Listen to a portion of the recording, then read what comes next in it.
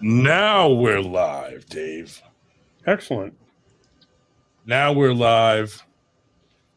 Let's get this night rolling, dude. Josh will be back in a minute. He just had to, for some reason, he created a live stream himself. I don't know why. But anyway, we have all been very busy. Kane in the house. We've all been very busy trying to prep for Winter Blast. So that's what I've been doing. Crazy Uncle Jim in the house. Kane with the meth, this, that. Oh, Josh is back. Oh, what the heck? And we can actually see him tonight. Usually he's somewhat in the shadows. Yes. Let's see now. Hold on, I gotta mute my mic. It's actually not bad right now. Okay. You sound, I mean, your voice is also dim, but not like I can hear you. No, go back the other way. Yeah.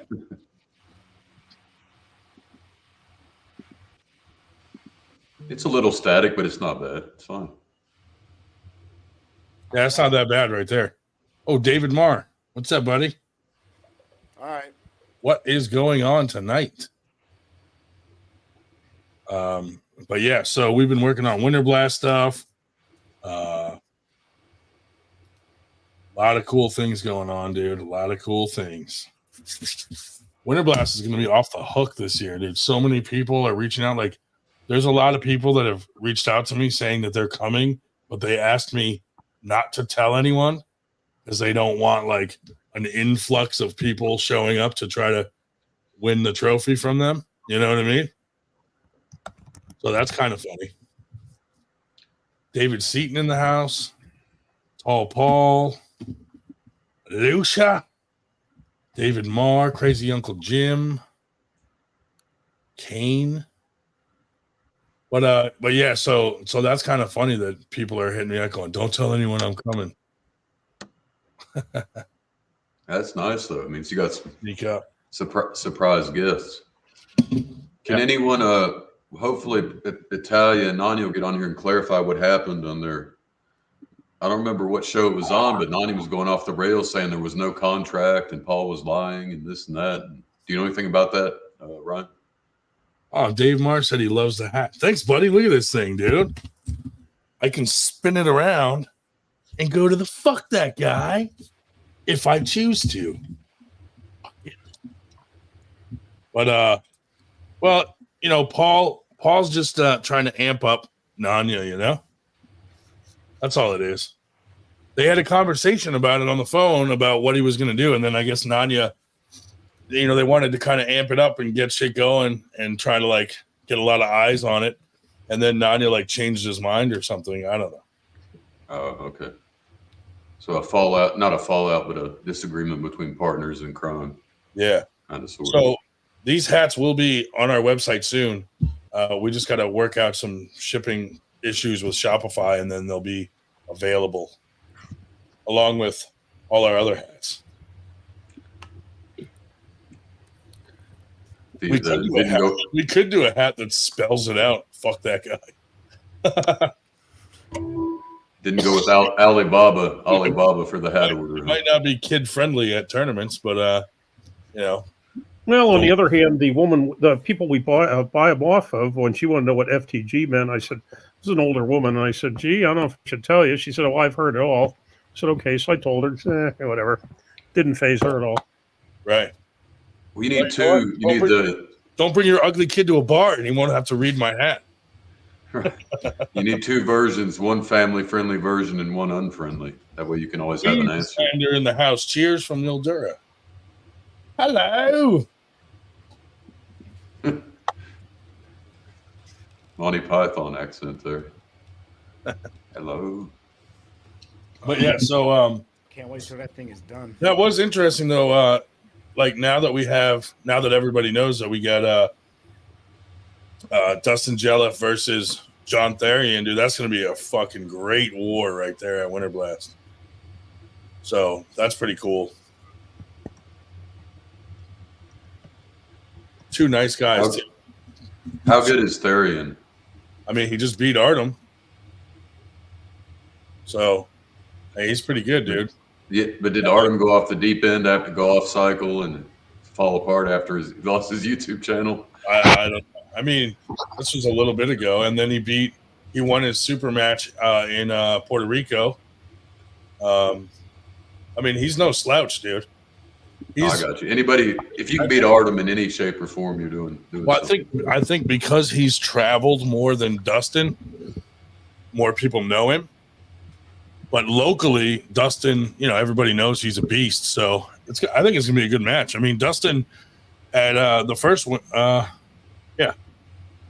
at the first Winter Blast, got a win on Jamie Sheldon in their super match. So, like, Dustin's no slouch, dude. He's a beast. And traveled more than Coombs in the house. Traveled more than Dustin. Hell, he traveled more than Tim Lewis. Therian's all over the place. Yeah, Therian gets around, so a lot of people know him. So, you know, here, I'll post a link and I will paste it to the top of the YouTube so that if anybody wants to jump in, they will be able to. What the fuck is with this stupid heart on the YouTube that is in the way? I have no idea how to get rid of that. Because I see some people don't have it. Someone told me there's a way to get rid of it. I just fucking haven't gone through the process, the fucking lengthy fucking secret process to get rid of it. Anyway, but yeah, so that's cool. Arm Gods is sponsoring Winter Blast. We got Regen Options. We got VitaCell. We got Breaking Arms. We got the Smoke Shop in New York. We got all kinds of fucking people. That guy Thomas chipped in $600 towards the girls' payouts for the women's bracket. Like, that's fucking amazing, dude. And he gave me like a really touching story about his brother and stuff like that. Like, that's pretty cool that you know, him and his brother used to travel around arm wrestling back in the day. So like, he got back into arm wrestling to just, like, you know, stay close to his brother. Like, it makes him happy to arm wrestle. So that's really cool. VitaCell, they didn't sponsor money, but they're sponsoring a $7,000 stem cell treatment. So we'll be the way we're going to do it is every first place win is an entry in the pro class. So if you win first place and then you pull it, if you pull in other, you know, weight classes, or you pull up or down or whatever, every first place that you get will throw it in as an entry.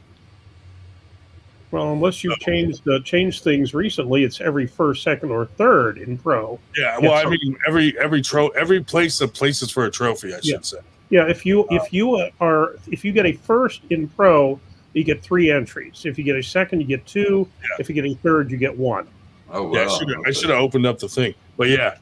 So you get 3 for first, 2 for second, and 1 for third. And so if you go in other weight classes, or you pull in different classes, like we'll keep adding them up. So, you know, if you pull in 176 and then you want to pull in, you know, 198 and you place, like, you'll get 2 chances or more chances at the VitaCell. So yeah, and we'll be working from the lower weights to the higher weights. So basically, if you pull your own weight and get a first, and then you want to pull up and you just get a third, you're still going to get one more certificate and one more chance. I agree. Queenslander, VitaCell, hey, you don't think we'd offer something less than quality material here, do you? But and then Regen Options is going to donate some things too. They might give us some free either stem cell or like PRP treatments or something along those lines. but we'll do it in a different. Like, I'm not going to throw that in the pro class because they already have the chance for the Vitacell 7K. So we'll throw that in either semi-pro or amateur or something. So that other people have a thing. Shupich wants to know if he can cash it on last year. Well, no, David, because last year there were people that showed up that didn't show up because we didn't invite a cell, and they would have crushed you. So, the mere fact you placed last year when they didn't show up, no, we're not going to give you a chance. Sorry. I'm not even 100% sure he did place last year because he was weak as fuck. So with this new 3-class system, is there going to be some sort of qualification? Does it decide who's amateur and who's semi-pro, or does the puller just decide themselves? Yeah.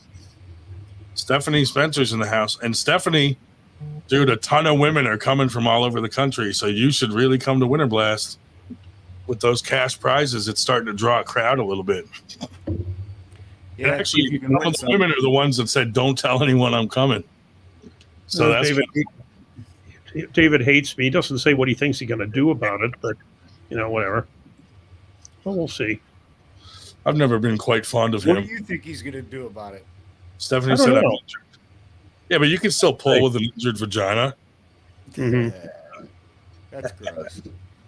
What's the cutoff for heavyweights? Fucking 600 pounds. I think lap length. What are y'all running a 242 class or anything? Yeah. 242 plus. And, wait, back up there again, Ryan. What? I thought we were going to be doing a 260 there. I don't know if we are yet because I haven't decided on that, because that would really limit some guys. Stephanie says she wants to come. Well, yeah, I mean, I think the thought was that anybody over 242 would say, well, gee, there's others that can pull multiple classes. I can't. Or now they could. Well, that was the thought, but then after running it by some of those heavier guys, they were like, that's fucking stupid. Mm-hmm. Oh, hello, is Bart Wood circumcised?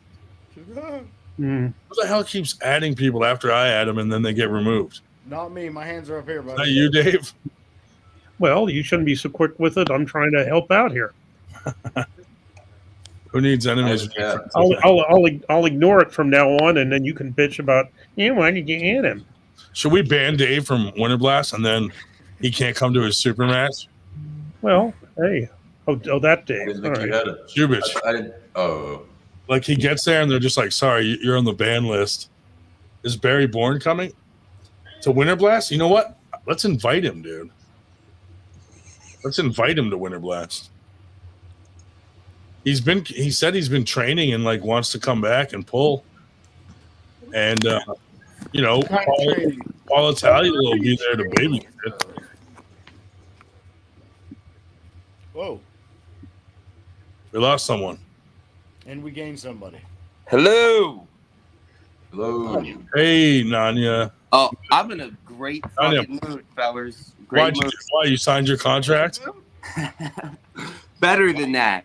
Why? I just got a phone call of a deal going through, and guess what? I'm up $5,000. And Paul's like, oh, that's $5,000 for me. No, I still got to pay $3,000 to get my car out of the shop for my engine replacement. Yeah. So I already paid him $2,000. So that's cool though. You got got my car back, and also there's more on the deal. So I got my $2,500 for Paul. My father's throwing the other $2,500. I got my car back. Deal will be on the road working again. I've been stuck in this fucking house for like a fucking month, pretty much, losing my fucking mind. But I've been training like a fucking beast. I'm so fucking happy. Down in the house? Huh? Did you chop anything down in the house? What do you mean chop anything down? Isn't that what you do for a living? Why would I be swings an axe? He doesn't swing an axe. Why would I be chopping shit down in the house? I don't get it. Do you have any trees in your house? No, absolutely not. But yeah, so that's good news though, because now you don't have to worry about shit. Oh, bro, I've been so fucking worried. You have no fucking idea. Like, there's Nadia putting blowjobs on fucking Craigslist. Yeah, I have to sell my grills over here. Yeah. So, Dave, is That's my good, shirt man. in the mail? No, maybe tomorrow. Maybe Sunday. All right. Who did we want to? Oh yeah, someone wanted us to invite Uncle John on tonight. Let's see. Crazy Uncle John. Oh, Uncle John, not crazy Uncle Jim. I got you. I think You're looking both fit, have to come on. Nanya, you looking fit. Uh-huh. Hey, just eat no sugar, just ground beef and rice and chicken and egg noodles will do that to you. You leaned out pretty good there. You keeping your weight up though for the match? You still going to be close to 200, aren't you? I haven't been on the scale in like 3 weeks. I have no idea what I weighed. Last time I was 198. You're going to be surprised. You look like you've leaned out a lot. Yeah, I can tell with my pecs. When my pecs ain't saggy and looking like shit, I'm like, all right, yeah, I'm getting in good shape. Are you ready for Paul, dude? Fucking ready, baby. They're both going to come in lean and mean, it looks like.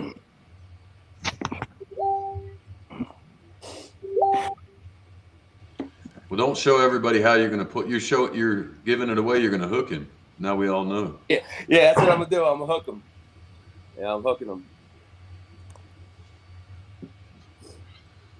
I'm going the other way, Nanya. I'm putting on the weight and the fat. I'm up to 210, so I don't know where I'll end up.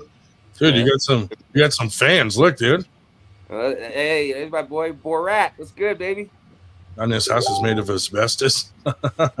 He's banned from building with wood. Damn, dude. That is true, dude. Dave Shell does try all the shirts on before he sends them out. Yes. Whether they're small, medium, or large. Nanya, do you have a self-destruct mode built in case you start losing like 3-2 and you're getting ready to lose the match? Bro, I don't even know how to answer that. It's not even like a possibility in my head. What are the odds of Nanya using smelling salts right Italian? Oh no, I will. The salts will be right there. Nice. Actually, I'll have a personal water person and salt person to stand there and hold my salts and my water. That's very imperative. But yeah, the smelling salts every round. Damn. Oh Jesus, David, I don't have. You mean elbow circumference? Oh, let me go get the tape measure. That is the first time I've ever heard that question. I've heard about forearms, heard biceps. Yeah, that's elbows. That's bizarre. He is literally fucking around. Did you get that? Did you get that? No, question? it's probably some kind of. It's probably some kind of indicator. I know they need your elbow size when you order arm sleeves and knee sleeves. They get your elbow and knee measurements. No, he just wants the circumference. I think it's because you always asked what everybody's biceps were. Dave Shell uses Gold Bond for self-pleasure. No, that's interesting. He probably has. He might be getting me back, Josh. Yeah, he might be doing a little revenge. What does that say? Atomic Rhino? Yep. That's like. Is that a smelling salt? You guys ruin the joke when I have to explain it. You guys got to stop that. That's right. I know it looks gnarly, yo. Look, like Oh yeah. I'll get back to you on that measurement, Dave, sometime. Since the new guy's refusing to show his face, it's probably that ass from Nova Scotia. Dan Plexman says, "Hey everyone, how's it going, David?" Why are you calling him an ass? Oh, Nani's getting ready for his movie role, like Street Fighter 3 or some shit. Dan's all over the place. Dan was just in Connecticut last week, and I just saw something a post this week. It was somewhere, Utah or far into the continent or somewhere. I forget. He's all over the place. That's awesome. Put him back on. I like the cat.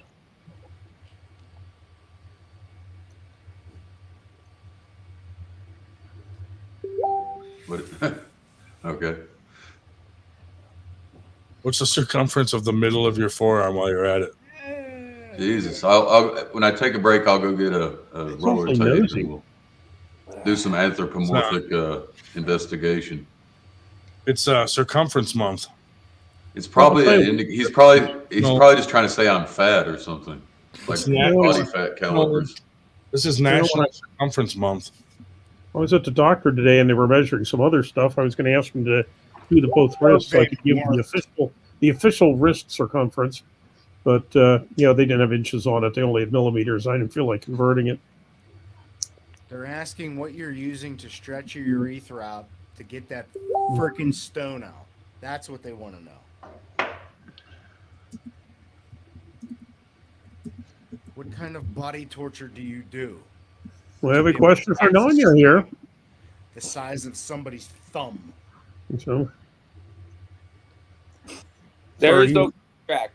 Hey, so yeah, when Paul Italia gets on here, he said he sent it to my email. He doesn't know my email. So yeah. So he kind of fucked himself there. That's funny. I saw you guys going back and forth about that online. I was dying. But listen, the truth is Paul's doing this like he's just trying to rabble my rouse. You know what I'm saying? Like I know what he's doing. I'm playing along for the fans. It's all bullshit. The whole contract was just a joke in the first place. And I mean, me and Paul do talk behind the scenes, and like we plot on all you motherfuckers, and then we had an argument, and shit happens, But like me and Paul are cool. Yeah. it's a little bit of medicinal advice here from Meta, who, of Except course, is always big on medicinal advice. Otherwise, he'll be Bro, around. if anybody, I would like to see anybody try to chop these up and snort them. That you probably fucking die, dude. Like if I put my nose right next to it, like my tear ducts go, and it's like it's intense. I couldn't imagine. This shit's fucking. Yeah. Have you tried that nose slap? Probably the same shit, but Nah. These are the first smelling salts I got that weren't the regular ones that a medic gets in the glass jar. oh yeah.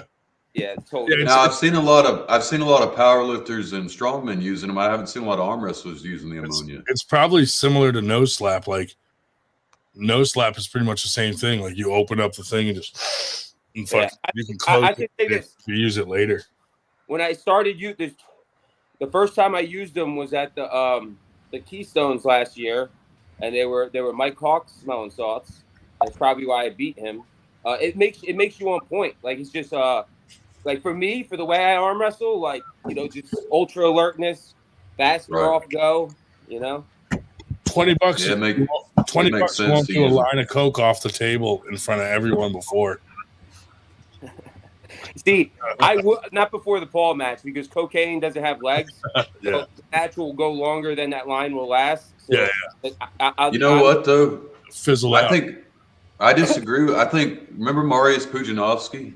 One of his drugs he used for strongman competitions was coke, and it really helped him on the endurance events. If you're re-upping on it, but the way he said, do one line and then. I would need one line before each round. Yeah, because it would wear. A line between each round. Yeah, Paul has to do it too, though. Oh, here he is. You'd probably have a heart attack though with this. Yo.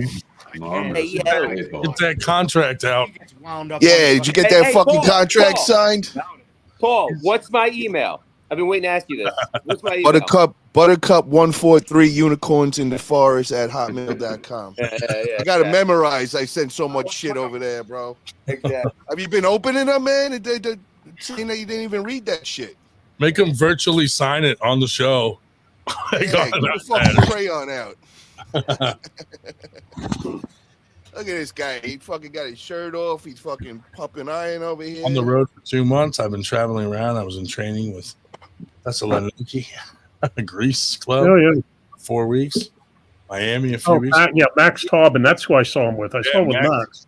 Sharkovich and Kapperman. Nice, dude. That's awesome. Yeah, I saw your post with Max. He's fooled everybody, Paul. Yeah, that was cool. Nani's leaned out. He's about 190 now. He's coming in lean and mean. He's fucking shredded as fuck. What the fuck's up with that, man? The pose off before, man, who has the best physique. Nah, we'll do that. We'll do that. $500. Let's do it. He's doing the 2-4-2, like 2 weeks on heroin, 4 weeks on meth, 2 weeks on cocaine. Whatever it's doing, it's working. You have like 7 abs now. I don't know. I'll tell you what it is. There's no, bro. The other fuck, he look ready to do something, bro. There's no. I'll tell you what it is. For a month, I've had no sugar and no preservative food. Nothing in a box. Everything's been I can natural. tell, bro. The other day you were fucking psycho. Anything I told you, if I would have said the sky was fucking blue, no, it's fucking green. What are you fucking talking about? Like, you were crazy. Damn, Yeah, dude. Love pushing your that's buttons, right. I though, saw you with man. Jody too. That's why I was It's like thinking some we're all tall over the place girls, because I man. also saw you with Jody. Saw That's you awesome. with Jody. Saw you with Max. I love And, Jody. Jody's a good dude. And IFA, yeah, actually, IFA, the Worlds are going to be increased next year, although not up there. That's in Macedonia. They're going to be down around Athens. But I'm trying to convince Nanya. I was real surprised by the videos with Dan, man. Like, I see him holding these guys, and I was in shock, bro. I didn't expect you to be that strong, Dan. So much respect, my man. You were giving Shark a fucking, he had to work, bro. I saw that. That was serious. And then I seen him pulling with that dude Max, and Max is a fucking animal, and he looked like he was struggling too. That's awesome. I'm trying to convince Nanya to do a line of coke off the table between each round when he pulls you. Oh man, I think he does like Mathless time. He gets too aggressive, bro. In front of everybody. More aggressive than coke. Right off the table, dude. No, you're not taking. All right, you're not taking anything. No fat burners, no supplements, nothing. No. I've been broke as fuck, dude. I just told you. I just got my money coming in now. I've been barely surviving. I've got money. Oh, you married some illegal immigrants? Got something good going on? Whoa, Paul. What'd you do? Where'd you get the money from? Am I going to any weddings, man? I mean, I feel like I should be in the wedding party after this. They're paying for the match. Well, you're always talking about the wildest shit, bro. I saw an ad on Craigslist in his town that said $5,000 if you need any burnt boat. Fucking, I'll do it. Well, so bro, we better check if any banks got knocked off in the area. This dude is smiling a little too much right now, bro. Are you getting arrested right now, man? Are you Epsteining kids in the neighborhood, dude? you have to understand too that Dan is Flexman's from Thunder Bay, Ontario, which is about as far west as you can go in Ontario without being in Manitoba, up above Lake Superior. And weather about this time of year, I think I'd be happier in Greece and Florida and whatever myself. No, but he looked strong as hell, man. That's cool. Yeah. He looks like he's missing him. He would be on the East Coast. I just left, and then he got over to the West Coast, and I missed him by like 2 days because I told him to come down to North Cal. Yeah. That's cool though. Yeah, I like that, man. Really cool people. Yep. Yeah, and then that dude Thomas dude randomly just hit me up and wanted to throw $600 at the girls' class, dude. And now I'll tell you guys off air, but all these girls are hitting me up now saying they're coming to Winter Blast, and they're like, "Don't tell anyone." Oh, so there's nice. some girls from like not around here that are coming. That are just coming in. Don't tell anyone I'm coming. So like that's pretty cool. Oh, yo, I got to tell you guys, man. So my boy, he was an ex-UFC fighter, big time name and all. Ryan LaFleur, you guys have heard of him before. He calls me up earlier, and he's like, are you still going against that dude Nanya? He's like, I seen there's something going on with the contract. I was like, oh, you're fine. He goes, bro, I'm following everything. He goes, that shit is fucking great. He goes, I'll give it to you, man. He goes, all those years in the UFC, I never had balls to do what you're doing, man. He's like, you really putting yourself out there. He goes, I hope you win, though. He goes, if we lose, you're going to hear for a while. I said, I know what I'm doing. But yo, he even called up, bro. Like everybody, all the non-arm wrestlers, they're all watching this. Yo, when that whole shit with the contract went out, I got 5 phone calls right away, and they're like, yo, is this on? Because I'm coming just for that. I'm flying. I'm like, oh, you're coming to this shit? Like, it's crazy. There's a lot of people at non-arm wrestlers that are coming just to see the show. Tons of people reached out too, excited about the Jelliff Therian match, dude. That is after hearing who he's beat. Yeah, Jelliff is when he first Winter Blast. First Winter Blast, we got him a match with Jamie, and he won, dude. I was like, holy shit, dude. Dustin's strong as shit. Yeah, but when you're practicing with guys like Elcessor every day, you know what I mean? That's his training partner, so you have no choice but to level up. He goes to Lethal Arms a lot too with like Paul Lynn and all them. So, Nice. but he's a super nice guy too. Both of them have been super nice. Him and John, like trying to set this matchup. That's going to be a good one too, man. That kid Peter Brana should be coming in too. I think he's going to be pulling the tournament, in that class, and hopefully Voodoo pulls also. That'd be some stacked 198s right there, dude. And there's so many in the Northeast. The metal, Voodoo versus the metal. That's the match. Voodoo versus the metal. I think I don't know. I think Voodoo might be another level, man. I think metal's pretty new. Yeah, he's newish. Voodoo versus metal. Yeah, I see what you're talking about. So dude, what's up with these other matches, man? How come nobody's making noise out there? I know, dude. I told all the guys, like, dude, you guys got to get out there and I see Cam and Captain playing back and forth a little. I like that. Levi in the house. What's up, Levi? 13 degrees. 13. Goddamn, dude. Here's a big question: are y'all both healthy coming in? I'm Everybody 100% healthy and happy. right now. I'm knocking on You wood two right not? now. I'm 100%. 100%. Nice. 100%. Nice. Good, Yeah, man. so I go next week. I will be in Arizona. I'm going to train with Bob again. Get our last session in before it's going to be like the ending of our camp together.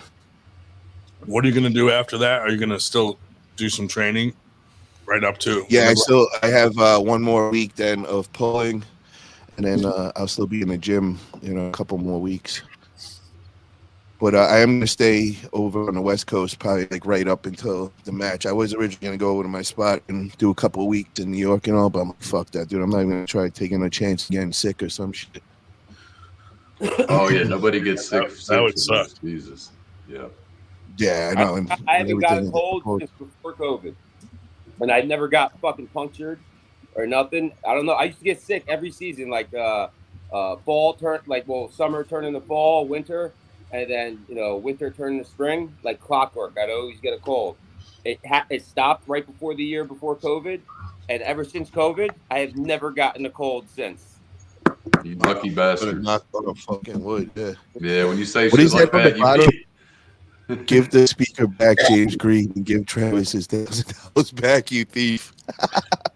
I don't know who James Greed is. Oh man. Fuck Nobody we have any relationship with anymore. I don't know a James Greed, so whatever. Come on, man. We ain't got no pictures to flash on the screen. I was gonna make a T-shirt that says, "Have you seen my speaker?" with a picture of a speaker and pay people to wear him to his tournament. You should put a picture of the speaker like all bondaged up and bondaged. Yeah, like it's being held hostage. Yeah, but it's wearing a little sticker up in like the upper left-hand corner. It says a little 98. Or it's in the backseat of a car holding a sign that's like, "Help me." Yeah, who do you guys can't think wait to see win? Uncle John or Tom Stubbleblean? I sent John a link, but he has not read it yet. I'll send him it right now. John's challenged me. All I've got to prove is that my experience will show me the superior arm wrestler on that day. I can't badmouth a guy that's looking to test his mettle against a guy his senior. Well, I mean, that's a nice way of saying that you're going to smash him.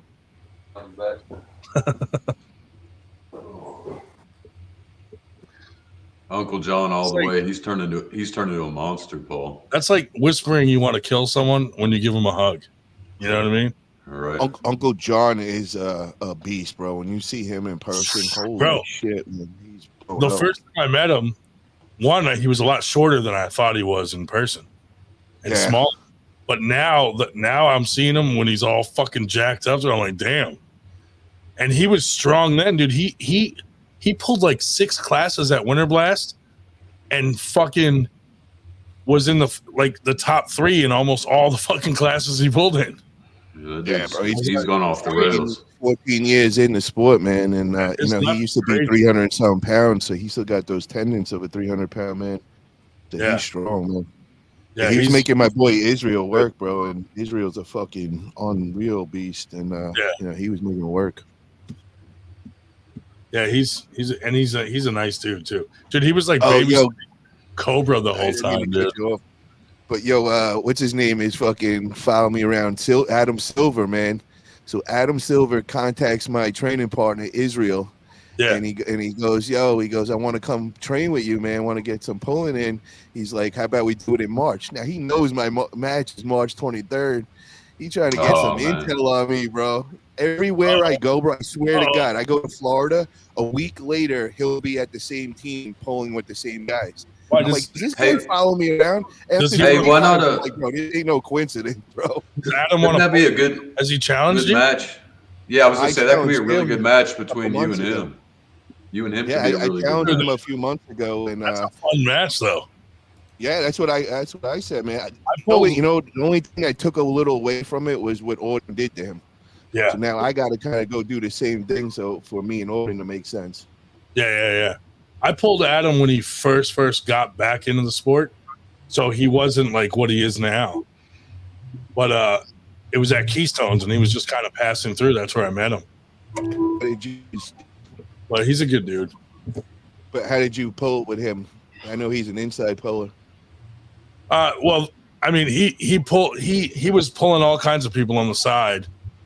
I competed, but I only pulled twice. And then, so I mean, I was beating him, but it was I wouldn't count it as like fair, Gee, why'd you only pull twice? Because I fucking lost. What do you mean? And one of the people I lost to was fucking Nanya right here. Yeah. Wow.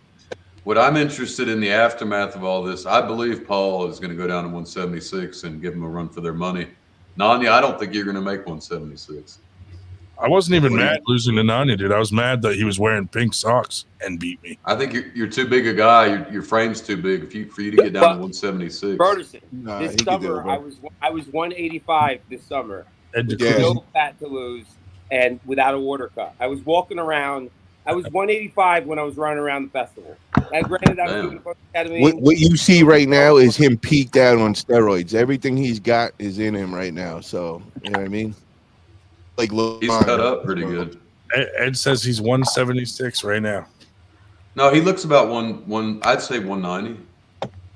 I think he's higher than that. I think he's probably 195, 196 right now.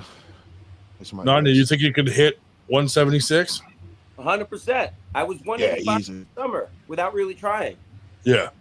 Yeah. Probably hit 176. But you were shaving your head. You were taking a bunch of shit though. You just said. Yeah, but it was water. Obviously, I wasn't as hydrated. But what I'm saying is, I still had fat I could pinch on me that I could lose. So I still had fat to lose, and I could still. We're not taking a real water cut. So like I'm saying, I can get to 180. I could get to 180 on a diet and then water cut the rest. Okay. And that's nothing. Yeah, well, that would be easy. Yeah, that'd be easy as hell. Yeah, Won't happen, Lucha. We know too much about each other. Me and Dave are gonna arm wrestle for his will money. Yeah. We know too much about each other. One more could be.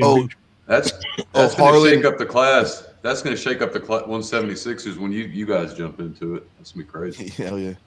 Yo, Harlan texted me earlier. I haven't talked to this dude in months or whatever, and I get a text, and he's like, yo, so if I want to do steroids, I should take test in Anavar. Oh, I'm like, fuck. what? I was like, hell no. Like, no. I was like, no drugs. Stay natty or whatever. And then he's like, I'm with my boy right now, and he wants your advice. You take test in Anavar. I was like, no, stay natty, bro. Like, he's probably like recording, going to make his next podcast or something. Not only that, but like, he should only really jump on shit if he's like plateaued and maxed out at his level. He's not even near fucking, you know what I mean? Yeah, that's crazy. What he should do is the way he was saying it, bro. There was behind, it was not, what he was saying. There was definitely like some podcast coming. It could be for Sunday's show or something. Like, Paul Italia did this. You should have told him, dude, take some fentanyl as much as you can. Hey, you know who I'm going to call out for my first super match at 176? Can anybody on this panel guess? I already know. Who? It's got to be Luke Kent. His name was just mentioned in the last 5 minutes. At 176? Yeah, you just mentioned his name. I did. Somebody did. Somebody did. Somebody did. I wasn't really paying attention. I don't know who is it. He's got beautiful hair like me.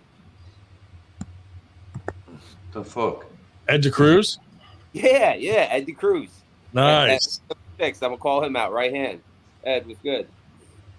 That'd be cool, dude. Ed's in the chat right now too. That's awesome. Yeah.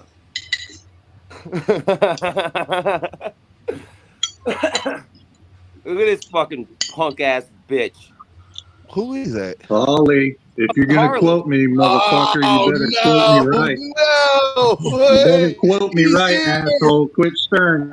Hey, shut up, you fucking redneck fucking loser. yes. Fuck you, Harlan. There you go, Rondon. That's how you deal with a Harlan. Scumbag. You brought him on here just to do that? Dude. Bro, I look didn't at him, he recognize throws his hair he out. looked fucking weird, yeah. He's looking like he's trying to be emo Harlan. Like he's trying to go like Fallout Boy Harlan. We don't tolerate racism on here. Fucking loser. Oh, Ed DeCruz said he's game, dude. All right, awesome. That's a good match right there, too, man. Yeah. Harlan types more words per minute than he can speak. That's may very well be true there, David. That is true, dude. Is Ed ranked in the 176 class? I don't know, Look it up real quick. Ed, when you were competing a lot, were you ranked? I don't remember. Hell, we can look him up on the airs right now. I can do it. But I mean, I've seen Ed get wins on some fucking people. Some team. Adam, what size biceps is he, bro? Ed, you should come on if you can. What'd you say, Paul? Adam, what size biceps does Ed have? Hey, Adam, can you tell? I know you got your chart over there. All I know, Paul, is that I'm going to change the game if I ever get to 16-inch arms. Everybody better watch out, dude. How about that Let's see, weirdo? bro. Dude? Let's see the progress. Can we measure them every week so we can fucking be along? I'm going to journey stop with you? measuring because as long as you keep checking, it doesn't grow. I'm going to quit. No, measuring. but it'll keep you credible because we'll be talking shit if you fucking didn't grow or if you got smaller this week. We'll talk shit. So we'll be with the journey with you, bro. Come on, man. Let's do this. Well, no, dude. the truth is, I'm more built. So I'm the size. I looked up some stats. I'm the same size as a running back. All my weight's in my legs and my back, and that's what I should have been as a running back. It's not good for arm wrestling. You'd have skinny legs like Brandon Seltzer. Right, I'm the opposite build of what you. I'm not even training my legs, and they grew to 25 muscle. That's crazy. All I'm doing, I'm training the posterior chain. I'm gonna have giant glutes and hamstrings and calves and shit quads. All right, that's how you're gonna see me coming in there. I'm gonna look all kinds of crazy. What's up with that weirdo in the AW chat that was like messaging people to fucking like telling them you got big arms and all this, and he just wants to like offer to blow them and shit. He's still in there. We got to get some answers with that. Dude, that's Well, everybody jokes about it, but the best arm wrestlers don't have much legs. Yo, Ryan, got do me a huge upper favor. body Send him the link in that group. with that Let's get him weirdo. up there. Yeah, we're all inclusive. I don't know if he'll actually come on. Go for him. He could do the muscle worshiping and shit for Nanya. Tell we got guys with the shirts off working out on here right now. Hold on. What was that guy's name? Chad Updike. Oh, Yeah. man. Yo, Ryan, are you really sending in the Yeah, they link? were thinking that it was fake Dude, profile, but I said no. Actually, everything was holding together. Dude, I Where got, he lived, where he went. Dave, I knew he was real. I could tell, man. I was a fitness model, bro. I used to get those every day. That he fits that profile, bro. Dude, I got, That's how they always start off the fucking conversation. I got You got nice biceps or muscles. Because they start off with hi or hey or something. It's like immediately. You could tell and then look at the profile picture. I already knew right off the bat. Yeah. And then they call you sir. Then after you like, yeah, what's up? Then they're like, oh. I got like 4 women in the DMs going, what women are coming? Oh, shit. That's awesome. None of your business. Yeah. It will be a surprise. What was that guy's name again? Chad Updike.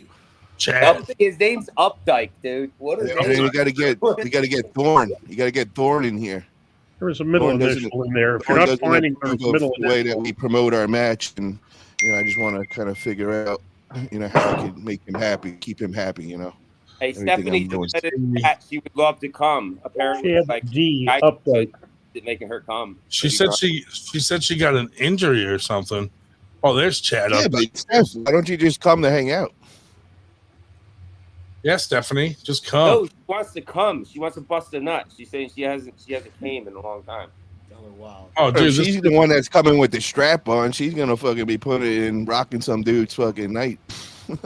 yo, we could use her as a weapon, dude, and be like, "Hey, rape this dude." Yo, whatever happened to Maddie? That's Craig? me and her have a code word. I say, "Where's the strap?" You know that song with 50 Cent? Get the strap. Yeah. So every time she's talking to a dude, I'll walk right by and I'll be like, "Get the strap," and then she just starts dying laughing because she knows what I mean. Nanya, I looked up Ed Cruz he's not on there unless I'm spelling it wrong. How do you spell his name? Anybody Ed? know? It's a different last name. It's Teixeira. Teixeira. Ed. What? It's not the Cruz on. Teixeira. Okay. Well, that's why I didn't see it then. What is going on with? Look at it. Oh, where y'all have you? Y'all's rankings both have probably dropped since you hadn't pulled any lately. I'd imagine. Who, me? Where am Yeah, I? you and Chris over there both probably. Did they put in my Grande match? Was it updated? Yeah, I think so. You were like 70 something or 80 something last time I checked. Tim Lewis found a match, so he's gonna have his match. Who's he pulling? Matt Wilds. Where's he at? He's like a local dude, Jersey. Tom's River, New Jersey. Young Double kid, real strong. Double bubble. But Just turned 21. Full practices or trains with John Brownell, who is Shubich's opponent.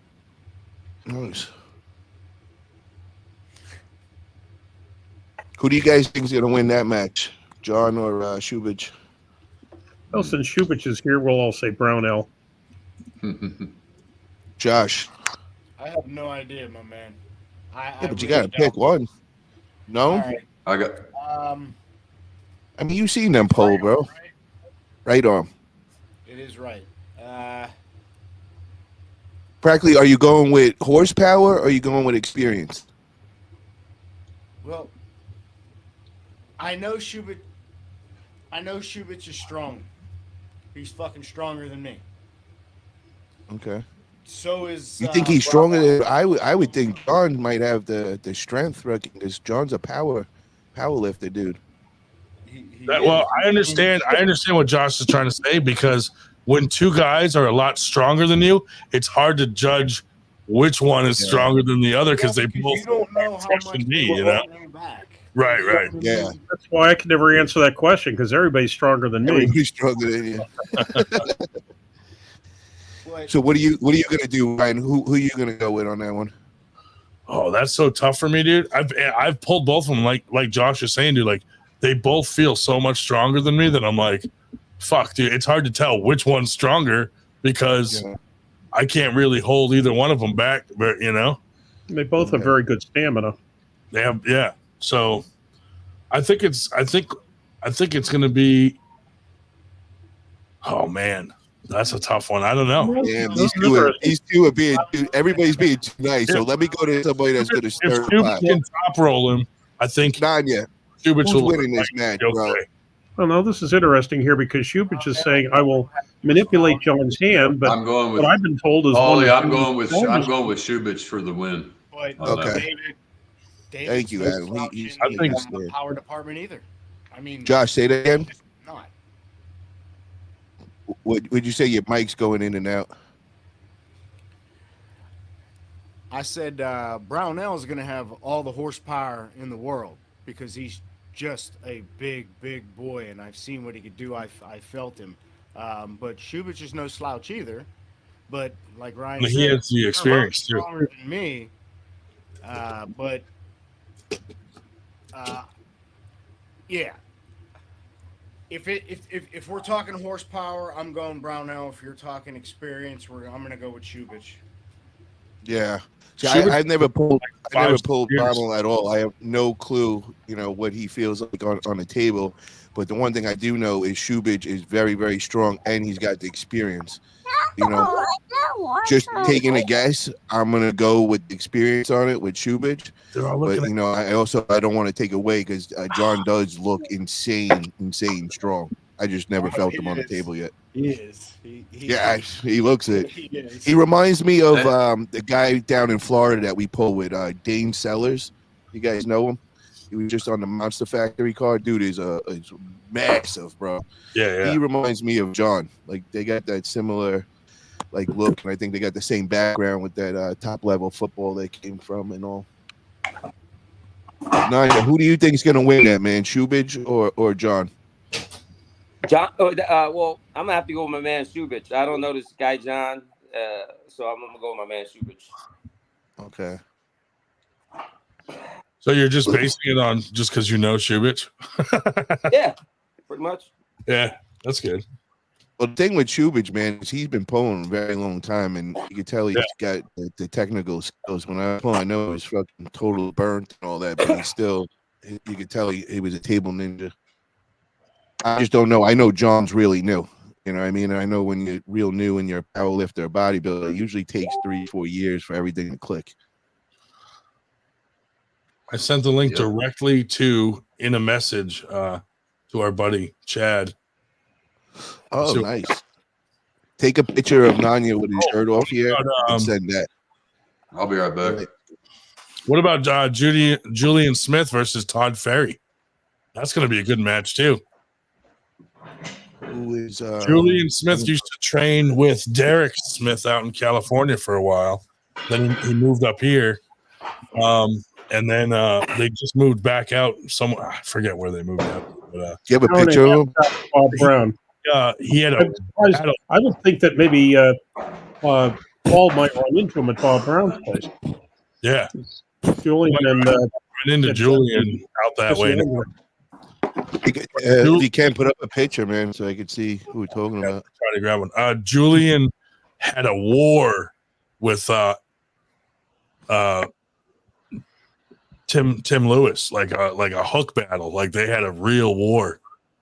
So he's like right in that level. And Todd Ferry is another really strong dude right at that level. So it's going to be interesting to see.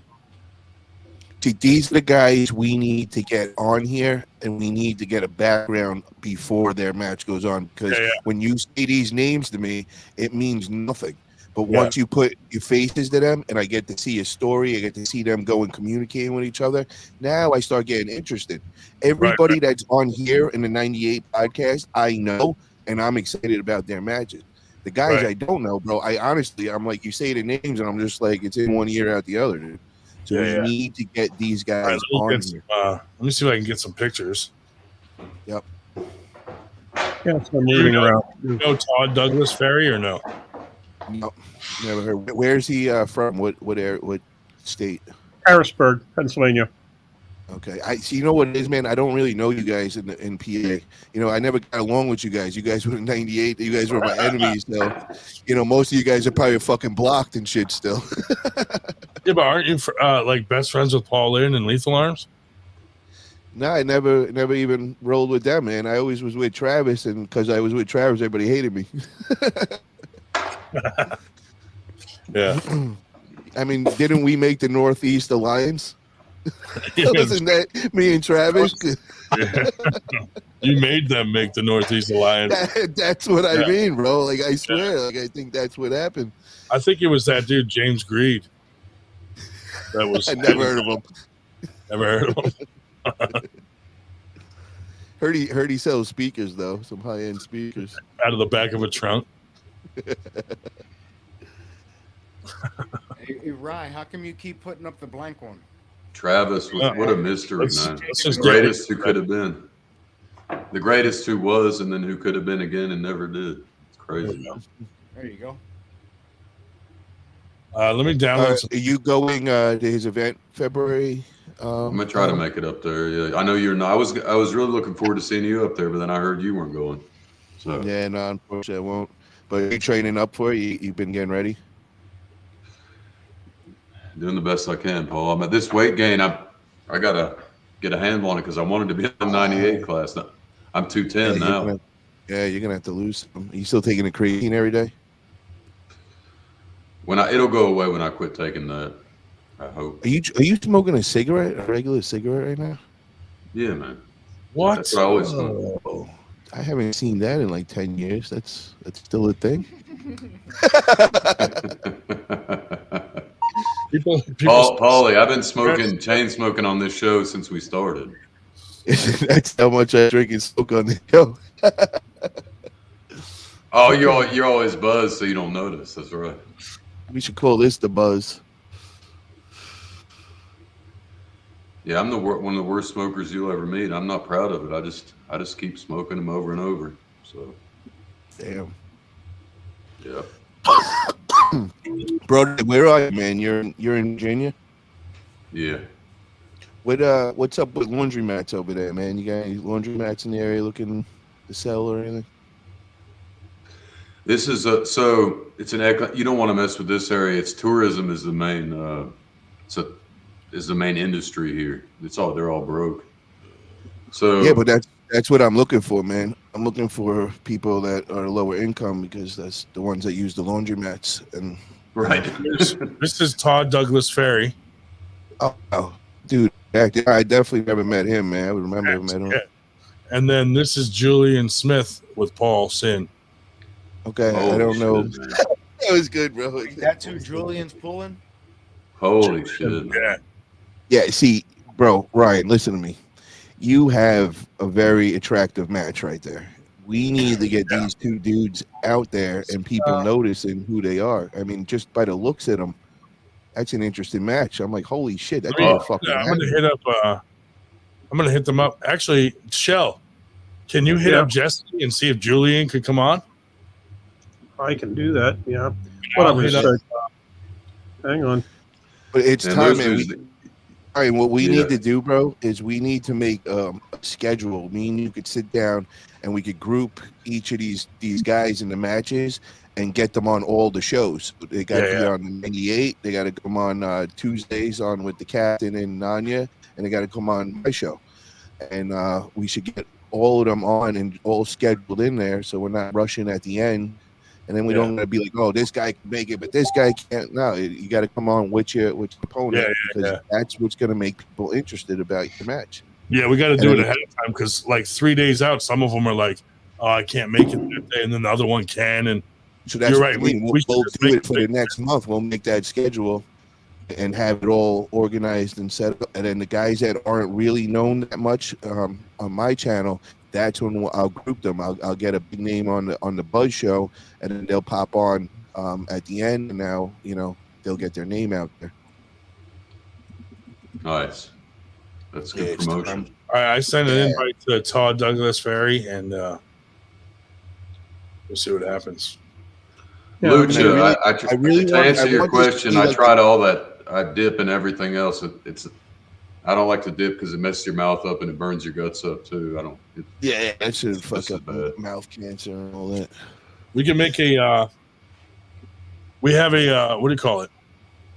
A spreadsheet of all the super matches. We can put another column in there and let's schedule the dates that they'll be on the shows. Perfect. So we can get them on there. You know what I mean? And then we should make this event, man, like the clinic, where all these people learn how to promote their matches. Yeah, teach them how to do it. Yeah. Because this needs to be done, man, and we got to get people to come out of their shell. And now's the time. Like, I mean, everything's on the internet now. Like, you have to promote yourself, or the shit's if you want to get out there. Yeah. If you want to get another super match and all that. Nanya's saying something. We can't hear him. Is he muted? No. You're not muted on our end. You mute yourself. You're gonna have to sign out. You're gonna have to sign off and sign back in because it messed up your microphone. Sometimes you got to come in and out to make it work again. But dude, like Merlot, for a while, no one really knew him because he just stayed local and didn't really go on the internet much. Now, everyone's starting to know him because he's getting these fucking matches with like knuckles up and. Hey guys, listen to me. It takes one match. It's not like if you just make some noise, people will know you. You know what I mean? It's simple as that. Here's a great example. My man Israel Chavez. He's now on the Arm Wrestling Buzz. I've been rolling with him. I'm mentoring him. He's been in the sport almost 10 years. Nobody's known him. I'm like, bro, what are you doing? You're one of the best arm wrestlers. You need to get out there. Got him on the Arm Wrestling Buzz show. Bro, he has everybody in him. And now Adam Silver's hitting him up to come to practice. He got match opportunities. He's out there. Now he's coming at his show. He's starting to talk. He's starting to ask his own questions. And he's good at the show, dude. He's good. Like, he's a good addition to the show. Hey, exactly, man. Yo. About the tobacco. Now, I like the snus sometimes when I'm working and shit. I'll get the snus packs. But if you want no tobacco, they got paper now where there's no tobacco whatsoever. So you got to worry about getting mouth cancer. But Zins, they have all different kinds where it's just a piece of paper and you put it and you get the nicotine. They have all different kinds. Try them out. Remember, they were like flavor packs, and you put them in your lip over here or something. Yeah, but it's not tobacco in a pack like they used to have. It's just paper. There's no tobacco. It's just nicotine, so you don't have a risk of getting mouth cancer, etc. I remember like 25 years ago when we were in school, I used to have those. We try. They got the coffee pouches too. Can't you just put it down put it in your urethra? Coffee grounds, and you just stick them in your lip, man. Oh, nice. They got some for the urethra. Oh, look. Here's Shubich to amp up his. What's up, fellas? Where's John Brown, dude? y'all. John Brown? I flushed him down the toilet. John Brownell. Todd Brownell. I'm in the car right now. Is this going on right now? Yeah, but it'll be on for a while. What's up, boys? Missed you guys. What's up, Haven't seen you guys in a good little while. It's been a while. It's been a while. So Todd Douglas Ferry was looking big there, Shubich. Oh, thank you. Thank you there. Big man on campus. Chubich, how is training going? Oh, I actually just started training now that my volleyball season is over. We're back in the swing of things. I'm feeling really good. Volleyball, you play inside, outdoors? Where? Oh, indoors. Indoor girls volleyball. Really? Yeah. Smart man. What I'm trying to figure, how do you keep your weight down to 220, David? You diet and do all kinds of cardio? And... Nothing crazy. I'll do cardio after a workout, maybe 20 minutes, 25 minutes, maybe 30 minutes. On the off days, maybe sometimes. But I'm also 6'1", so... Don't you also play volleyball with a bunch of girls? Yeah, but if you, so answer me this: if you just ate body, man. No comment. Oh, I got you, Paul. He won't. Adam, once you get the body, man, and you got that much muscle that Shubich has, it's really easy to maintain, man. You keep burns. On schedule eating. If you cheat that day, a little cardio the next day, and it's gone. Yeah, Paul is absolutely right. As long as I keep everything in moderation, and even if I have a cheat day, everything else just balances out, so it's where it doesn't matter. It's as if it hasn't happened. That makes sense. Whether I don't eat enough or eat too much, that doesn't happen too often. So I don't know. I've been doing it for so long. It's like I've forgotten most things that I've learned. You know, it just comes natural. Yeah, it comes a way of life, man. That's what I always say. It's not a diet. You got to learn how to eat for a living, man. For sure.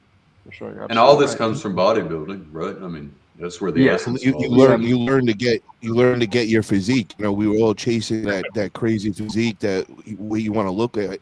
So you start tweaking things and you're figuring out. And after doing that 25, 30 years, you really figured things out, man. Chad, I'm trying to find Shubich's calf shot that he put on, whatever the shorts, but to show Grond and get him excited, but I couldn't find it. Just your phone up, isn't it?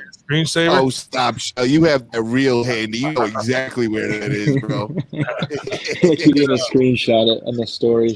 Chad Updike hit me up and he said, what's going on? And I said, we're on a podcast right now. And one of the guys you were chatting with today is bare-chested. on the chat, so you might want to come in right now. He's training. I think Paulie and David, if I had it to do over again, I'd go the bodybuilding way instead of the strong man I tore myself up trying to lift as heavy as I could and as much as I could, and Appreciate I'd that. have done it the The opposite. ladies love it, man. That was it, you know.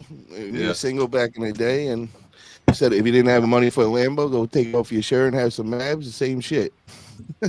What's interesting is that Eddie Hall, he started off with bodybuilding training, and then he just Yeah. found out he's cock's fucking strong, and then transitioned over into strongman. Well, a lot of the There's a old couple, timing bodybuilders that are real strong. You know what? rare. The best Mariusz Pudzianowski. In the old days, before this new wave, a lot of those guys were built.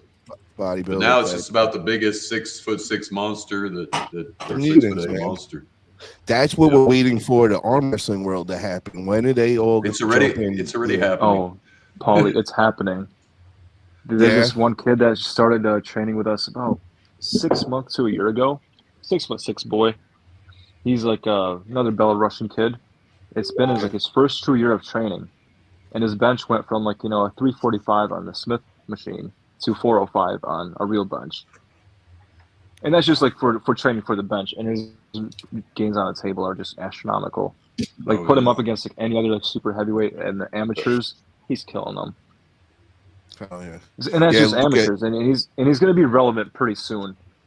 Because he's putting up really great numbers on arm wrestling lifts, the back pressure lift, this, that, and the other thing. He's killing it. He's got strength figured out.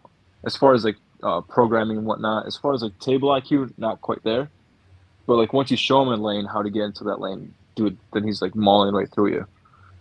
How tall is he? He's 6'6", 6'7". Just turned 20. What is the height that it actually starts working against you? You know, what height does that start? Where the table is too low for you? Whatever Vitaly Leledin is. Well, we know that, but what's the actual he's cutoff? 6'8". I'm thinking it's 6'4". That's what my guess is, because it's made for a 6 foot person. So 4 inches above anything above. I'll bring up Paul. To that argument, I'll bring up this is a classic. People like to talk about Andre the Giant in arm wrestling, and a dude that big and that strong, it doesn't matter. He can have his hips way out here and come down on the table like this. He's just too fucking strong. I think Andre the Giant in his prime would fucking demolish any fucking arm wrestler. No, but what they're saying is Dave Marr. I get that. Works against you. But yeah, I get what Nani's saying. But I think what they're saying is imagine what they could do on a little bit taller table. See, they have to compromise so much. I know that. But what I'm saying is, if a dude is super tall and super strong, he doesn't have to get up against the table like a normal guy would have to. He can but it's hard for them to fit in it.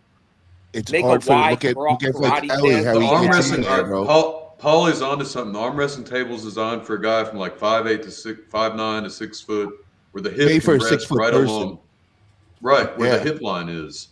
So as you get much shorter, that'd be like Nanya getting on a riser.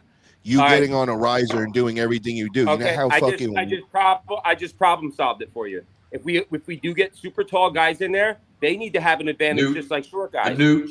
Hold, let me finish. Short guys get a riser. If you're above 6'8", you get a pit, meaning you get a hole or whatever or something. Well, you how about this?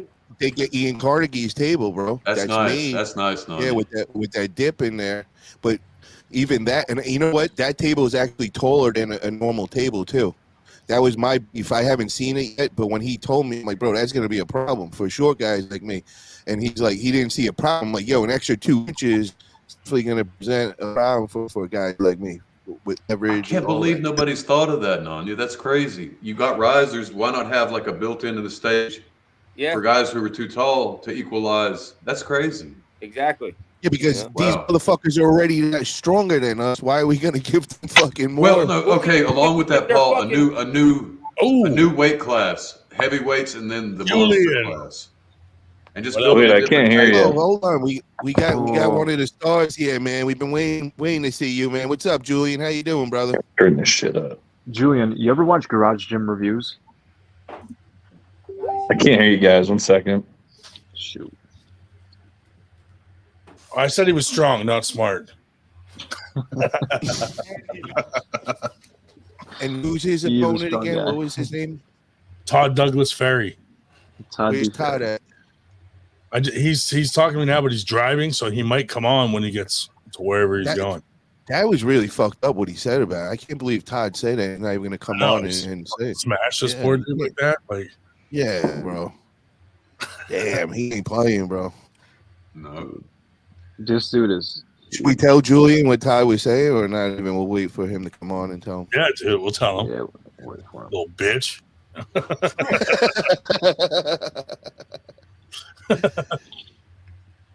Do you know? Now that it's a little bit of quiet, what was Shubich's answer here to David Moore? Oh, my answer is he's gonna beat him. I would love to see that match. I wouldn't count Austin out, but I feel like Who we talking about? that kid Eric Denisovich, the 6'6" boy I was talking about. I keep calling him boy just because it's just like my way of just ribbing him at practice. But the dude is a man. I'm wondering I think they should have a new. There's going to come a time they're going to need a new weight class for these giants, and just cut off the heavyweights to like 275, and then just have a whole other class. It's going to get time is coming. Will there be enough people in that class, though? You think the 242 to 275 for that to survive? Hopefully, like you were saying, like we're seeing the freaks come out, or when that happens, maybe once 20 years down the line. Well, what do we need for the freaks to come out? We need money, right? Julian said, "Give him a second. That'll He's going to join on his laptop." Yeah. Imagine all those guys. Imagine what those NFL linemen can do. So how do we get them in, man? Do you think, bro? How do we get strong men in? Is it like pay him an NFL salary? You want all the biggest, strongest guys in the U.S. How about this? Do we say the strong men could go in this? It's only strong man class, and we put $10,000, and that gets all of them in it. That'd be something. Well, we're talking about how do we actually get them in, and then we want them to get in and not get murdered. I'm wondering is this a remark about height there? What do you think, Lucha? Yeah, no, Frank Colombo. So everybody used to say that when Italia is Franco Colombo reincarnated. And I look like Frank Colombo, who's like 5'6", fucking jacked little dude. Yeah. Oh, dude, look, preview. Boom. Dude. 98 handles coming. Those are official, bro. If anything, everybody always talked about Frank Colombo's back. And they always say the same thing about yours. Oh, anytime anybody needs to, they're like, yeah, you see Paulie? He's fucking back. Julian, can you hear us now? Yeah, I'm on my laptop now.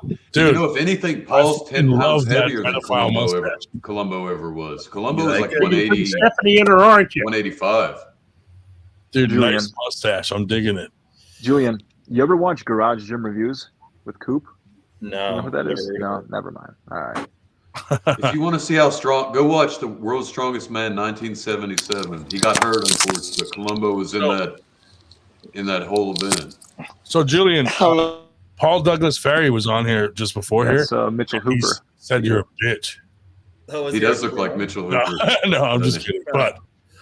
But he might come on after. We're going to try to schedule you and him to come on the show at the same time, and then also on Paul's show before Winter Blast. Who's Paul? Paul Italia. Oh, that Paul. Yeah. Nope. He's on here now. Yeah. Nice to meet you. Yeah. Okay. Cool. I'm down. Yeah. So Paul wanted you to come on because he was like, he didn't know much about you or Todd. So I said, let's see if they'll come on right now. So, but we will schedule an official time for you guys to be on both shows. Right on. Yeah, what I was saying, Julian, was everybody that's been on the 98 podcast, I know and have some sort of relationship with. So you know all like the little dramas and the beefs and everything. So like we're all like really into each match. And then when he said you guys, I didn't know neither one of you guys. I was like, yo, I need to put, a name to a face. I need to meet you guys before this match. I need you guys to get seen everywhere so people have interest in this match. And now they're like, invested in a way. So that's why thank you for coming on tonight. Oh, yeah. Awesome. Now, Julian used to train out in California, right? So Paul might know some of the practices that you used to train at. Yeah, I was just at that Vegas practice not long ago. I think, nice. The end of December. But I was stationed out in California, and I pulled there, and I pulled with ET actually. I kind of got him into it. Started the team out there, and then we go out to Derek Smith's practice every week. And so, and since he's too modest to tell you, I'll tell you he's ranked number 1, both arms at 220 in Utah. Yep. Oh, nice. You ever train with Bob Brown at all? Thanks, Dave. Yeah, that's whose team we were on. Oh, fuck yeah, man. Oh, how would a match between you and him He's not here right now, though. He's in Arizona during the winter. Yeah, I'm going to be there next week. I was there like a week ago. Back in the day, how would a match between you and him go? Or was he lighter then? Who, Bob Brown? Yeah, I cut out. He hadn't always been a 200-pound guy. Back when you pulled Bob Brown, how did a match between you and him go? I've never actually pulled him. Oh. Because when I got out here, he is the week after he tore his arm up. That's what, I thought you were training with him before he got hurt. Oh, yeah. I was out in California way back. I never came out to Utah until now. Yeah. Hey, Ryan. Green yet? Who's that? Stephanie, are you going to just outburst like that? Yeah, I think that my internet is slow. Wow. I'm waiting for my turn to talk. Julian? Yeah, I'm sorry, Stephanie. What's up, Stephanie? How you doing? Good. I was just messaging Lucky, and I think me and her should have a super match at Winter Blast. Oh, you and who? Oh, Lucky? Yes. Are you 100% healthy now? Well, I have 6 weeks, right? I still have this bad feeling on my chest, so. On your left breast? Yeah, right here. So are you going to pull with your right arm and not your left? I did actually pull with my right at ArmFest this last weekend, and I gave it a good percent, and the only thing sore is my bicep, so it's not as good as my left. So I would like to do a left-handed match, and if you guys get me a super match with her, I'll pick one arm when I get there, whatever she wants. All right, we're going to come right back to you, Stephanie. I just want to go back to Julian because Julian just said something very important. Okay. Yeah. Hey, Julian. I don't know if Julian can see the chat, but the human hybrid. That's Ed DeCruz says the mustache. Is right on. Thanks, Ed. Dude, you make me want to be molested when I see that mustache. So, Julian, you said that you beat Justin Green in a tournament? Yeah, at the John Brzin Cup for first place. And then we got a match coming up in July. He wants a super match. Wow. Bro, guys, I don't know if you guys know Justin Green, man. This is an OG in the sport, bro. And if Julian got a win on him, ooh, Todd, you got your hands full, bro. Better be ready. What's your weight now, I'm not kidding, guys. I'm not kidding. Justin is a killer, bro. I never felt he's good. The power this guy's got in the top of his hand. I just never felt this power that he came. I just no other hand I've ever felt with it. What's your weight? What's your weight at, Julian? What are you weighing? I woke up today. I was 218. We got a tournament next weekend, so I got to be 220 for that. Todd said he's watching, so if you have anything you want to say to him, he's listening right now. Yeah, don't hold back. Why doesn't he join? Because he's driving somewhere, and as soon as he gets there, he'll come on. But okay. Don't hold back, bro. What's gonna happen that day, man? What do you expect? How do you expect? Are you getting a win? First off, well, I know he's gonna hook me or try to. And what style are you? Are you an outside puller, inside puller? Oh, I'm an outside puller. Okay, so is he gonna be able to get the hook on you? That's the question, right? That's what I'm asking. I guess we'll see. Oh, come on. Don't play that humble card on me, man. This ain't no WAF tournament. Come on. I have a strategy, but I can't reveal too much because then he'll know how to counter it. Because he's watching. He's watching. He's watching. So. Okay, so we won't ask that. But, Julian, what is the percentage that you feel you're going to win? think.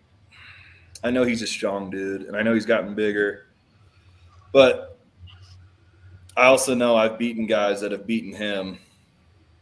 Granted, styles make matches, but I think I have the upper hand. I definitely think he's the underdog in the match. So what's the percentage?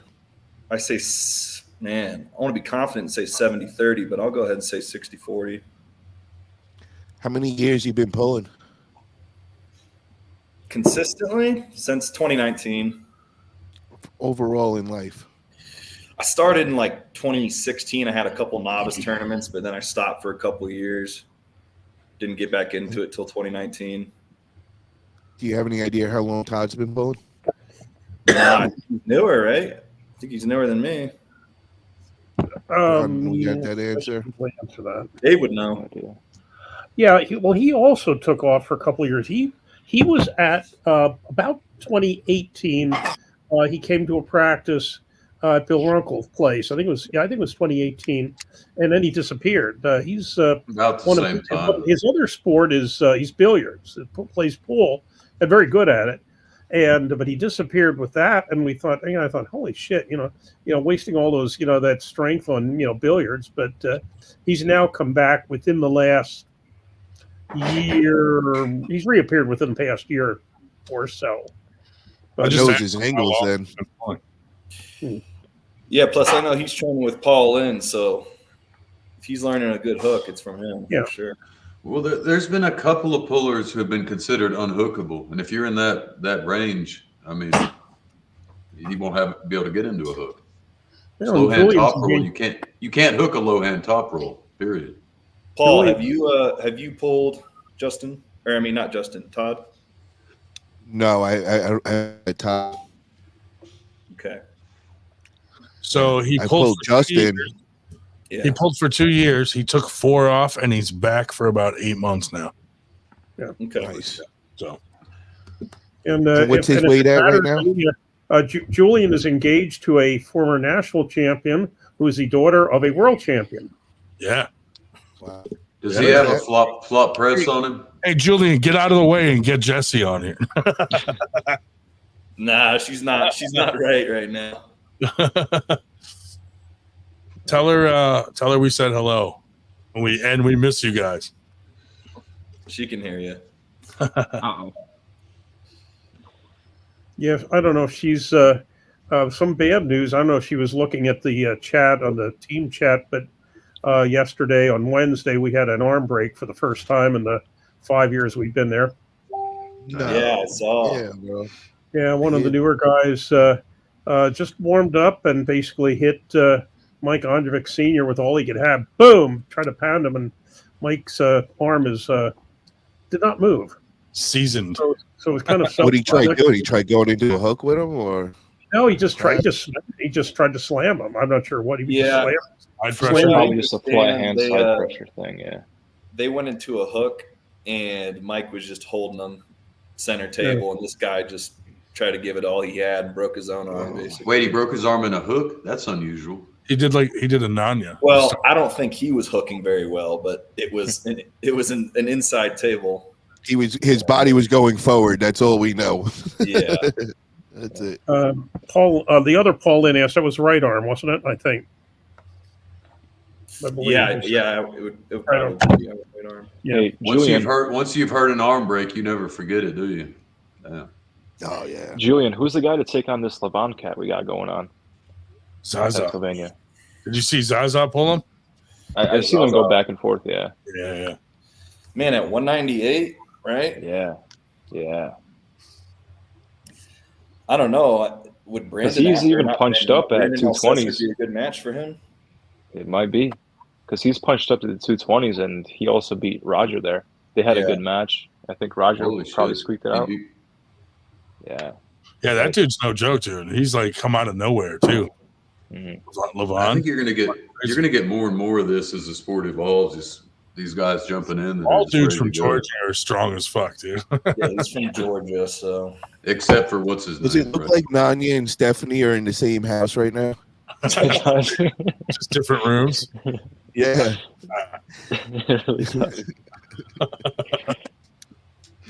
Yeah, it was right arm. I just checked the chat. Yeah, that guy Levon, he's got to get a big match under his belt so we can really see where he's at. Yeah. Dude, so far he's just pulling local guys. He had some good back and forth with Zaza though. Right. At last tournament, which was pretty cool to see.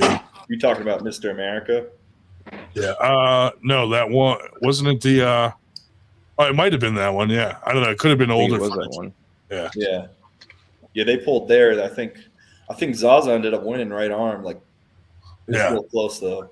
Yeah, they were going kind of back and forth. But Zaza had the advantage in the straps, I think. But yeah, good stuff. I love seeing overtrained on you. It's fun to see new guys get into the sport out of nowhere and they're just fucking monsters, you know? I don't think he's new. I think he's been pulling his whole life. He's been pulling for a long time. But he's new to our area. Yeah. Because I asked him how long he's been pulling. He's like 10 years, and I asked him like, how old are you? He's like 23. Yeah. I thought he had like I thought he was meant to say 32. Okay, it's hard of language, but he's like, no, I'm 23. I'm like, all right, damn, whatever. Yeah. Well, that's something new. You never had younger guys like that. The kid that's always with him, David, has a super match at Winter Blast too. Oh, is that who that is? Yeah. But I was talking to Vinicor, and Vinicor said he's not really taking it serious, so he's probably not going to win. Yeah, they have a cockiness to them, huh? A little bit, yeah. And when you're that good, he's going against that kid from High Five Club. That's a fucking monster. He's like he was like 14, crushing like adults and shit, you know? Yeah, I've seen. So, yeah, that's going to be a tough match. Yeah, that kid is awful legit. What's up with this Tim Lewis match, man? So Tim and Zach were supposed to pull, and they wanted Zach Lee. Oh, okay. So they moved the match, so they wanted to do it at this other tournament. So they threw us into a chat together, and they were like, let's do, Ryan, do you mind if we do the match here, before Winter Blast? I said, it's up to you. I don't care. And, but Tim was like, no, I want real refs, like certified refs. And Zach was like, what? You don't trust my refs? And he's like, I don't trust you. I know you're going to cheat. And then Zach was like, fuck you, you weird, short, retarded pedophile. And the match got canceled. So that's over. And then Matt Wilds wanted to pull Tim. And Tim kind of just set that match up. I think it's a kind of a weird mismatch. Dude, that's a total mismatch. I've never pulled Matt, though. Have you? Yeah, they're levels apart. And I on know the left arm, right? Yeah, they're pulling left. Yeah, that's levels apart. Yeah. That's kind of what I thought, but I haven't pulled Matt, so. And that's Matt's strong arm. And that's Matt's strong arm. But that's Tim's strong arm, too. Yeah, Matt's just new, man. Yeah. So, and that's what we thought. It depends on who you talk to. I talked to people who have competed against both of them, and I think they will give Nanya, are you all right, bro? We need to get this guy help, man. They're not saying it's going to be a blowout. He drops dead before your match. Yeah, bro. Don't go dropping dead on me, don't overtrain. No, I just had. He's got 90 pounds on there. I just added 110. So after all those sets you see me doing, I just ripped 110 on the cone grip. You didn't do 110 on side. You didn't do 110 side pressure. Oh really? Really, motherfucker? Oh yeah. You just ripped them. What is that add up to on March 23rd? It adds up. Your twiggy little fucking arm is going. You got to divide the weight in half because of your little short little bitch ass. Doesn't matter what the fuck you put down. Whatever fantasy weight, whatever. You're fucked. 110 pounds on a rotating cone, Paul. Single pulley. High single pulley.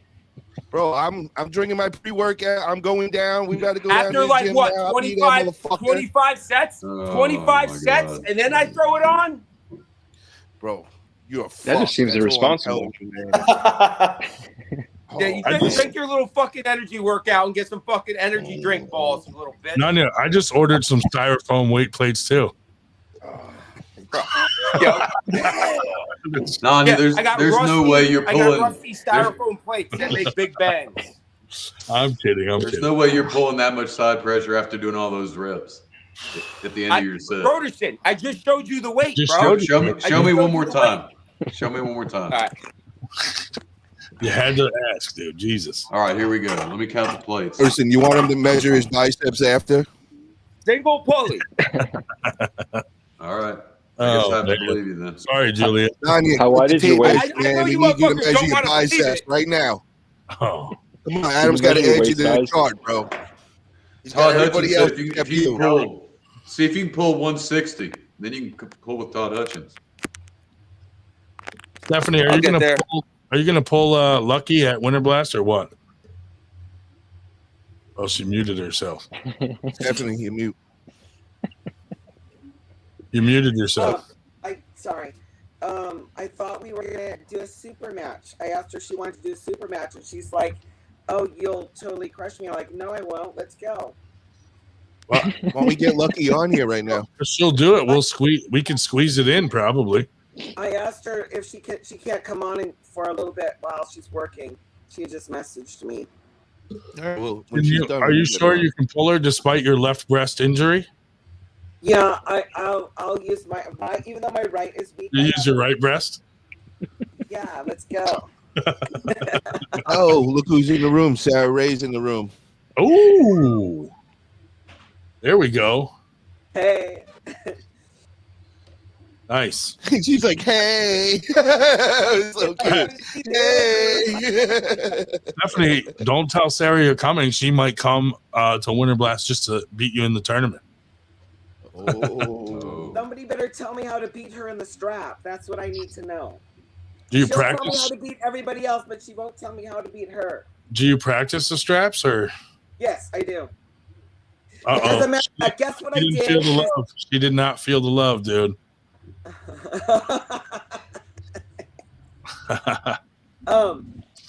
I made all the guys line up, and I got my table in a locked position, and I told even every strong guy to grab my hand and take my elbow off the pad, and they all lined up, and nobody could pull my elbow off the pad, not even Derek Smith. He put the strap on and pulled his hardest. I should send you the video.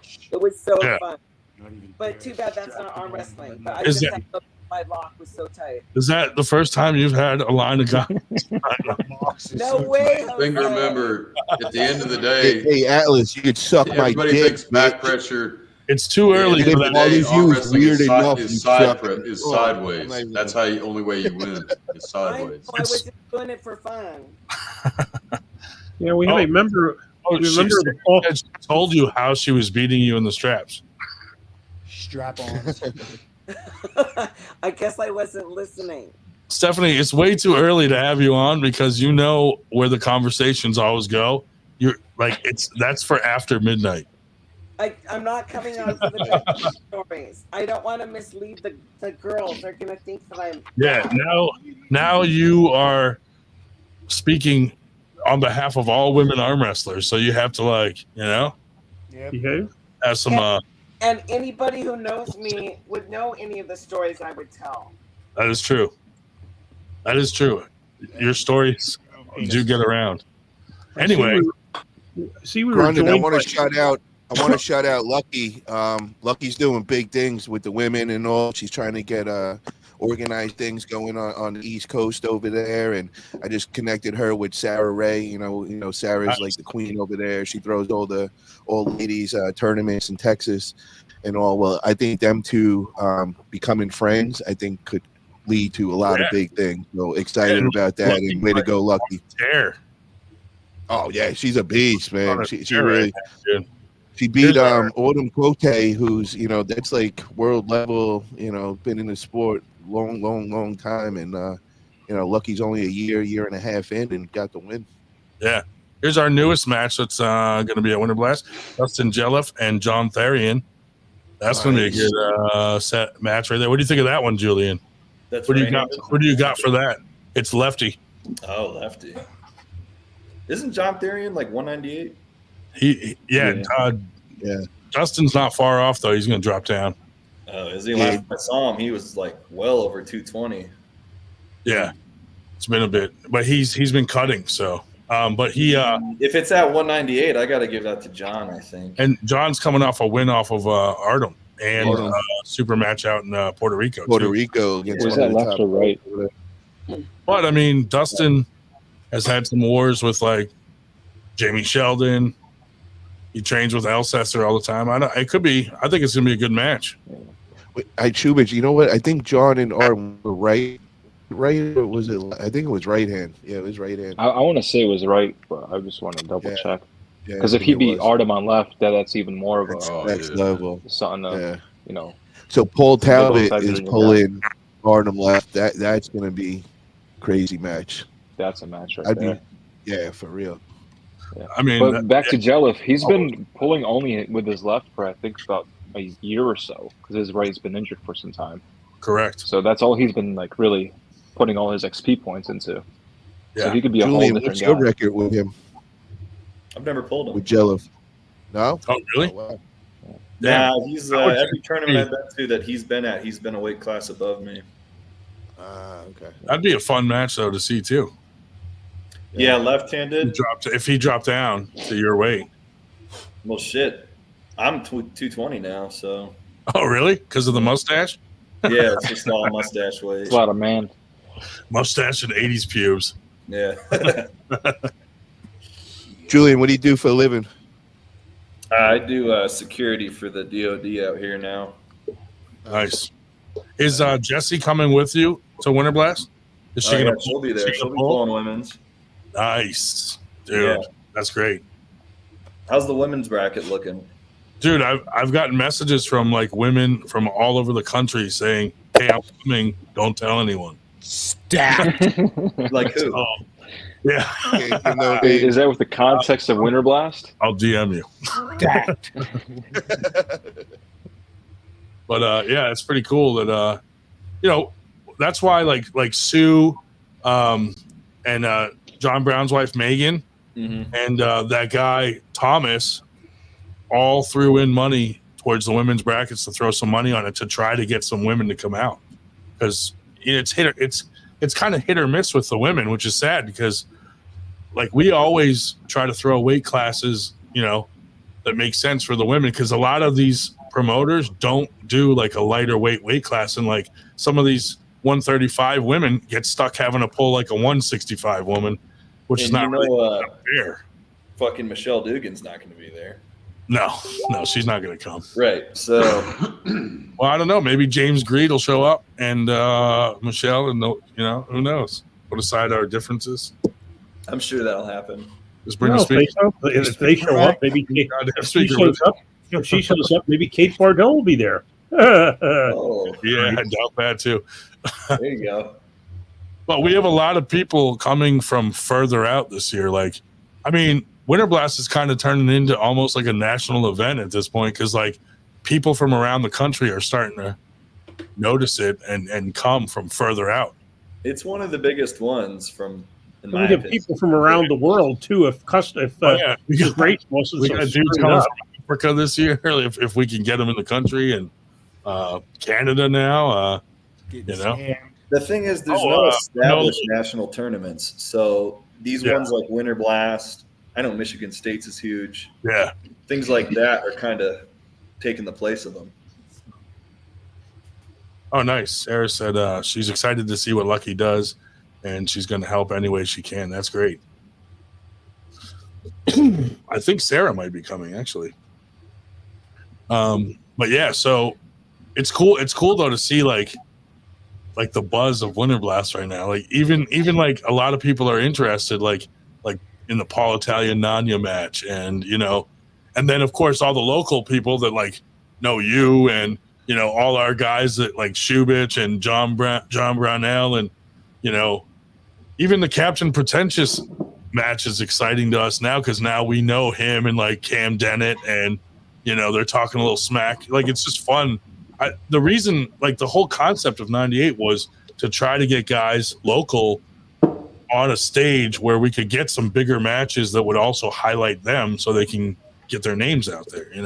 Yeah. So I think it's going in that direction, and it's kind of working out good. So I'm sorry, but we have better super matches than some of the international things. Well, I won't name them, because if I name them, somebody would block me. But to me, it's cool because, like, for instance, our first event where we had Brandon Elsesser versus Paul Passmore and Mike Aiello on the card, and Dave Schell. You know, like where are you going to see There's that? a combination. Where would you see that anywhere else in the country? You know what I mean? You'll never see that at East versus West. Yeah. It'll never happen. Yeah, Dave, your chances of going to East versus West, dude, are slim to none. Yeah. What's all the beauty of it? Different circuits. You know, you don't have to. Everybody don't have to compete in the same circuits. Well, that's why like the guys that like kind of are dicks to us, like I don't understand why, because we're all doing different things. Like our 98 thing doesn't affect anybody else. We're doing a completely different thing. So why have enemies out there? You know, Right, and vice versa. They don't even overlap hardly. So, Well, I think you guys are too close to that qualifier event. fuck off. Dude, come on, dude. Which of the 72 qualifiers is that? Yeah, you mean the qualifier that you could just show up to the finals in and just get fucking buy your way in? Yeah, that's awesome. Or in the immortal words of Josh Vinicor, if there's that many qualifiers, if qualifiers, are that many of them, that they mean, if they mean nothing, they basically mean nothing. Well, dude, Greed made super, no one is. Greed made every one of his tournaments a qualifier for East versus West, like all of them, even the small 30-man ones. Like, come on, dude. It kind of takes away from the prestige of it, you know. Plus, how many of those guys actually get to go? Like Artem went, but he was kind of predetermined to go anyway. So it's kind of like, yeah, I don't know. We already know in the country who's able to get on East versus West. Well, you got to admit though, he did something unique. It's the first time they ever heard a qualifying tournament where they moved the venue 2 hours before it actually started. Before it took place. Yeah, I heard about that. That's crazy. That morning. People like showed up there and they're like, yeah, the venue's not here anymore. You got to go to this other place 3 miles down the road. No, it was worse than that. They showed up and they said, where is it? They didn't leave anybody there. They didn't know. I was getting, texts saying, where the hell is it? That's even They worse. didn't leave anybody there to tell where the hell it was. Yeah. But yeah, I'm trying to build up the women's stuff that we do so that more women will come out. I'm trying to build up. I mean, like Bart Wood said last year, he was like, dude, whatever you guys are doing, it's working because I've never seen this many amateurs at a tournament in my life. So you know the amateurs are going to come out because they feel comfortable because we kind of highlight amateurs.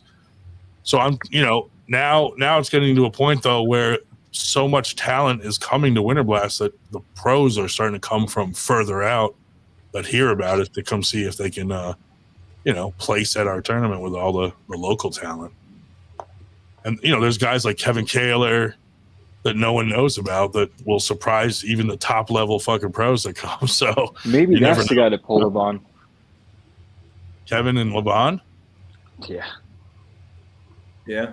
What weight is Levon? What weight's Levon? He's 198, and I mean Kaler is 220, but like as far as ability levels, they might be just close enough. Yeah. Keep it small. I don't think so. No.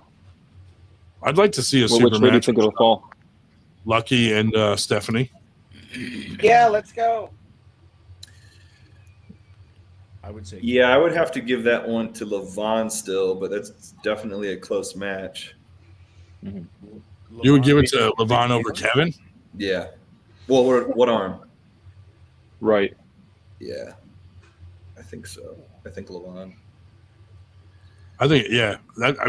I haven't pulled Levon, but I pulled Kevin, and I think it would be a good match after seeing like how Levon does with other people and how Kevin does. Be interesting for sure to see. Yeah. How does Kevin do with Roger? I wonder if he'd want Kevin to come down to his weight, Probably would. That'd be hard for him. Yeah, because Kevin's pretty lean. He's pretty lean at 220. Right. Shave his back. But yeah, I don't know. There's some exciting matches, dude. I'm excited to see how things turn out. And So we had to do some Friday night because we can't fit them all in Saturday. So what about this David and John Burnell match? Oh yeah, that David guy looks pretty good lately. I think Dave's gonna get I smoked. think that's how I got. Yeah. No, I've never pulled John Brownell, so I don't know actually. Yeah. Yeah. Have Me you neither. pulled Never Dave? pulled him before. We have no matches. Yeah, I've pulled David. Did he feel weak to you? We've only done after pulls, and that was Yeah. after you pulled a tournament. We pulled in 2022 Winter Blast. Oh, that's right. No, we pulled. Yeah, yep. You beat me in the right hand. Yeah. Is it a right-handed In the right hand match? class.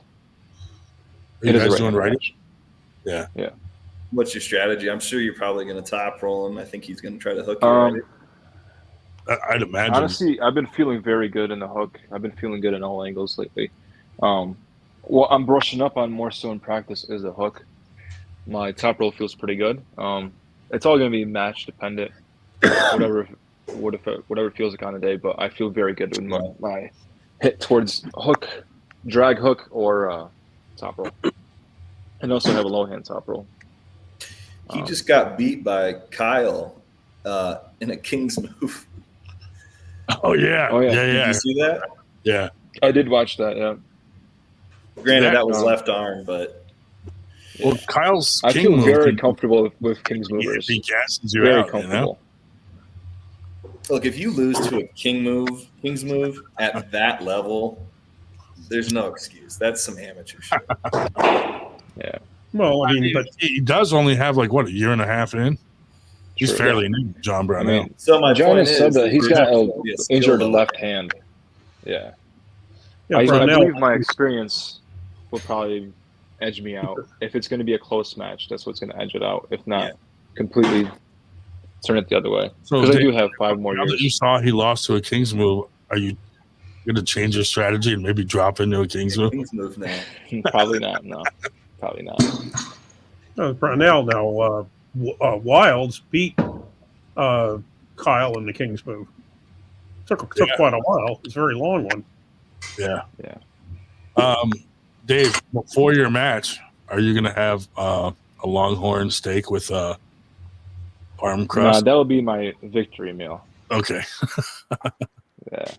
I'll pull the match, I'll pull the tournament, and then make sure that I'm at Longhorns before 9 o'clock. What do you mean? The after pool's going till 5 a.m. again. I mean, I'll come back. I'll definitely come back. Yeah. But as long as there's not too many amateur classes, I just want to make sure I can make time to come back and pull my class.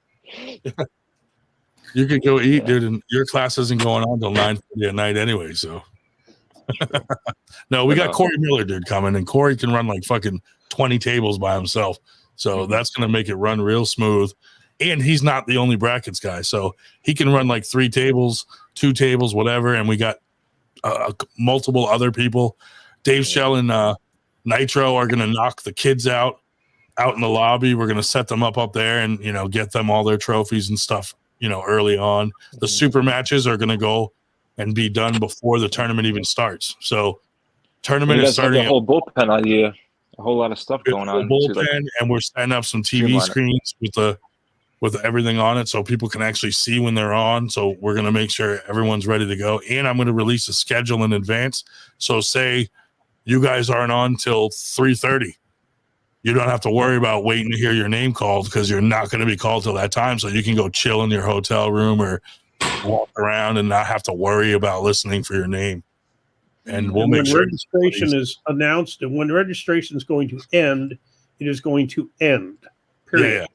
That's what we have to make that really clear, because like last couple of years, people would text me and be like, dude, I'm going to be 10 minutes late. Can you register me? And like Corey's very strict. Like if someone's late, they're probably not going to be able to compete. So keep that in mind. Be on time. And in some cases, they weren't actually. I'll do a post about it though, because I don't want anybody to miss out. So I like that you're doing that with the times for the weights. Yeah. Like 3:30 is so-and-so class. Yeah. What time are you starting the super matches? Probably like 11. When's this tournament supposed to start?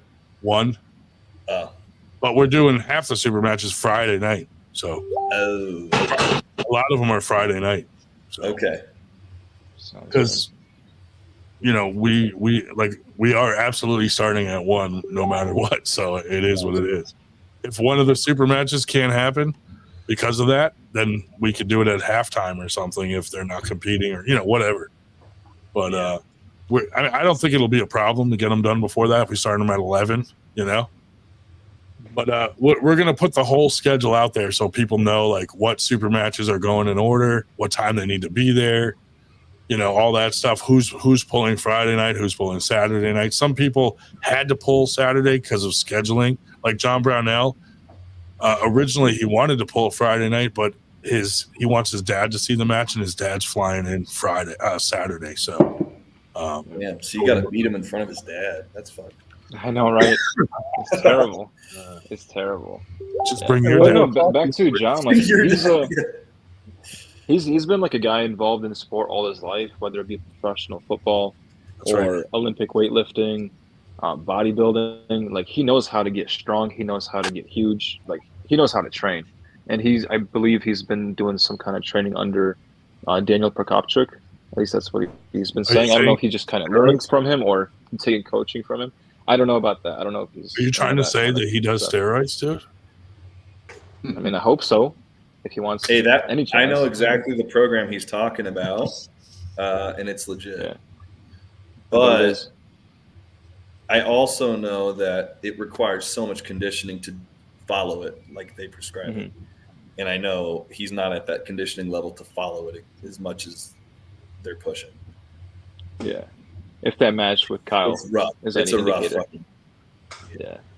Is it kind of like the Bulgarian kind of method of just train every day and train hard? It's arm wrestling specifics every day, and it's fucking 2-rep maxes or statics, basically. Oh, true. I did get to talk to him about like a month ago, and he was saying it's like, dude, this is demanding. Like even like for somebody of his like training history, he's like, yeah, this is asking a lot. It's all of this table time and then all of this training on top of the things. So hopefully, I'm kidding. No, I want him to come in as prepared as he can be. That's why I'm excited for the match, because he is a strong dude that's seeking out more strength, and he's seeking to push up and pull up. So that's the only reason why I'm excited. Otherwise, I probably would be one of those guys that's not excited for a match if it was just some dude I thought was a schmuck, but that's not John. What's your go-to excuse when you lose? He's on steroids. You're natty. Oh, that's funny. His shorts. Yeah, dude, I'm excited. You mentioned brackets a while ago too. We should also mention not at Winter Blast, but we are going to be.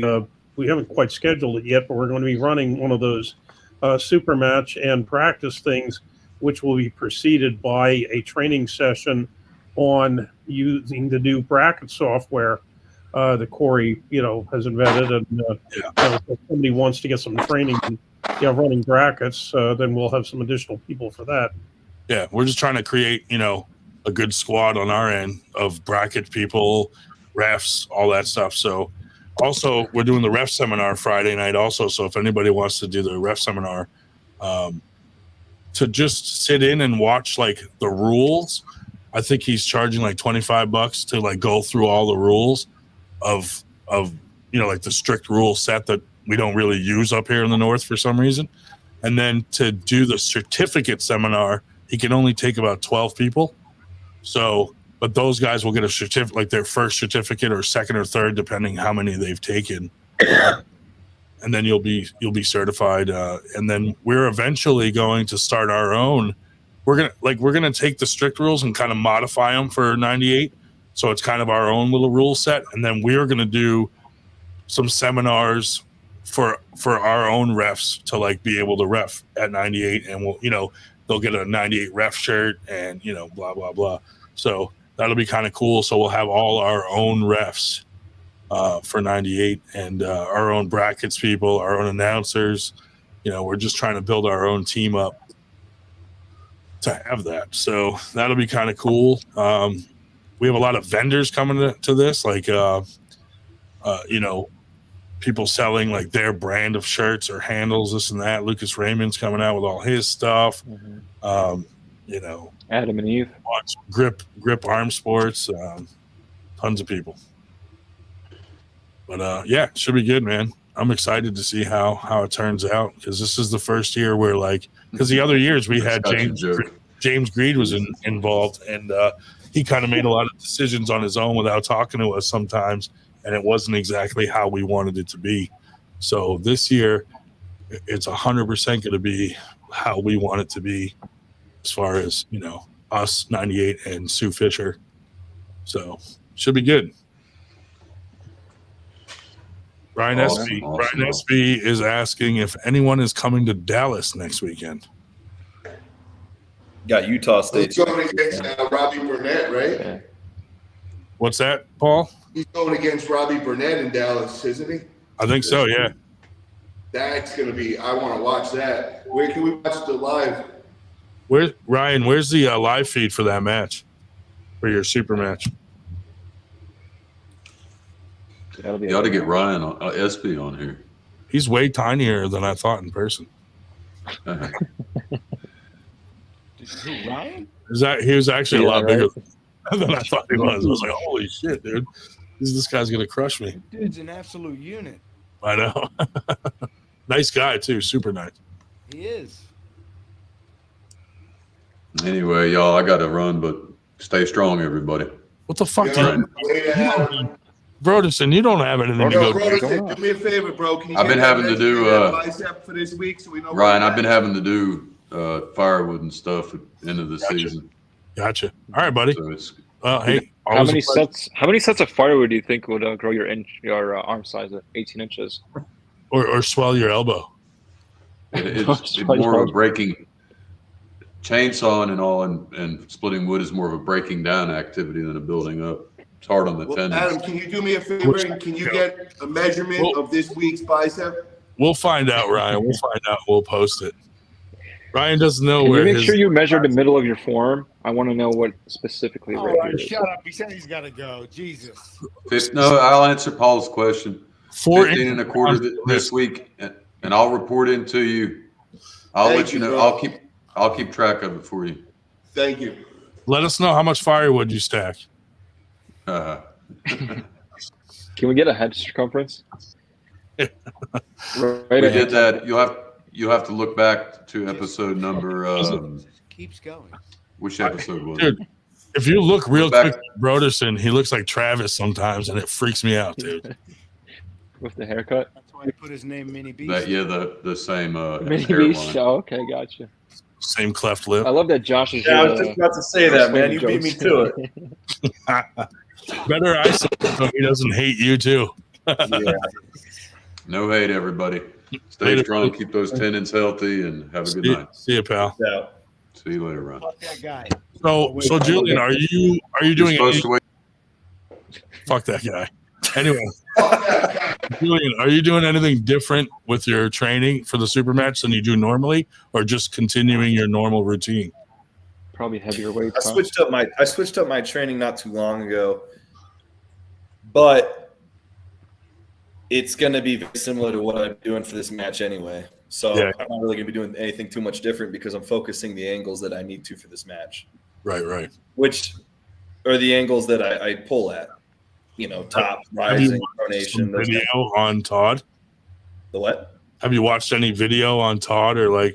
He doesn't have any videos. I've just seen the one of Flip slamming them at Keystones. Oh yeah, Flip though is fucking. I mean, he's very technical. He is. So for like a newer guy or someone that doesn't have many years in, Flip is always going to be a problem. Oh yeah, for sure. And he's strong. I mean, he is strong too. I mean, don't get me wrong, but he's very technical also. Like he comes from that his hits like crazy fast, man. That's what it is. I just pulled And about he 2 weekends comes ago, from I that think. Jim Bryan background and Josh Vinacore and those guys, the Jersey guys, you know. Yeah. But yeah, We got Utah State's here next weekend, so I'm actually totally downloading for that right now. Just healing Yeah. up. is that going to be live fed? I don't know. Is that live streamed? Yeah, I think so. I think so. We got David Wilson. He puts it on the Utah Arm Wrestling YouTube.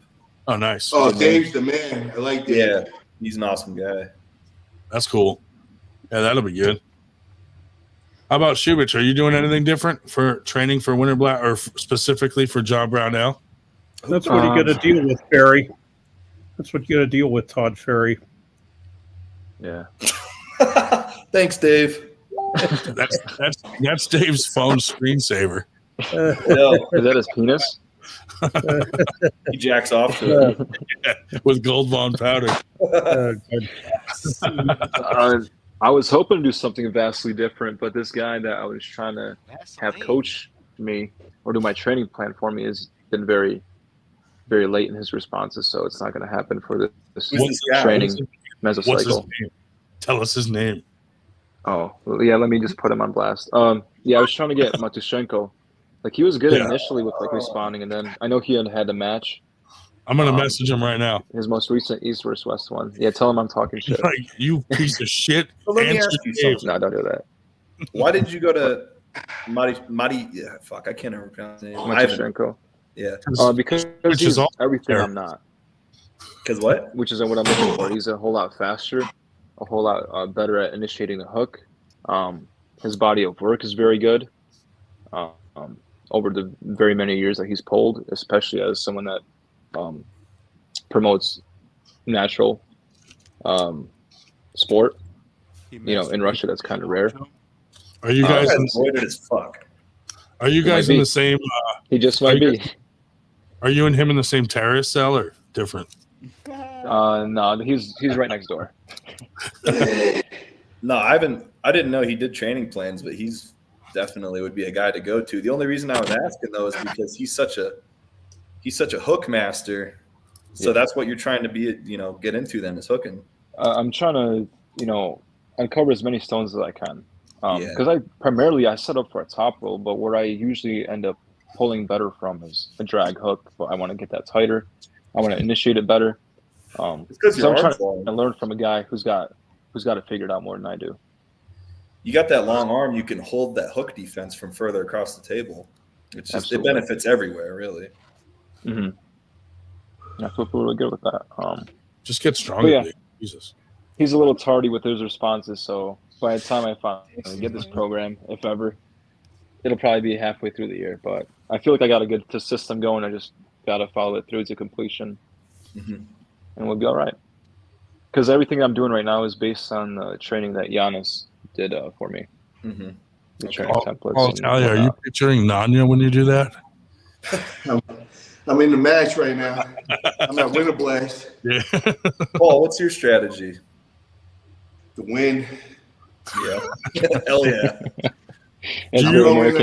Have you trained against this press? I'm going to surprise the shit out of him. I'm coming with something he doesn't expect. He has no idea what's coming. Just, Nanya, if you're listening, be ready for the unexpected, bro. Like you press him? Yo, I'm telling you, bro, there's nothing off. There's nothing off the charts here, man. I've been practicing on the riser and everything, man. Good. Yeah. I think if you can throw him outside of his shoulder angle at the center table, you got it. I think if I hook him too, man, I don't even think he can get in his move. No, he can't. So it's going to be interesting, but he said something real interesting the other day to me, and it has me thinking that he's aboard in the press and that I think he might be trying to top roll me, bro. It's possible because that's a lost cause. Julian's seen enough to where he's like, nah. For a while, all he had was a press. All he had was a press, and you kept calling him out on that. So he really had no choice but to try to change things up, I guess. But I actually got videos. I don't want to mention who, but somebody sent me some videos of him top rolling, and this is like a year ago.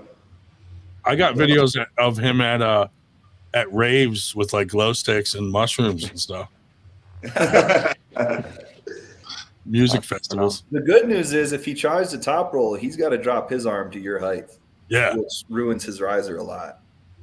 And Paul, we talked about this before.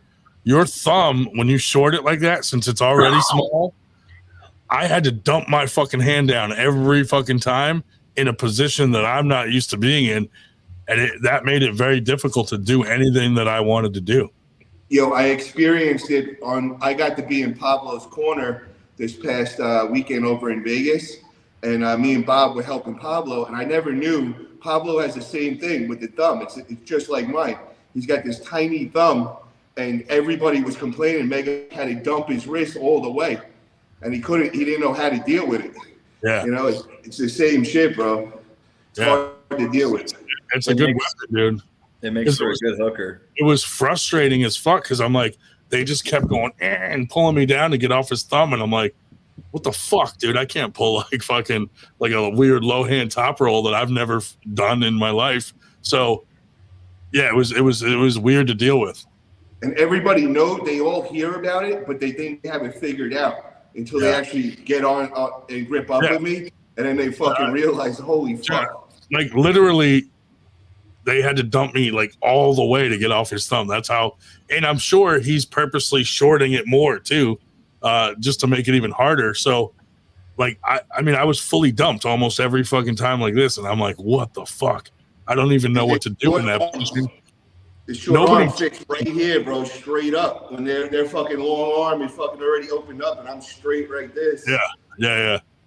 And I was like, man, that's tough to deal with. Yeah. But you know, the good thing is you learn from stuff like that, you know? Yeah. Yep. So I always say that losses are free directions to future wins. You know? Yeah, you always make sure to comment that on our I'm used to pulling dudes with bigger hands, and you were the same size hand as mine. So it was kind of weird, and you got me on the second round. What I do to everybody else, my fucking wrist was dumped. Yeah, and you got to hit on me on that. So I had to learn from that too. Well, I tried shorting my thumb to get you back, and then they dumped the hand, and I was like, oh, finally, I have a good setup. Yep. I went fishing that day, and I literally had to go fishing. I had to catch you because I was already dumped, and you fucking went, and I went and fucking caught you like this. Yeah, and you were panicking. If you would have just stayed there, we would have had a war for a while. It would have been good. Yeah, what I learned is to protect certain angles. When you move to get out of that, I elbow fouled. Yeah, so I know. I saw that. That was like lack of experience. Hey, Julian Smith. Julian Smith. Do I know you? Do you know me? Have we crossed paths before? Mm-hmm. Yes. Yeah. When? At the practice at my house. At your house. Team Predator practice, dude. Bro, you were still tripping. I thought that was someone else. You thought you were still in the forest. Bro. Well, it's his. But no, he was staying he kind of threw. I caught him. It seemed like he was throwing some shade my way, so I was just seeing what's up. That's why I called. So you were about to challenge him too. No, I was asking why you throwing shade my way. He's just staying fast. No, what did he say? What did he Julian say? almost caught a stray. He was there the few times that you went to Predator practice. Like a year and a half ago. So you're judging me a year and a half ago. Okay, you're a smart fella. Changed, smart bro. fella. You're still on the basics. You're still pushing in a pulling sport, bro. Yeah. You haven't figured shit out. Yo, Paul, you're a fucking idiot. Yo, I'm not pressing you, you fucking moron. It won't be a press, you fucking retard. I can assure you it won't be a press, Paul. It will not be a press, bitch. I don't I got that in the books if I need to.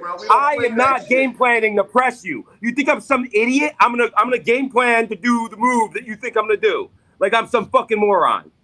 Yo, you're pulling just like Matt Rundle, bro. You're making the same mistake. Bro, I'm not Matt Rundle, bro. I'm not Matt Rundle. Bro, just wait. Just fucking wait. I don't press anymore, Paul. I do not press. I do not train for press. I've never trained for press in my life. It's just a natural movement. I'm a natural beast at it. But that's why I overcompensated. When I was green, I pressed because I'm so much stronger than anything else. But if you don't think for the past 2 years I've been training everything else, you're a fucking little moron. Bro, your top roll's cocky. It's bullshit. Can't do shit. All right, we'll see. We'll see. We can never have Julie. There's more than top roll, Paul. There's more than top roll. There's way more than top roll. You dare hook me, motherfucker? Yeah, come on into this, motherfucker. Meet this wall. End your fucking life, bitch. Meet that. You'll shatter.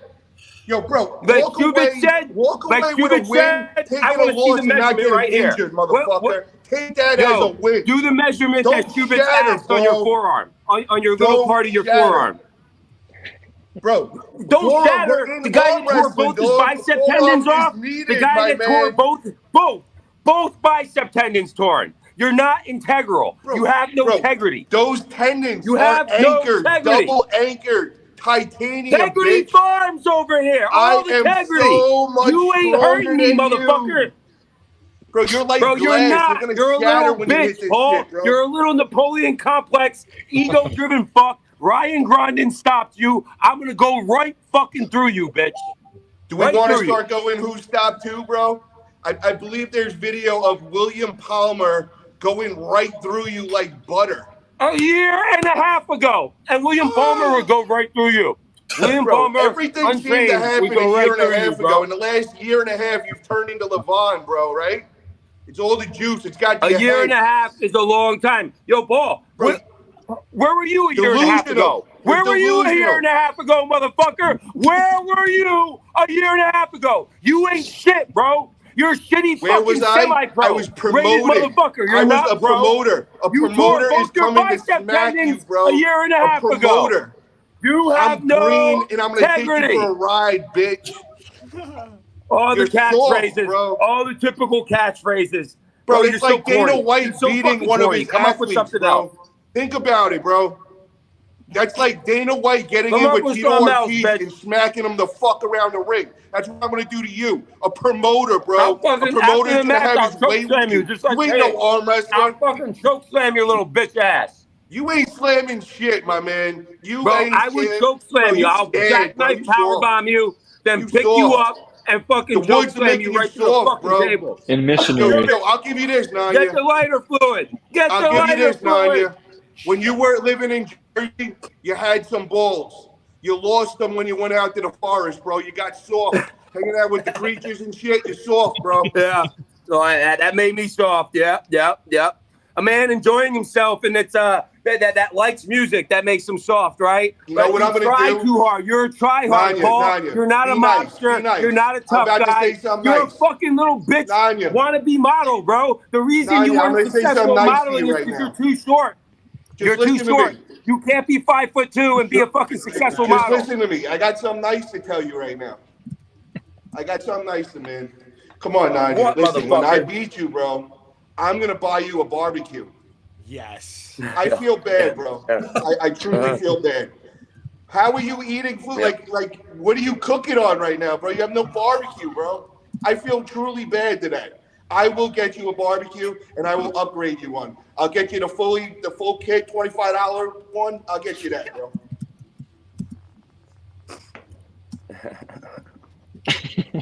Dude, Get the easy bake oven. Justin Jelliff just hit me up and he said a bunch of guys are coming down to Winter Blast from Maine and stuff. Really? Nice. Yeah. shit. A bunch of guys. That's cool. Did he Yeah, name what are names? you eating? No, but he just said he's trying to convince them all to come down, so that's cool. What is that? A chicken thighs with blackened season and fucking buffalo sauce and some egg noodles. I already beat you, bro. I eat chicken breast, bro. Better protein. Everything you do, man, I'm tired of competing with you breast. right now. Why don't you get back to your workout? Isn't it been too long since you had your last set? Go do another set. You're getting cold. You're losing your pump, bitch. Bro, when you lift it this heavy, bro, you got to make sure that the rest. Yeah. Go ahead. Go do another set. Shut the fuck up. Fucking guy.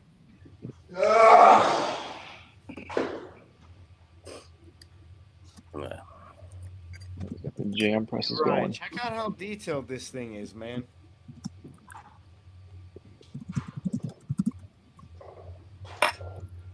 What am I looking at?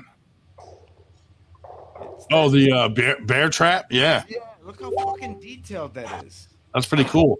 That's for You 3D printed a bear trap? You say that's for Paul? Yeah, Bo Horner's looking for to throw a tournament, and he was talking to Josh about doing some bear trap trophies as the prize. That's pretty cool. Yeah, it's really nice, man. It turned out. I can't Be careful where you put those. Don't stick your dick in it.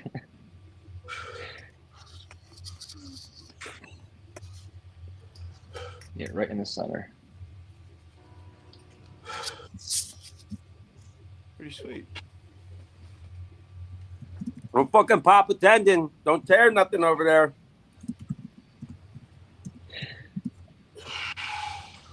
I look at a guy talk so much shit about he's gonna break someone else when not one bicep tendon, both bicep tendons on both arms in the same calendar year, and you can talk about snapping someone else up, bro. You better knock on all the Well, as a wood and bodybuilder, pray to that's a all very the gods, symmetrical way of because thinking. karma might come smack you the fuck up. Bro, what you don't realize, that's a compliment when you tear biceps. Your fucking muscles I've heard were it that before. much stronger I've heard than it before. Your tendons, muscles were motherfucker. too I strong. am Your maxed the tendons. fuck out, bro. No, I it am means like that a you're not Ferrari, integral. bro. You got beach Listen to me. muscles. You've been I doing have bodybuilding quality. too long. You We don't haven't gotta been go in the put some trenches big, swinging fucking oversized hammers. engine You like haven't been swinging Lamborghini. pickaxes. We put the You don't have quality all in, the bro. years. I have 3 decades of training my tendons and ligaments. Bro, get the Well fuck out of here. advanced. Well Look at beyond you, bro. Bro, You are fucking not built. bitch made. You are gonna bitch made, snap. bro. You soft ass motherfucker living a soft ass life. I'm a Mr. T your fucking ass. Oh, yo, bro, I'm gonna bully you that day. I'm gonna I smack pity you the around fucking like little bitch. fucking short bitch fool. Big Dog wants to know what your bench PR is, Paul. Bro, since I started arm wrestling, I don't bench for PR, anything. Most of the things I do on the bench are JM presses. I hardly bench. Back when I benched and was a bodybuilder, 1.5, 2 years ago, I put up 405 4 times. Golly. Nice. Yeah, but I'm not Any into that at video all of that, anymore, Paul? man. I like to be able to Any do video of that? and be able to move. You ain't bench 405, motherfucker. Shut the fuck. You're a lying Homie. little bitch. Yo, bro, I actually did that shit in college, man. I used to fucking do that shit, and I was only 160 pounds there. Does anybody other than me have video of Nanya eating chicken? No, he's fucking devouring chicken. Devouring chicken. Dude, he just worked out. He's hungry. Every He's been going for 3 decades. He doesn't have a fork. chicken I have a grease. fork right here. It's easier to eat with your hands. His face. He's loving it. Let him Yo, alone. Nani, you do realize, bro? It's finger when you're licking good. short, People tried you to got say short arms. I made the bench. I got I made short the arms? bench press, bro. Your long, slender arms are not made the bench press. Slender. Oh, Dustin yeah, said you're right. You're right. And then- from Maine, the Like guys, a catapult, bro, in these triceps. all the guys from Twin City Pullers from Maine were thinking about coming down. Oh, that'd be cool, man. I want to meet all you guys for real. Hell yeah. Think about it. That would be awesome. Down. So does Dave Shaw. Yeah. You Intel. are invited. I told Mike Aiello to come down just to hang out since he's too afraid to pull. He came down last year. He's Yeah. a nice guy. Yeah, he just Cool. walked Very through. cool fella. So I gotta go back to something. Did Nanya say he's been pulling for 3 decades? No, he's been swinging a hammer, manual labor and stuff. Working his okay. tendons. Yeah. He's been eating chicken. what he meant. Eating chicken for 3 decades.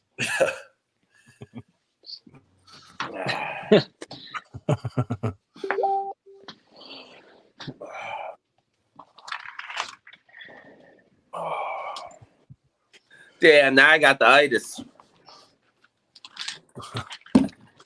Hepatitis? The itis.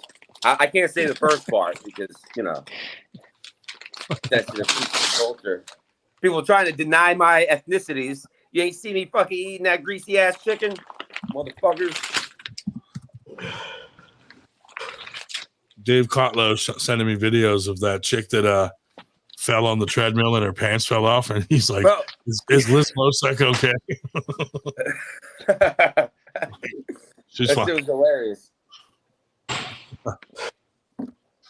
Dude, that picture that they posted of Liz is in the chat, Paul, tell me that didn't look like you real quick. If you look quick, I thought it was Dustin Yeah, you're Cole. right, bro. No, I thought it looked like Dustin really did. Coles as a teenager. The Texas guy. That's what I thought it was like. Yo, get her on the show. Send her a link, Ryan. Oh, Crazy Jim said you're definitely not wearing pants. I am wearing pants. Pants. Oh, Crazy Jim, you were wrong, buddy. Should have bet money on it.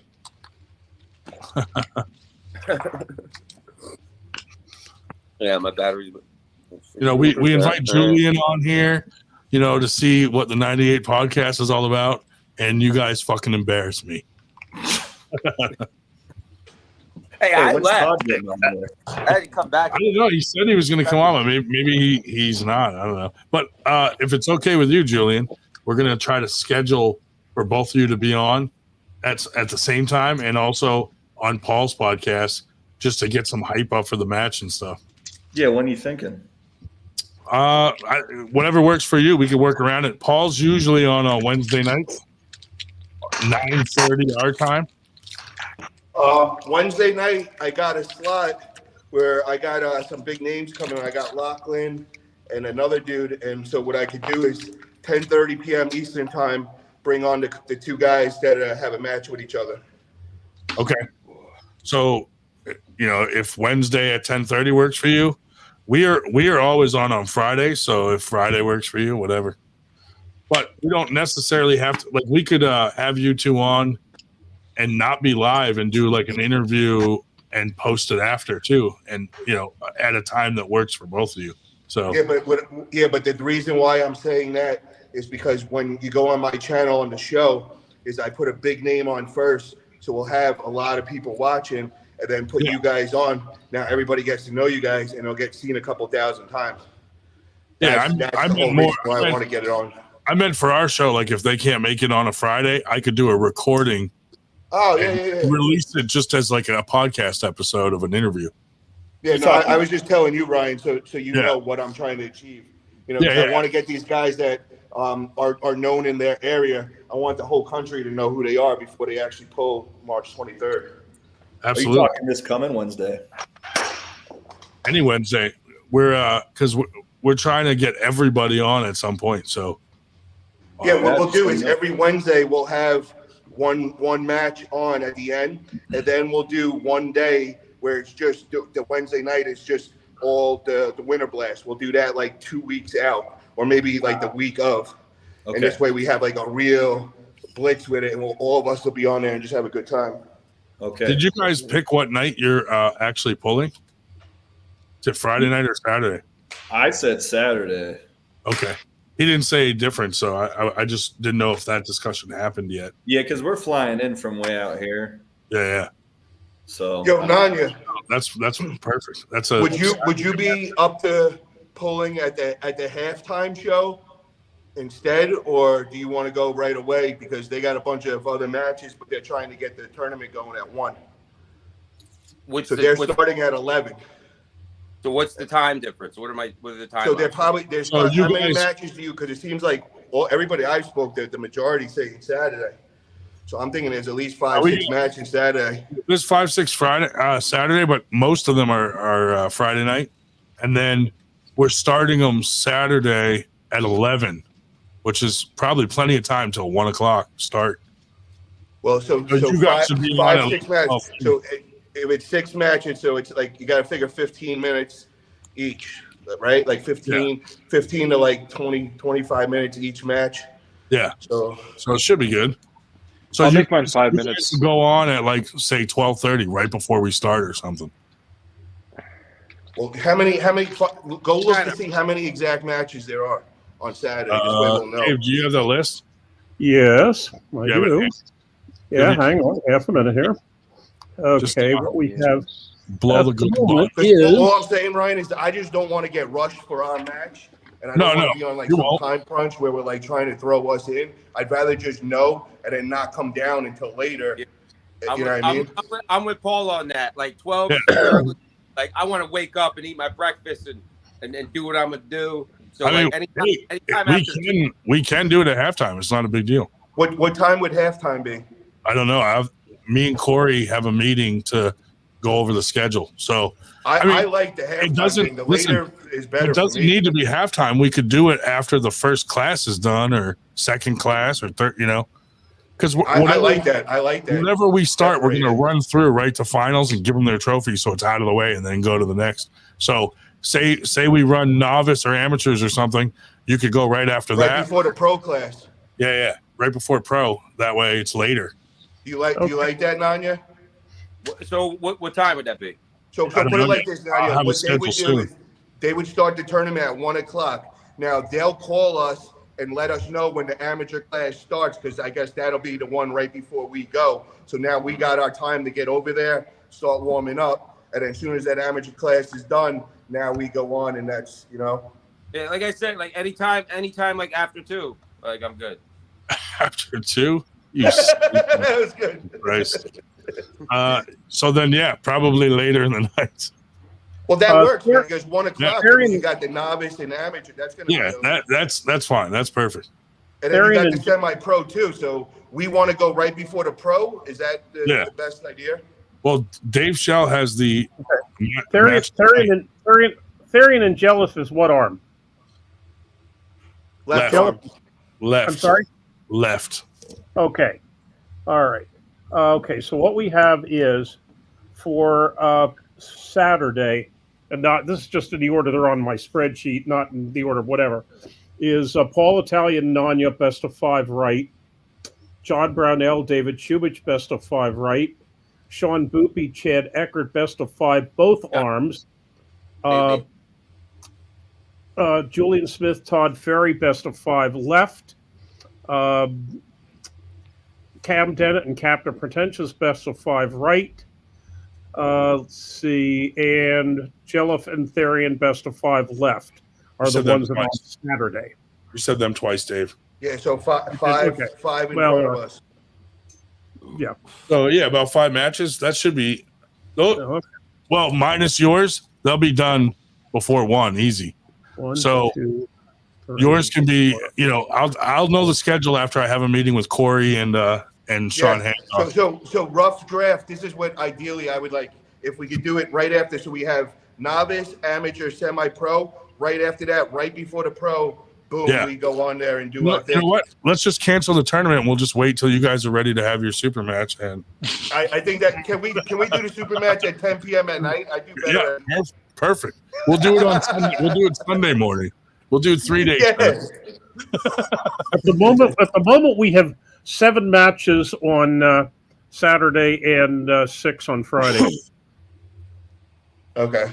That's assuming that the medal, or no, not the medal. That who was it? DeCruz and Edwards. We were told was best of 3 both. So assuming that is both, then we have 7 on, or we have 6 on Friday. All right. So Nanya, let's just we're locked in. We're gonna do it after the semi-pros, right before the pro class. Yeah. Yeah, because it's better, man. Because then we can eat, we can fucking sleep later, and all that. Exactly. That'll be later in the night too, so you don't have to work. You definitely don't have to rush if you're waking up around 2 or whatever. That's what I mean. I'd rather sleep later than that day, man. Yeah, that's fine. All right, let's do it. But it's in both. I know you want one of these. It's in both the contracts that I sent both of you that you had to make an appearance before your super match to just. I wasn't watching while I was looking at the spreadsheet, but I don't know if you saw the money-making offer here. Yeah, caught low. What's the plans for Friday night? Like, how will we? Is it a show? Like, so Friday night. So Friday night from 6 to 9 is weigh-ins for all the super match people, and then anybody that wants to come weigh in and register the night before. And then I care about the show. Like, where is the show going on and all? Well, that's what we got. We haven't decided yet. That's what we got to decide what time those matches will start. And then we have the ref seminar from like 4 to 6, something like that. Well, make this show, bro. You want to make this show like for real? You want? Is it going to be in a bar or is it going to be where? No, it's going to be in the same stage that Winter Blast is going to be on. Okay, so we got to make sure to promote this so that everybody comes for Friday night to watch. We got a crowd. Yeah. A lot of people are coming. Okay. Because a lot of the competitors booked hotels for both nights anyway, just to be there. So. Okay. Yeah. So can I just throw out an idea? I mean, you don't got to do this, but if there's like a bar, like right next to the place, like there's one in it. There's one in the hotel. Yeah, but I'm saying like a public bar because that's when you want to throw the Friday night show and a bunch of front of non-arm wrestlers that are out having a good time, and now they're like, "Oh shit, there's an arm wrestling show like Travis style." Let me look into that to see what's nearby. I know there's a lot of restaurants nearby, but I don't know if there's some good bars. But just an opportunity for you, bro, is to make some extra money with that, and you let them know, listen, I could bring a huge crowd and provide your entertainment. You know, what would you give me? You know, and maybe get something out of that. You know, because you're going to get a lot of people drinking, and now you're entertaining their crowd. Yeah, we always get bars to let us do it for free and sponsor the event. So, but just think about that. On a Friday night, we got a crowd now. It's going to look so packed. You know, you go to Travis's all the time. You know what I'm trying to say. I think that might be better because how many people are really going to show up to the early weigh-ins? Maybe 20, 30 people. Travis's look packed, and like 90% of the crowd are just the regulars that are there hanging out. Yeah. And bro, the regulars are sometimes the best. You remember that girl, that lady? Fucking kill him! Kill him! Oh, yeah. I liked how everybody was yelling out, "This ref sucks" to Chuck Bardo. The way some folks have been behaving on our chat recently, the one that you and I and Paul are all on, is we can hold it down the street at Sesame Place. Yeah, dude, right? Sesame Place is right across the street. We'll get Big Bird there and shit. Oscar the Grouch. Let me look into that though. I'll see what's around. Yeah, man, it's something to think about. Yeah, I mean, we probably can pull a decent crowd to the venue too, but I don't care. I like both. It doesn't matter to me. I'm just saying, if you don't think you're gonna get more than like 20, 30 people, that might be an avenue to look into. Yeah, no, I'll look into it. The thing that worries me is that we're trying to do the live stream ourselves, and that shit's all gonna be set up the night before, so we can test it and everything. Okay. But what can we get going on Friday night? Is there any other big match that we could throw on? Like, is there like a big name that just wants to go for free? We could throw any match on there because Friday night, I don't care if we go till fucking 5 a.m. What about like a Brandon El Cesar or somebody, like get him a match? Like, we could talk to him and see if he wants to do one, and then find someone, maybe that Levon kid or something like that, to just throw a fun match in there. Yeah, because I mean that would draw a lot of people that want to come to that. That dude Levon and like some of the guys I asked if they wanted matches were like, "No, I'm in there to win the tournament." Like they want to win the trophy. What are you talking about? This Levon kid, dude, he's from Georgia, and he's like been going to a lot of local tournaments and just fucking smacking people. Oh wow! Like he's new to the area. I mean, he's been around a little bit now, but he's fucking strong as shit, and he's a Georgian kid, and dude, he's had some wars. Like he surprised Roger Bailey, dude, and fucking smacked Roger. Well, and then the thing is too, we already have one name item on Friday night, which is Kevin Palco. They deliberately asked for Friday. Oh, yeah, there you go. Kevin Palco and Levi Pitt are Friday night. Yeah, that's a good match. That's one of them we want to push as the main event then Friday night. Yeah, we could. Yep. Josh Berger, if you're listening, man, maybe make a main event flyer Friday night because we want to really spotlight Friday night. We all know they're coming Saturday. Now we got to get Friday. What's up, Lucky? How you doing? Hey, how are you? Good. I heard you want to smash Stephanie Spencer. Yo, I'm not one to turn down a challenge, and that would be a challenge. Yeah. Well, she's injured. So that's my replacement right there. I'm gonna head off, guys. She's injured. Take care. Yeah. Hey, for the record, at the moment, Friday night is the two younger guys, David Dicabadze and Fernando Cari. Yeah. And then also, like I say, Palco and Fit, Michael Edwards and Ed DeCruz, both. Let's see, Robbie Paulson and the Metal is Friday, and Tim Lewis and Matt Wilds are Friday. Yeah.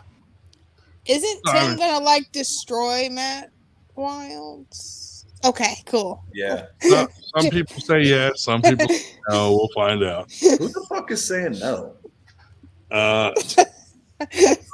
Brownell. It's because he trains with them. He doesn't want to root against them. Well, no, I mean, no, I'm sorry. I've told them this, or I passed it on. I was at a practice with Jason Oswald and Curtis Miller. Curtis, who is no slouch, has pulled both of them, and he's definitely making the point that he does not think it'll be a wipeout, but he said basically Wilds cannot go inside. He was thinking at first that Wilds was, an inside puller, as is Tim. And he said, yes, it's going to be a mess if he tries to go inside. But if not, he's not. Does Wilds pull outside with that arm? Apparently he does. From what I gather, he prefers outside with left. Are you talking about Matt Wilds? Yes. Yeah. Oh, I know all about him. I pulled him a lot. Well, how does he pull left? Well, how does he pull left? Inside or outside? He pulls on the outside on both arms. He's not good with a press, handling a press, but he's got, from anytime I pulled him, he's not like, he doesn't hit or he didn't hit on me. He went to catch.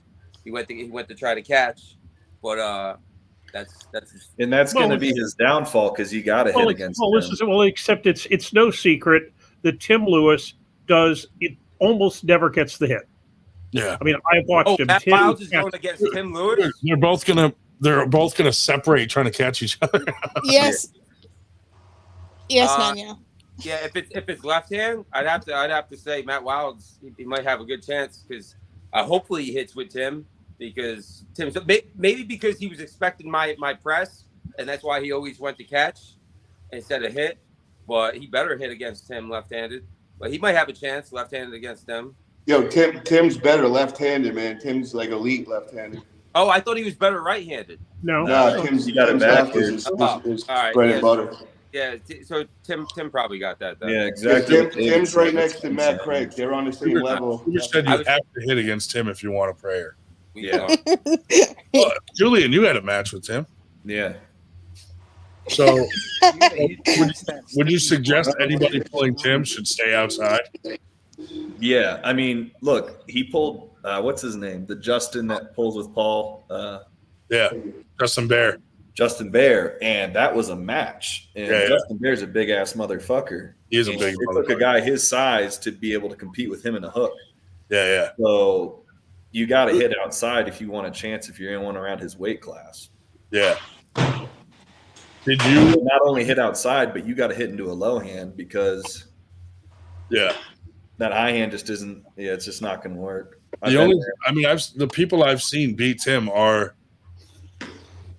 strong dudes to begin with. I don't top rolled the shit out of them. Yeah, and very fast.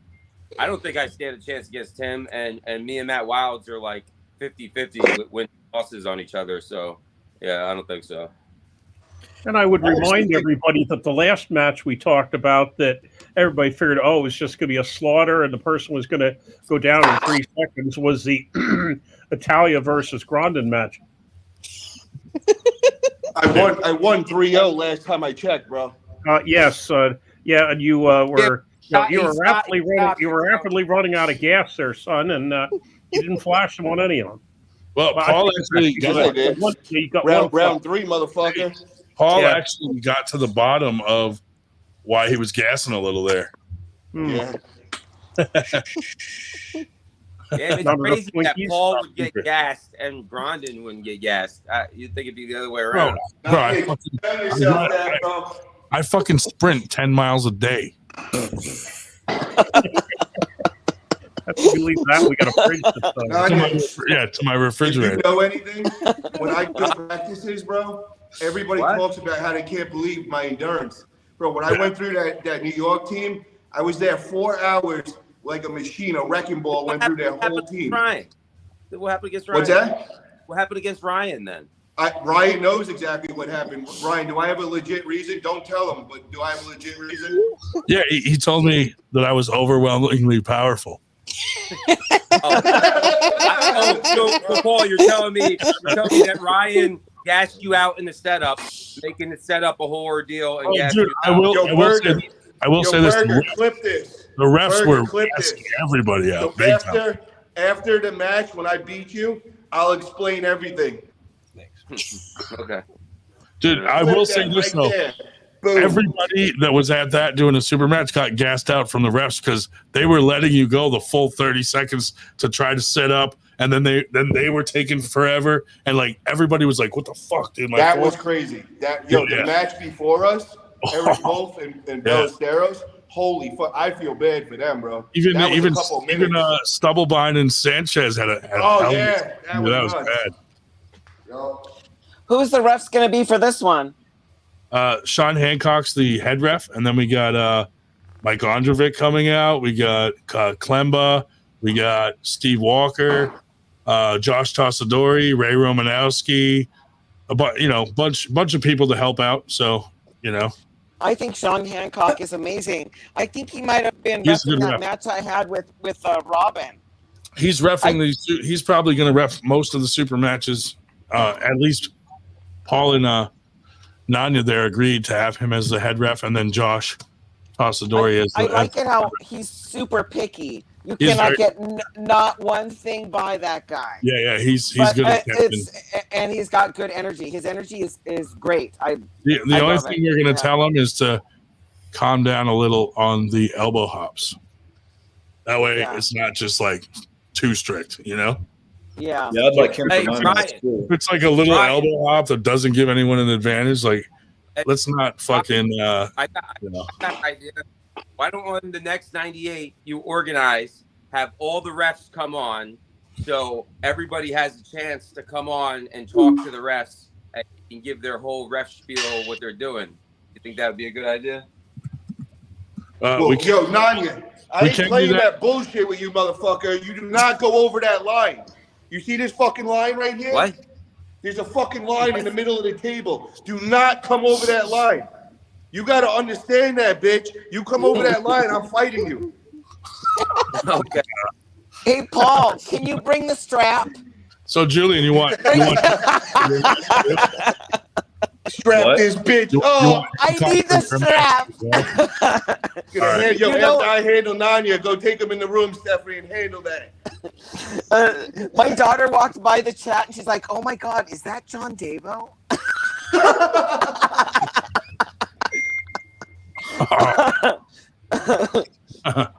So That's just- Ryan, That's great. Tim, the Leo DiCaprio of arm wrestling, he won't pull once they hit 25. Did you hear oh that? my God. Oh man! Dude, that's a classic line right there. Thank God Tim doesn't watch our podcast. Hey I'm gonna Ryan, go can you message him. wait? Ryan, can you put on the little clip of me and Robin Chandler so that Lucky can see it? Is it like a porn clip? No. All right. I'm gonna go for good this time. Fuck all you Oh guys. darn it! See you Are later. you my Peace John out. Davo lookalike? Ooh. Oh, I'll come over to your He's house. got I'll front cook a teeth. whole I'll cook a whole pig. I'll cook a whole Oh pig. my God! Yo, Nanya. Yo, come back on in a couple hours. Let's have some shots. Yeah, let's I go. got no alcohol.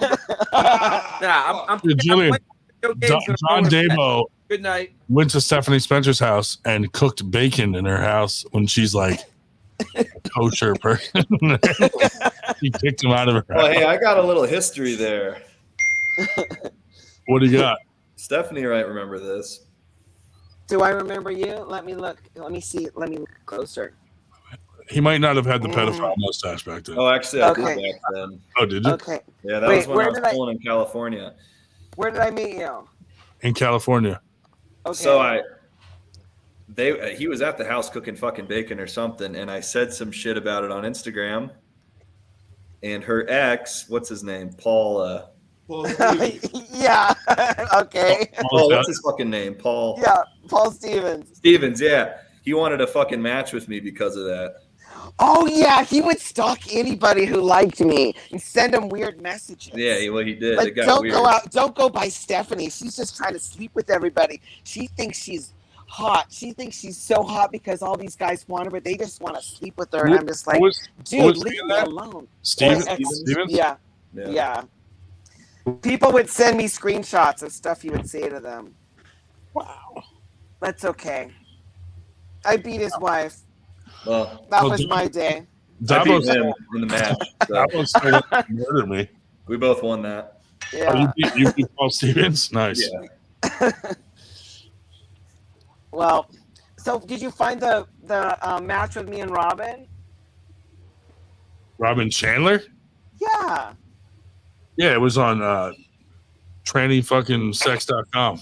Oh my god. It's on shehasadick.com. So if I meet anybody and they don't know anything about arm wrestling, they're like, "Oh, what did you do?" I'm like, "Well, I went to Worlds, but I lost to a transgender," which made it sound like I'm way better than I am. Feel sorry for me, but it's not even the case. Everybody beat me. I did. Whenever you're around people, just say that every 5 minutes. Be like, "Yeah, I went to Worlds, but I lost to a transgender." And it's like the same group of people every 5 minutes. Well, Robin brags. And then they're going to be like, "Excuse me, are you retarded?" Dave has a point. Like Robin still brags about that, like 4-time world She champion. brags that she four world championships. Yeah, one of them she had to beat you. One of them she had to beat 2 people. I mean, it's like whatever. She's the world champion at the fucking rest stop glory hole. Like back in the day. Have you ever seen a glory hole? Because I've seen one on base. We got It Bo was so Horner scary now. in the men's bathroom. Hey, It's Bo that Horner. time for bedtime story. Josh was just showing us your fair trap, buddy. Oh yeah, That looks cool. That looks cool. They're dope. He did a good job. I can't wait till you throw a tournament and then you say, "I'm never doing this again" after because it sucks. I bet it's gonna be a lot of shit to go through. Nah, it's fun, dude. It's fun. The smaller ones are funner. The big one kind of sucks, but the small ones are more fun and less overhead. Like you can enjoy it more, you know? Yeah. I doubt I'll pull at it either, but we'll see how it goes. How did you manage? Have you managed to round up any who are willing to go to Maryland next weekend, or are they all? As of right now, it's just me and my girlfriend. But other than that, no. You don't have a girlfriend, dude. Come on. You're right. She's just my friend. Sister, like, hey, you want to come? Come to my arm wrestling match. So what's next for you, dude? You got any super matches lined up? Yeah, I got Adrian Morrison on April 27th. It's for $1,000 match. Nice. So I'm pretty hyped about that. That's cool. Excited to bring home some bacon. You know what I mean? Bring home some money. Yeah, that's good, man. Yeah, cool. I'm pretty hyped. And then Billy Collins is trying to set me up with a match for I think it's June 22nd in Ohio. Yeah. Well. Yeah. I think the dog fight's in West Virginia. Yeah. Well, it's right on the river. It's right across the Ohio River from East Liverpool, Ohio. Yeah, but it's in West Virginia. Cool. I think it's about 3.5 from me. But against who? That's what we're trying to figure out. It was Todd Allen Jackson.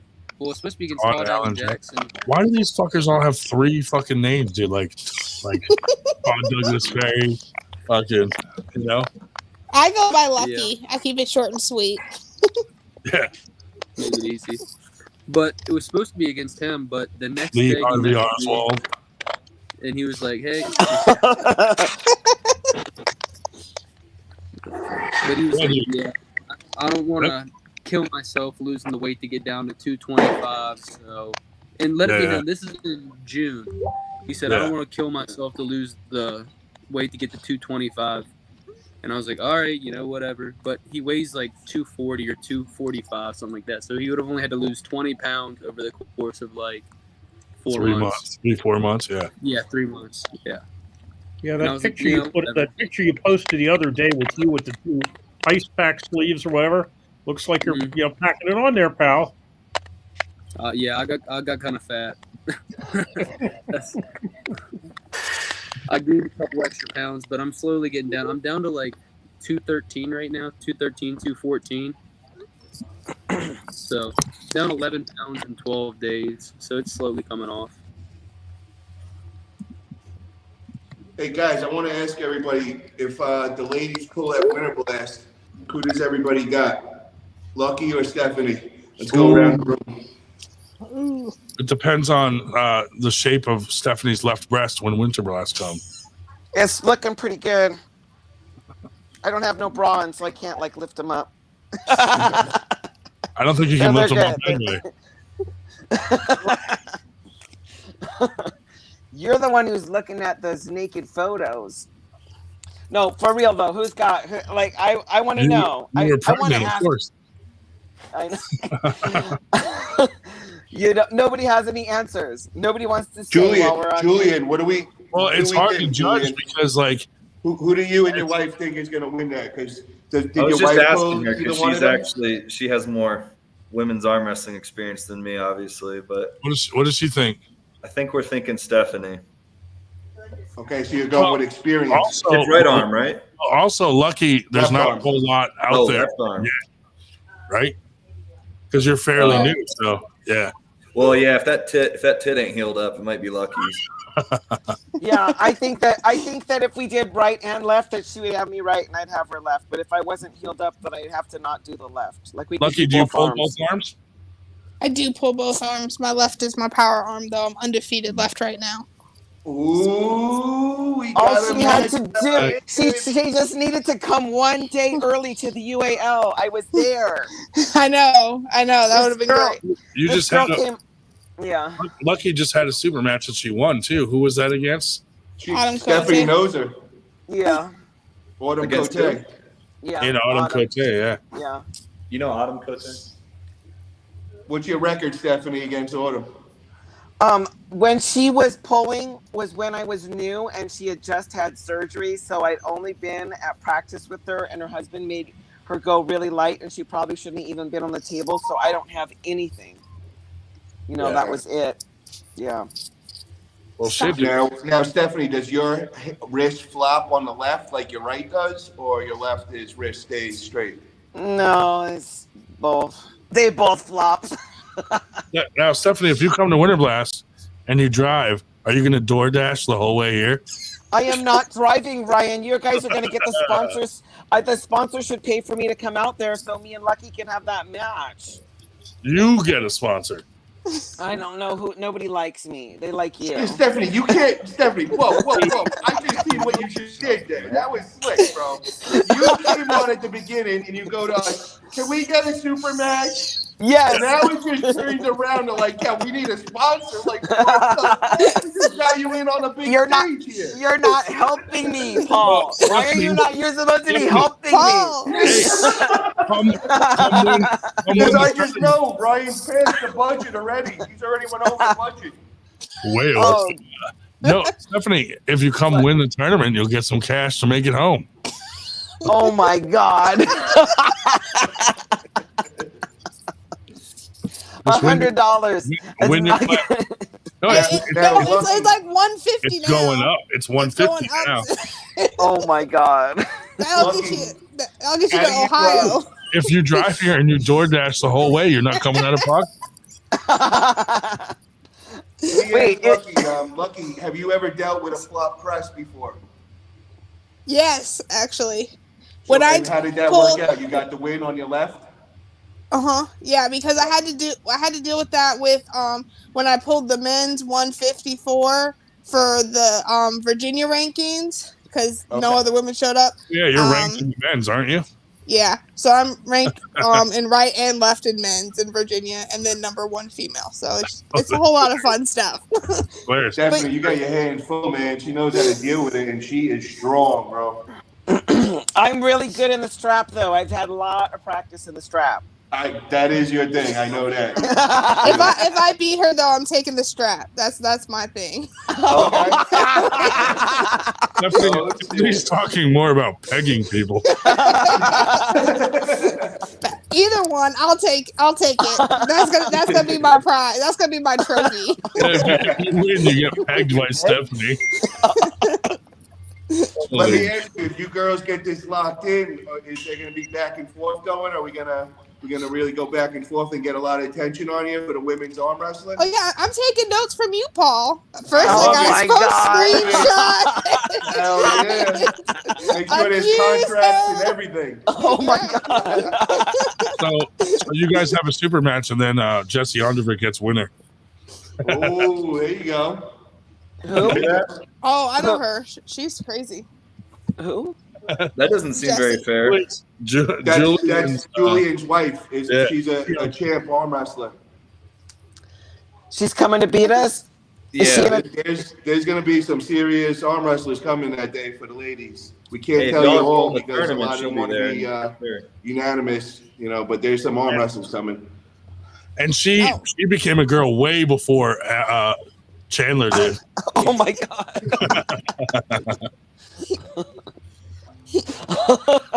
So let me ask this.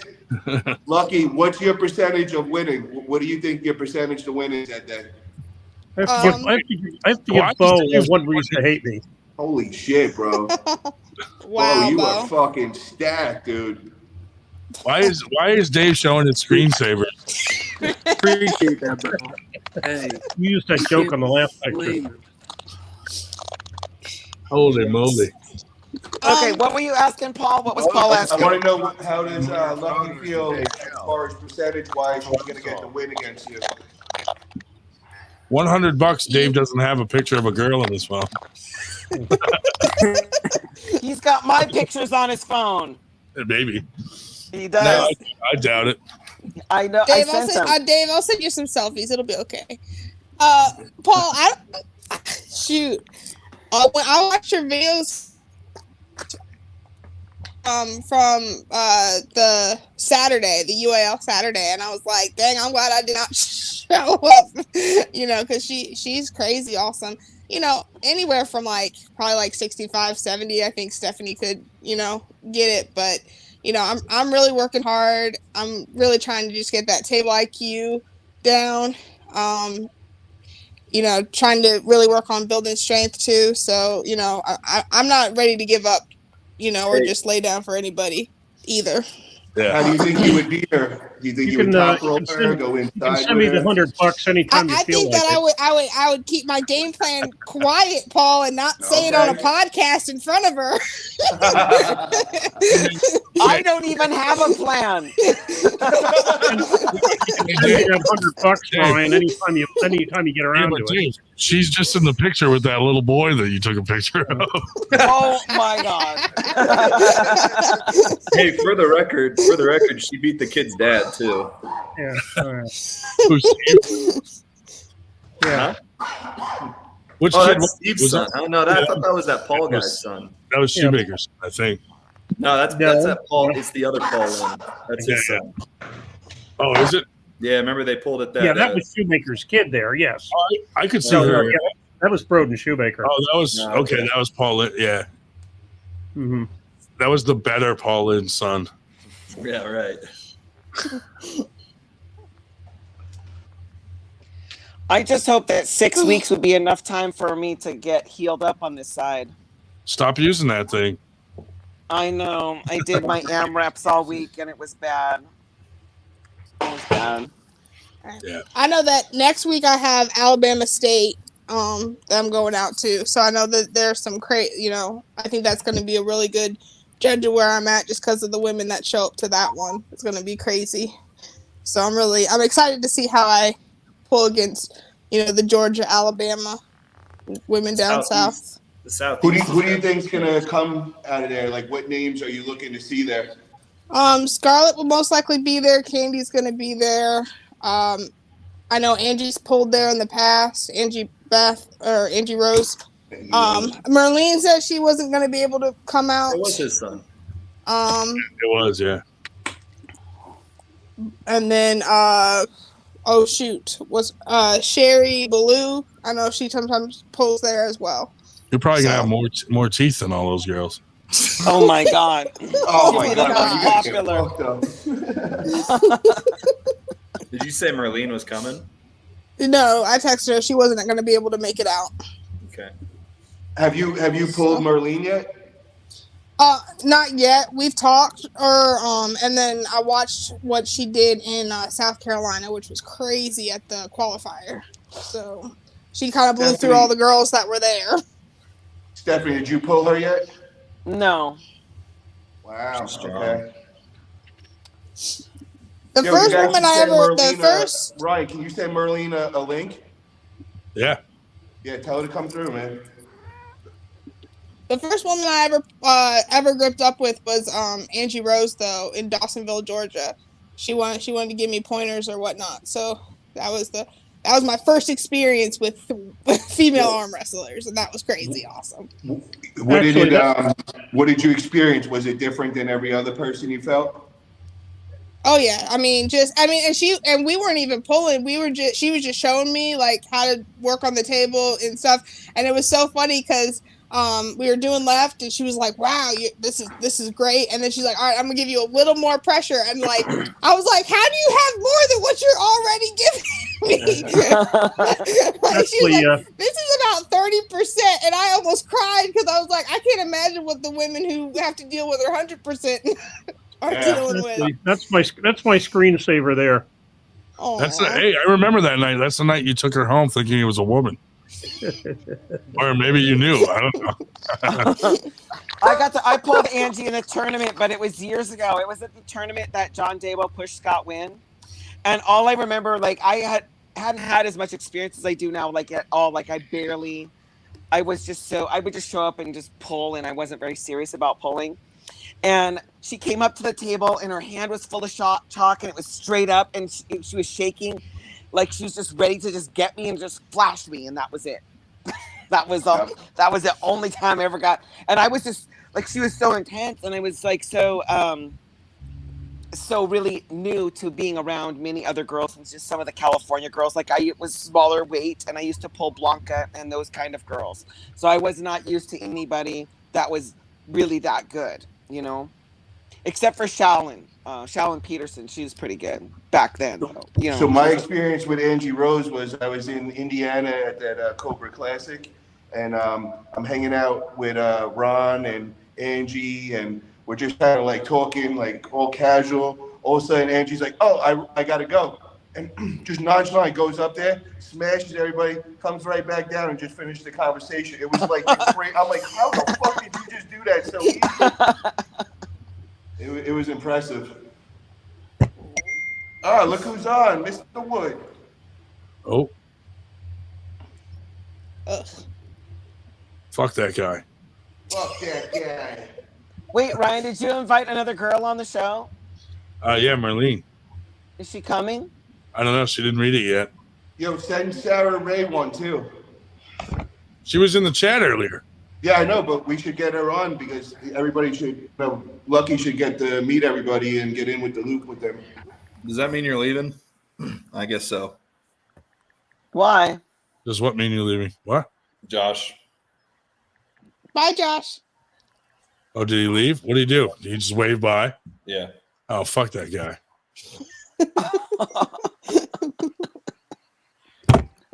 Hey, Paul. Are you my band? Your super match is right-handed, right? You're my God, him? Yeah, my super match is right-handed. Oh, no. Are you pulling the tournament left? Oh, no, dude. After that, bro, I'm getting fucked up. I'm going to just relax and breathe finally because this shit is stressful. But I will be pulling after pulls. And if I lose, I'm going out the back door. You won't see much of me. But if I win, bro, I'm going to be walking around with my belt on, fucking drunk as fuck. Nice. So cool. Okay, now I want to come. Now I want to be there because I want to hang out with the belt. And Paul's gonna have like a Bluetooth with "We Are the Champions" following him around. Yeah. The tournament. What do we got for these super matches? Is it plaques or belts or what? Or jack shit? For the super matches? Yeah. I haven't decided yet. It'll either be the Dragons or something like similar. I got one of them right behind you. The Dragons were for pro first place, and then we got those kettlebell skulls for the semi-pro first place. Oh, nice. And I'm trying to decide what we're gonna do for amateur. Like, dude, when I posted those two things, all these amateurs messaged me and they're like, "Are you gonna have something awesome for the amateurs or what?" And I'm like, asshole. Yeah, piece of plastic. Yeah, So- dickhead. Ryan, are all 4 women's pro classes getting the Dragons and money and all that jazz? Yep. It's nice. Wait, there's 4 classes? 4 classes, yeah. But you said the Dragons are for the super matches as well, huh? Well, I don't know if here's Paul Cruz. I don't know if we're going to do the Dragons for the super matches too, or do something different for the super matches. We're doing Dragons for pro first class, so I don't know yet. Cool. But it'll be something of similar. It's not going to just be like a little medal.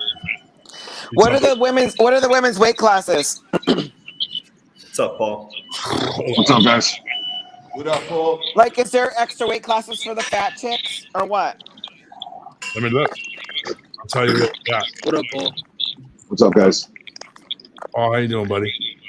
Same old, Paul, same you old. coming to Winter Blast? Yeah. Hell yeah. Of course. Yeah, I'm probably gonna drive up and drive home same day. All right. There's a lot of travel. I got a lot of travel going on, so we'll allow it. Well, hopefully my last match isn't at 9:45 again. There you go. I think it's going to be a quick because they got Corey Miller with the brackets and all. Everything's going to be real fast.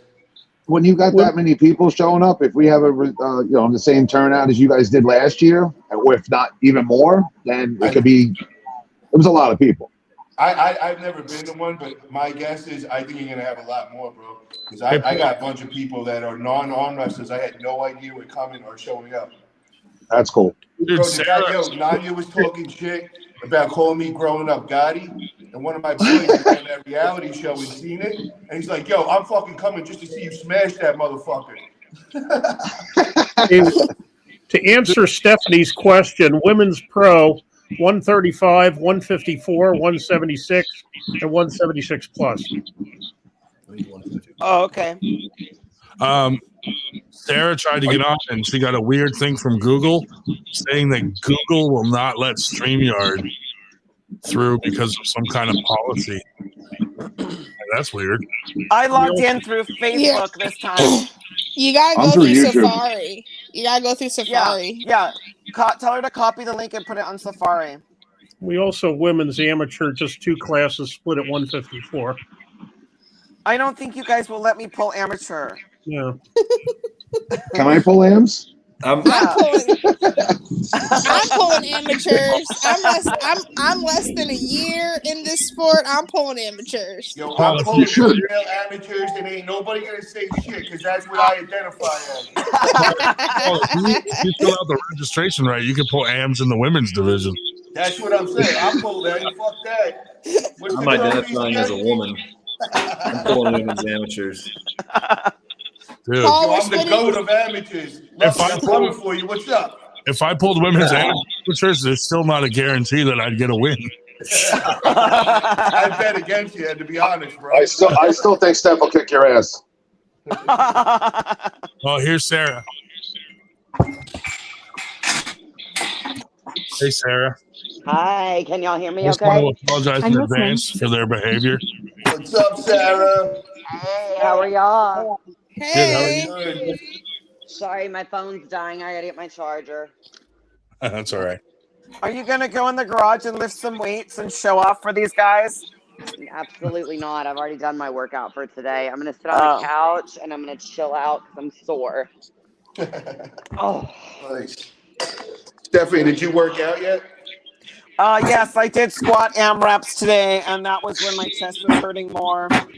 So I got all my AMRAP in, and then I did accessories, and then came home, and I put the hot pack on. Oh, yeah. Wait, you got hurt, Stephanie?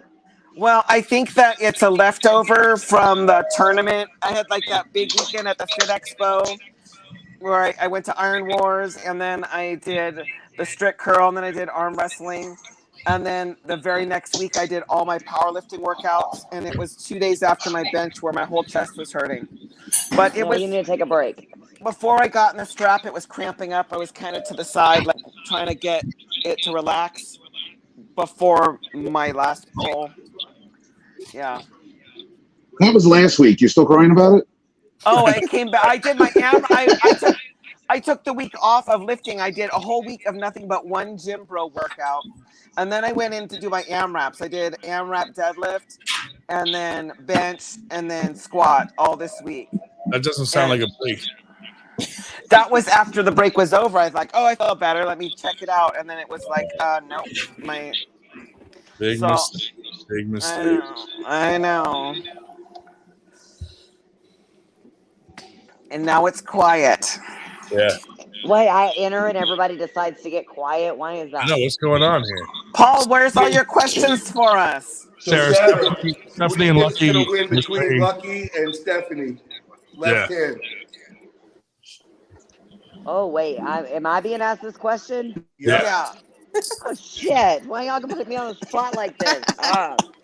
Well, you just said everyone be quiet as soon as you got on. So I've never pulled Lucky. I don't think I've ever seen Lucky pull. So I don't know anything about Lucky. I've only had one conversation, and I look forward to working with her. I've pulled Stephanie. I know what Stephanie's like as an arm wrestler. So not knowing anything about Lucky, I'd have to go with Stephanie. But that doesn't just completely discredit Lucky because I don't know her. So I'm just going with who I'm familiar with. I have a win on Stephanie. Who gets Ryan the has- best between Stephanie and Sarah? That's the match that needs to happen. There we go. We'll have Paul's just Stephanie. putting everybody on the spot tonight. I think they know. Yeah. I think the last time Stephanie and I pulled, I had the win, but she's got some wins on me, left hand and right hand. But the last time we pulled, I think it was at the East-West qualifier, wasn't in Houston. We went to Houston together. Yeah. That's the last time we've been on the table together. Yeah, that's true. So she could be a completely different animal now. I don't know. Yeah. Stephanie, if you lived in Texas, what would you be ranked? Who's over there? That's my weight class, Sarah. Elizabeth, Sarah. No. No. You're gonna be in so Maryland's here. Maryland would probably be your main competition in that weight class specifically. Ashley May, but I don't think Ashley Weld now. She's not competing anymore, but she would give you. I don't know if you'd beat Ashley. I don't see you beating Ashley May. Well, I guess I better come train with her then. She's retired now. Even out of retirement, she's hell. Non-training, she's hell. Hey, yo, Wood, if you're listening, man, is that the side pressure machine? And before we get in another fight, can you just sell me this goddamn side pressure machine? What? I want your side pressure machine. I'll buy it. Paul, you must be bored because I didn't even want to talk to Andrew. I want to leave when he starts talking. He's Yeah, but disrespectful before he gets to kicked women. off, can I buy this table? This side Ryan pressure? is not going to kick him off. He's going Hold to leave on, him on to make I have us a mad. question for Ryan. How many times does he kick? How many times does he kick this kid off, and he keeps coming back? I know. Sarah has a question for This is Ryan. what we do, man. We do this. I have a question for Ryan. Ryan, What do you got? I have a question. Yes. All right. So, how many women are you anticipating being at Winter Blast? That's a good question. You know how it is. It's like hit or miss with women. Sometimes they're in the mood to come out, and sometimes they're not, which is why we're doing the cash payouts and a trophy to try to entice more women to come out. There are a lot of women up here in the Northeast. It's just for some reason, there's another promoter up here who a lot of times only throws certain weight classes specifically for like his wife. So like a lot of women get turned off by that because they're like, I'm not going to be 135 pounds and go pull in the 155 pound class and get smoked every time. So we brought back the 135 pound class because Sue Fisher, who's my partner in Winter Blast, she's a lighter woman and she's like, I want to have this weight class and get women pulling again. So I'm hoping we're going to have a good turnout because there are a lot of local women here that come out and pull. And we have a lot of women that are reaching out to me from abroad saying, hey, I'm coming. Don't tell anyone and stuff like that. So that's kind of funny. But, Well, I'll go ahead and throw it out. I'll be there. Yeah. Oh, she let the secret out. I let the secret out. The only reason I knew that was because I have the list of people that booked a hotel. Well, look at you. Yeah. Look at you. I should have booked it under a different name. Absolutely. No, but I will be there. I've never been to Pennsylvania. Nice. So this will be a bucket list thing. I get to come and check out Pennsylvania. I think I'm going to go through New Jersey, or I don't know. I have to look at the travel plan. So I'm excited to cross a few states off my bucket list and Sweet. come see everybody. So can we say that you're coming to try I to don't. more women to come? I don't know if that's a good or bad thing to say that I'm coming. I don't care one way or the other, but right. I do plan to pull. I'm not going to be 135. That's for damn sure. But right. I should be coming in at 154, and then I'm going to pull every class above that, right and left. Wait, Sarah, are you cutting weight? No, I'm about cutting weight for me. I walk around about 160. So for me to get to 154, it's just like a water cut, simple. Yeah.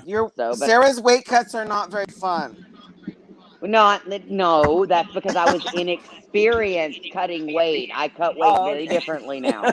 I didn't know what I was doing back then, and I was a bitch. So I've learned a lot. I did not say that you were a bitch. I said it just wasn't fun. I heard it. I knew what you meant. So you'll be running into Jesse Androvic there too. Yes, I look forward to pulling her. Yeah, that'll be cool. I should try. I'm trying to talk Sue Fisher to actually pull. Maybe she'll pull in the tournament because she hasn't competed in a little bit.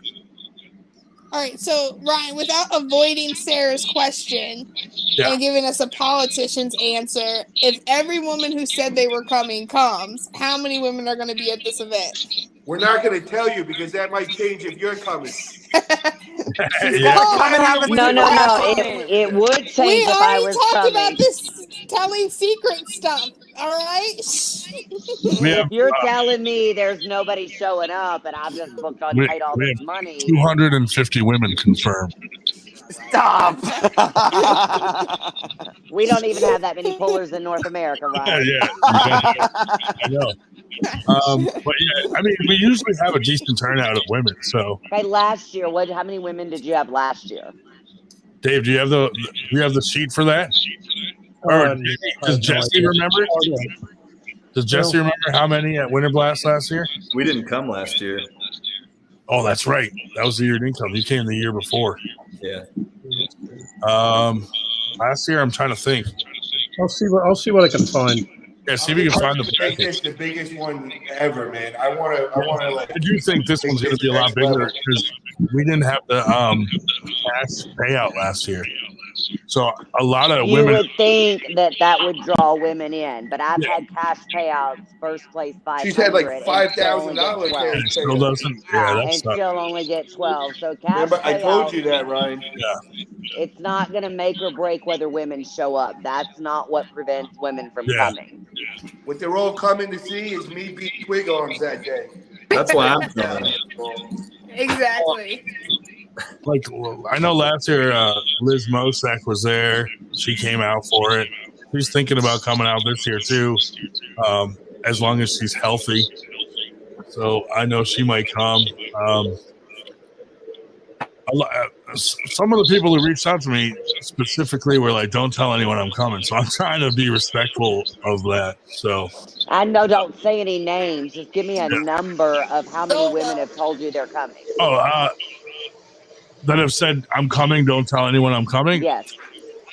4 yesterday, after I announced the that story about the donation for the cash payouts. Yeah. 4 people reached out and said I'm coming. Okay, so why would somebody not want to say they're coming? Why would you want it to be a secret? What kind of a you want to surprise so they can win and nobody will know they're coming, you know? That's because they don't want to scare certain people away, I feel. Yeah. Right. Yeah. Because if you're planning on coming and dominating the class and taking all the money, don't tell people I'm coming means that they might scare other people from coming. Yeah. Stephanie, are you going? She's thinking. I want to come. I wanted to do a super match, but they said they didn't have no money to pay my way. You know damn good and well promoters don't just pay your way. You got to come up with those funds yourself. I told her to just DoorDash the whole way here.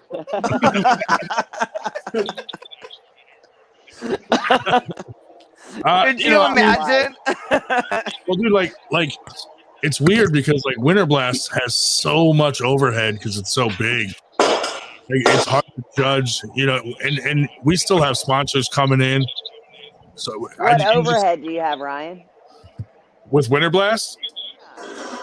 Well, like just the normal stuff, really. But like this particular location, we have to pay to be in there. Usually, Hold on. You did what? You paid for a venue?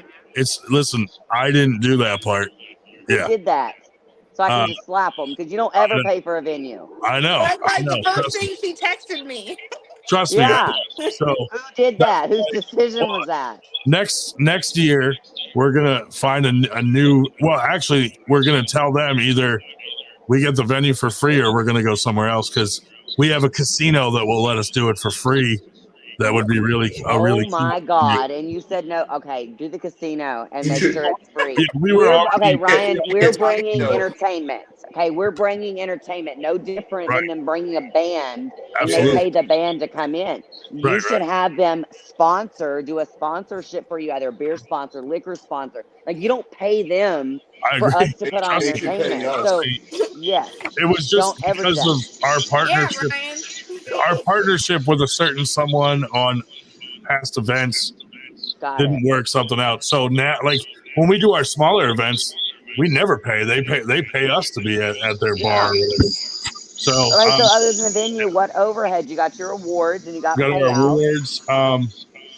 There are some people that we have to pay for hotels and flights for.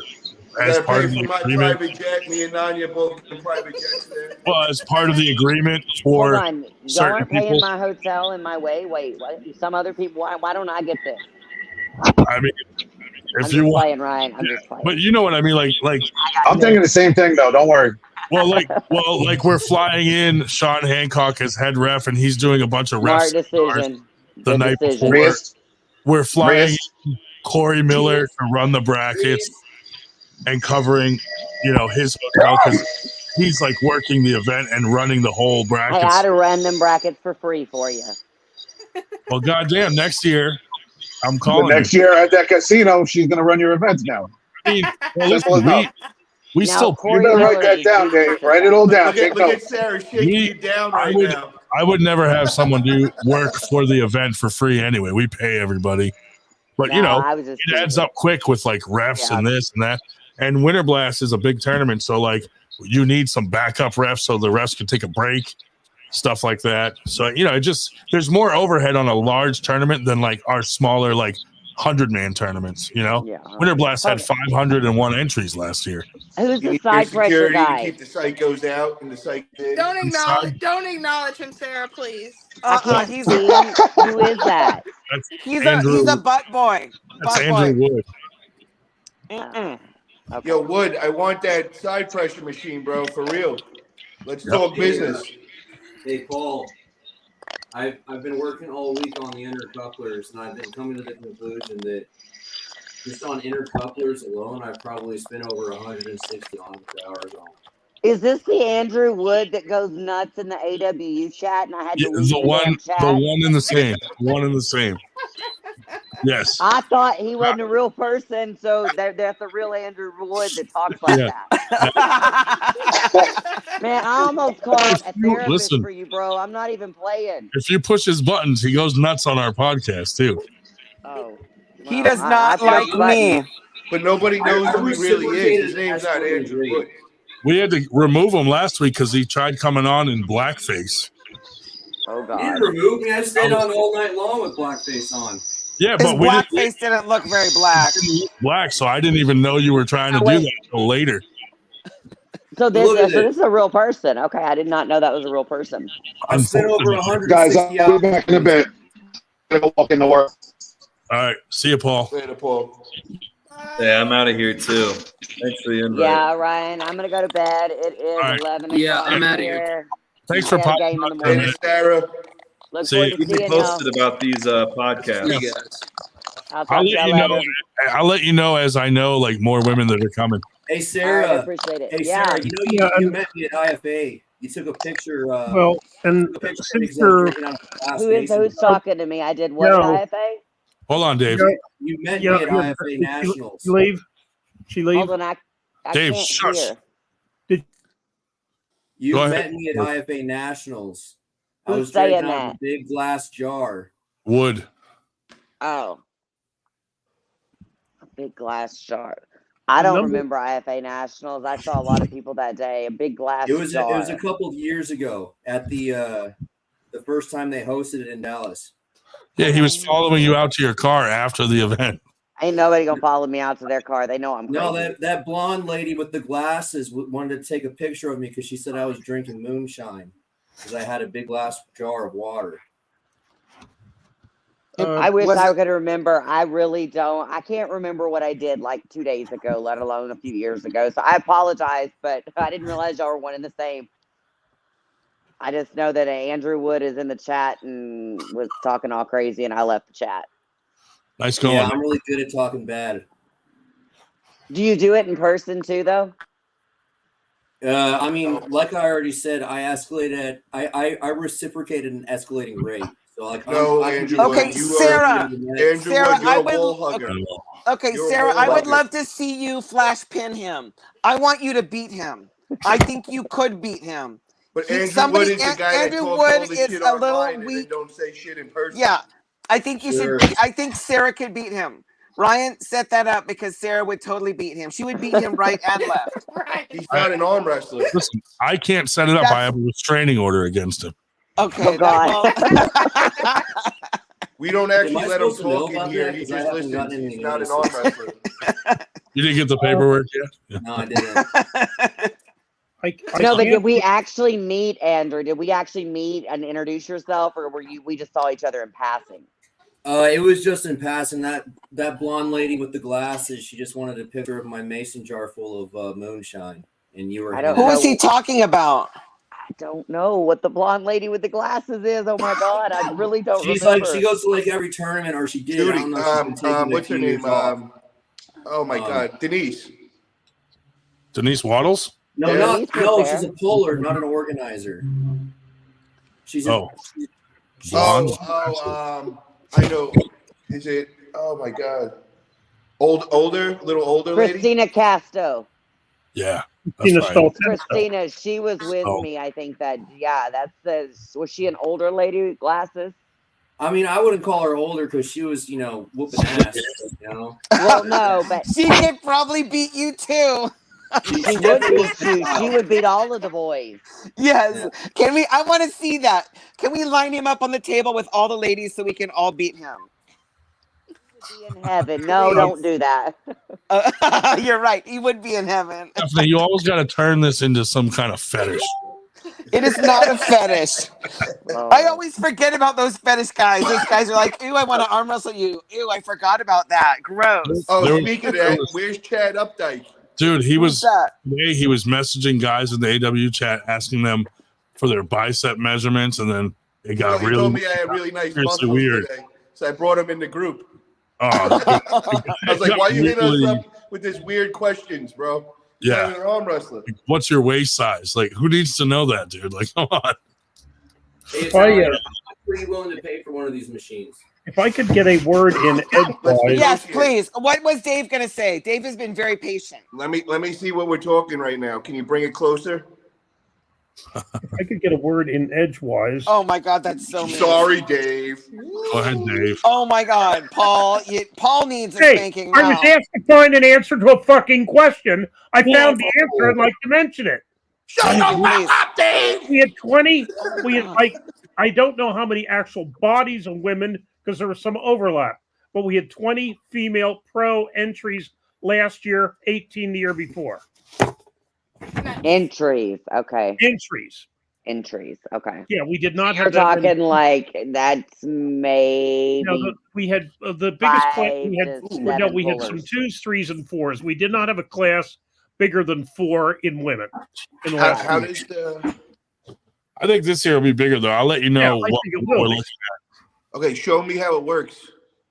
I just don't want to show up uncontested, right? Yeah, Like, yeah. No, I understand. Yeah, I'll give you a heads up so that you have time to make that decision. No, I've already booked everything. It's already. Yeah, booked you're for my the fourth. corner person. You're in my Yeah. Yeah, corner. I know. I got to be there for Paul anyway. Well, oh my God. it helps. I'll enter the women's division if it's light. Hey, I'll pull the men's 154 AMs. There we go. That'd be awesome. It's got I'll go pull them, pronation beat on up it. on them boys. Yeah, hell yeah. All right, guys. I really got to go to bed. thanks. I Thanks for appreciate coming on. y'all. Lady Good Sarah. night. Nice to Bye. see you, Sarah. Bye, Bye. Lucky. Bye, Stephanie. Bye. Bye. Dude, I feel bad for her. She didn't want to admit that she knew Wood. Yeah. I feel bad for you because she was asking you questions about overhead because she knows how to run a tournament and you were not answering them. Yeah, because a good promoter isn't going to fucking say, hey, I flew this guy in, but not this guy. And I paid for this guy's hotel and not this dude. Like, that shit's not shit you talk about. Oh no, I didn't think she was asking that. She was just asking what kinds of things you had for overhead. And Grondin don't want to tell everybody he bought us a private jet, bro. Like, yeah. Darn it, Ryan. and you can't. And I'm gonna have to. Certain, there's certain positions for the tournament. Like Corey Miller's coming running the whole brackets thing, and everyone that's doing brackets is meeting with him. Like that's an important position. So he made a deal with me. Like, hey, yeah, that's good. I'm glad he's coming. You know, so, but that's not something that, you know, you should really talk about, but that is an overhead cost that is part of the tournament, you know? my plane tickets were expensive as hell. Okay. Dave, how far away do you live from the tournament? An hour. An hour? Would I want it? Paul Ataya staying with Dave Shell. Well, I'm just remembering No, when I know what he does. I'm trying to hook him up with Chad. Well, I'm just trying to remember when I couldn't afford to fly all the way out to Travis's tournament. I flew into Philadelphia and road tripped with Jimmy and his girlfriend. And maybe there's somebody else who's doing a road trip and I can fly into somewhere cheaper and road trip with them. So I'm just trying to think about an idea of that. And do they get any special treatment? If you fly into Philly, I'll pick you up, but you gotta let me punch you in the arm the whole way. Oh my God! Only if we filmed it. It's got to be on live. You got to do it Facebook Live the whole way. Wait, where's Andrew Wood? So Paul, Wood, can you change the angle? Huh? Can you change the angle so it's straight up right now? Can you start over here? Yeah, you can start wherever you probably do better on prices in Philadelphia than anybody else. The other area airports, you have like Trenton, you have Allentown, Harrisburg, but Philly's, you'll be getting more direct flights and probably better prices at Philly. To fly into Philly and then carpool with somebody? We should really Philly or JFK. We should try to get as many women to come as possible to make it worth, like people further out, like Stephanie and Lucky and Sarah that are coming, to, you know, so that it's worth coming out to pull some people. I know we can get some girls. I want it to be as small as possible. I want I know. that class so I can get third Like, place. I want that trophy. Yeah, no, I hear you. But, maybe somebody can get me some stem cells for my pec, and then I'll be ready to go. Just stop working out for 2 weeks. Oh my God! And then I won't be able to fit any of my clothes. Oh, here's Todd. Figures. I Here never we go. met Todd before. Have I met Julian Todd just before? left. Oh, did he? I just missed him. Yeah. Oh Yeah. shit! Dang, dude, that video card. What video card is that? He said Todd's It's a 6900 XT, but that's my old one. I got a 7900 XT in my PC rig right now. I got Julian, a 660 Julian left Oh, and he nice. said Todd's a bitch, and we were like, "Oh my Yeah. God!" I am, bro. That's exactly what I am. He didn't. No, that's cool. Yeah, no, I know he did. He's not a shit talker. Nah, same. But yeah, how do you feel this match is going to go? Like, do you know much about Julian? Not really, man. I've been out of the game for 4 years. Just came back for 8 months. So we'll see, man. I don't know. You look strong. All You look right, strong guys. as fuck, dude. I gotta go, and I'm gonna go do my DoorDash now. Maybe for your You nightly muted yourself. bedtime story. Okay. I did Bye, not mean- Stephanie. It was nice just to cut off our man Todd telling a story. I'm sorry. I'm just leaving. Okay, what? Stephanie, What? Yeah, just very briefly before you go, just so you understand the situation here. Philadelphia has very good regional rail where the regional rail goes right to the terminals at Philly International. And one of the rail lines comes almost on top of where the venue is. Oh, So, awesome. Okay. yeah. So I'll look at tickets to there. And Well, we can or organize worst it. case, maybe we can have someone go pick you up. It's not that far, it's like 45 No. We minutes. can get you, but if worst came to worst, like I say, they do have a very good regional rail going right to the terminals, and whatever. So we can talk about that later. Okay, I'm sorry I interrupted Todd, and I just wanted to go make some money. The more money I have, the closer I'll be to You getting should there. be sorry. Oh, so sorry. Go eat everybody's DoorDash when you deliver it. I never do that. Todd, if you're around for the bedtime story, pick a subject and I'll come up with a story. I won't even come up with it. I'll think of a story I have. Make it a fun subject. Oh, okay. Okay, bye. 90% of the time, it's about something that's been inside of her body. No, Jesus. Like carrots, all kinds of stuff. There, it's crazy. So, are you training for this match, or are you just doing your normal? No, man. I just got my feet propped up, just hanging out, watching cartoons, man. Perfect. That's the way to go. Nah, yeah, man. I'm training. Of course. Training, working hand, wrist. Just trying to get stronger day by day. Yes, sir. That's all you can do, man. So yeah, that's it. He actually just stopped training because I guess he's competing at something out his way. So, Winter Blast is not his very next tournament. So, oh, nice. That's good. I mean, it's good to be fresh, be ready for a tournament if he's got one coming up. So, yeah, we were trying to figure out if there were any people you've both pulled that we could compare. You know what I mean? But it's hard. I mean, I've been out so long; it's tough. Yeah, 8 months. I mean, first couple months, I was just trying to get back in the swing of things, and did that tournament. 2 weeks ago? That New Way tournament. What was it? New Way tournament? Yeah. Yep. So did good in that, but we'll see. I mean, it doesn't mean anything. Yeah. Well, good, dude. I mean, he did. He had a super match with Tim Lewis last year. Yeah. Was it left or right? It was. Was it both? Did they do both arms, Dave? No, it was who with Tim Lewis? Julian. With Tim Lewis? Hey, go back to sleep. Yeah, he had a super match. Go back to sleep. I don't remember. We're there, so I think they Hey, did. Tim, what's going on, brother? How you been, man? Was that possibly? Was that? What was that? Was it an hour thing? Todd, what's up, brother? Was that an hour thing in Delaware at Delaware River? No, Dave. It was Morocco's. Oh. What Morocco's tournament? Yeah. I was not there. I know. That's what I just said. No, but I mean, that's why I do not know. I was not there. I have no idea. I just said that. Well, why don't you stop saying stupid shit and welcome Kyle Blankenship to the chat? Hi, Kyle. Where is he? Johnny Bravo, how you doing, brother? Oh, he's in the chat. Oh, yeah. What's up, buddy? But yo, Todd, what's I up, thought you man? meant How long you been arm wrestling for?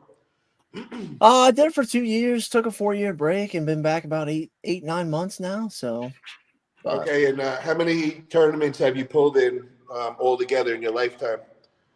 My lifetime, I don't know, less than 6 or 7, maybe. Okay, and how many super matches? I had 2 super matches. And what's your record? 1-1. And I mean, who was the win against?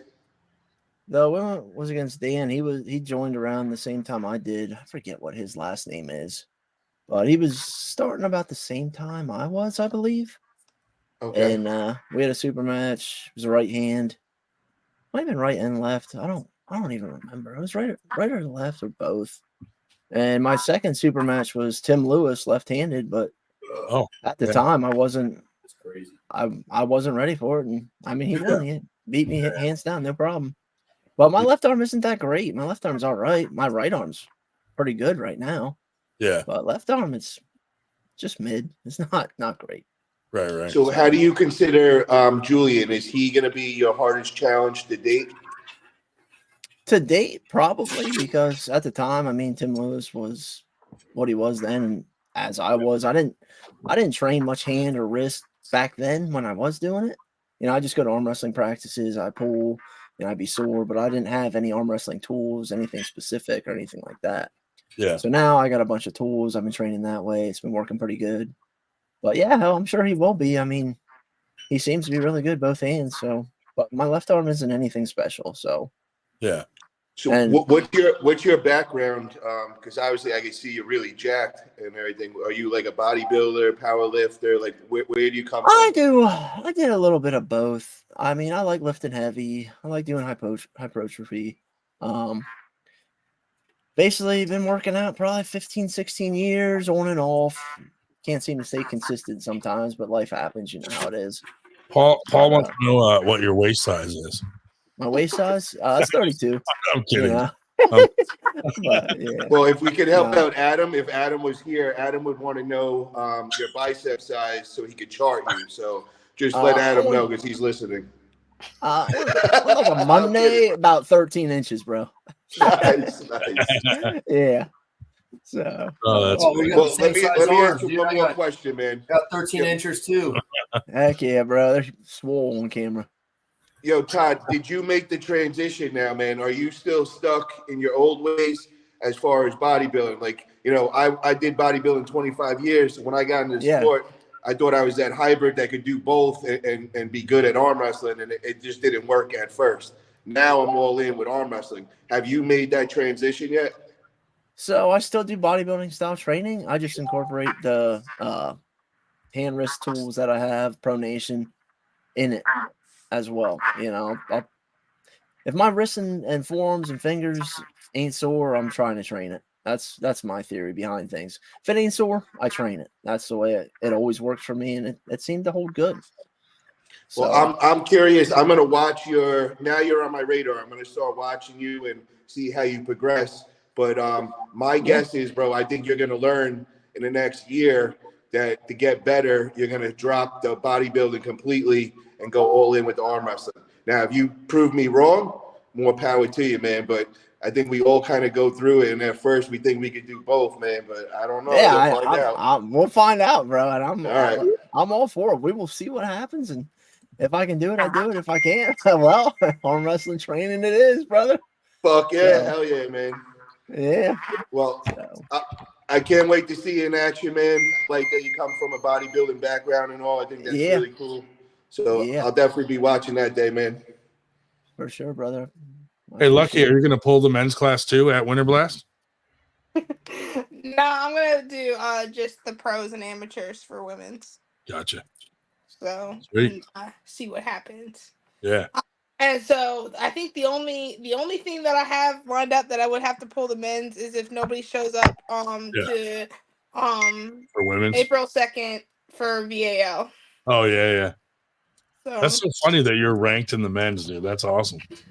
Yeah, it's pretty cool. I'm still debating because number 3 left hand, like we are so close, and I would really love to be 3rd left hand in Virginia. So number 1 and 2 can stay there, but that number 3 spot is looking good.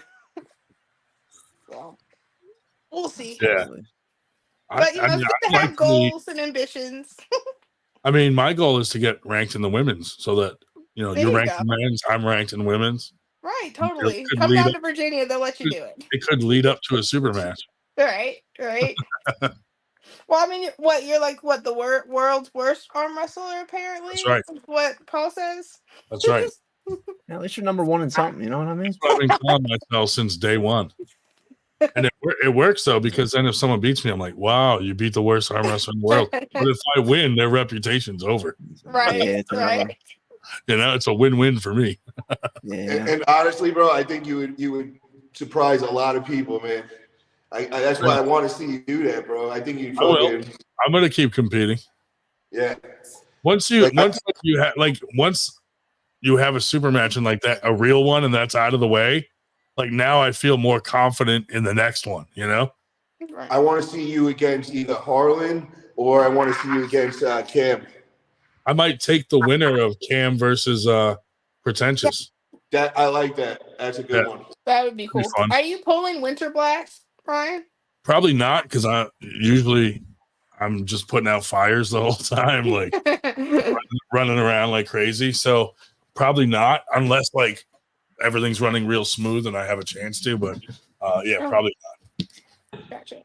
All right, I'm gonna head out, guys. It was great talking to you. So Yeah, I you will see too. you all in March. All right, Good sounds seeing good. you, Lucky. Have a good night. Good to see you too. Thanks. Good luck. Do you have to tell someone named Lucky good luck, or is it just like self-explanatory? Yeah. That's cool though. So she's coming. Sarah Collins is coming, and then I don't know if Stephanie's actually going to come or not, but we'll see. I think Stephanie comes. Stephanie used to fly around the country wherever we throw events. She was there, so I don't see Stephanie missing this one. She just has to DoorDash a couple extra days. Well, I still haven't had anybody take me up on the second bed in my 2-bedroom, although Wiggles was making some noises, but hey, first Wait, come, Wiggles, first served. Wiggles is sleeping over your house? No, I said it in my room in the hotel. Oh, he's sleeping in your hotel room? Well, he had asked about it. Dave, you are a pimp. Let me tell you, brother. Pimp. He's going to never be the same after staying in a hotel room with you, Dave. Well, it's like Stephanie had said once she'd really like to, do the tour with me when I'm out wandering around at tournaments and practices. I said, well, I wouldn't know what to talk about, carrots or gold bond. Oh, man. Pretentious said he wants to pay Broderson to come out and corner him. Oh, there you go. Then maybe Broderson would actually come to Winter Blast instead of being a pussy about it. And you Adam's did. the one with the- Next. Stephanie said she would stay with you. Yeah. And Wiggles. Dude, that's an awesome threesome right there. She also wants to do the tour. Oh, and she does want to do the tour. That's awesome. Yeah. She'd be a good person to take along with you, dude. And you guys just hit all kinds of practices and fucking events and shit. And, she doesn't have to worry about you trying to have a hanger.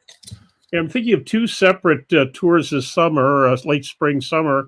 One in the upper south, so hitting some areas I haven't been, and the other maybe going up to visit that goofball Yakimovich who didn't come on tonight, but in Nova Scotia and hit things in Maine. And he did come on tonight, but the camera is set on just his cat.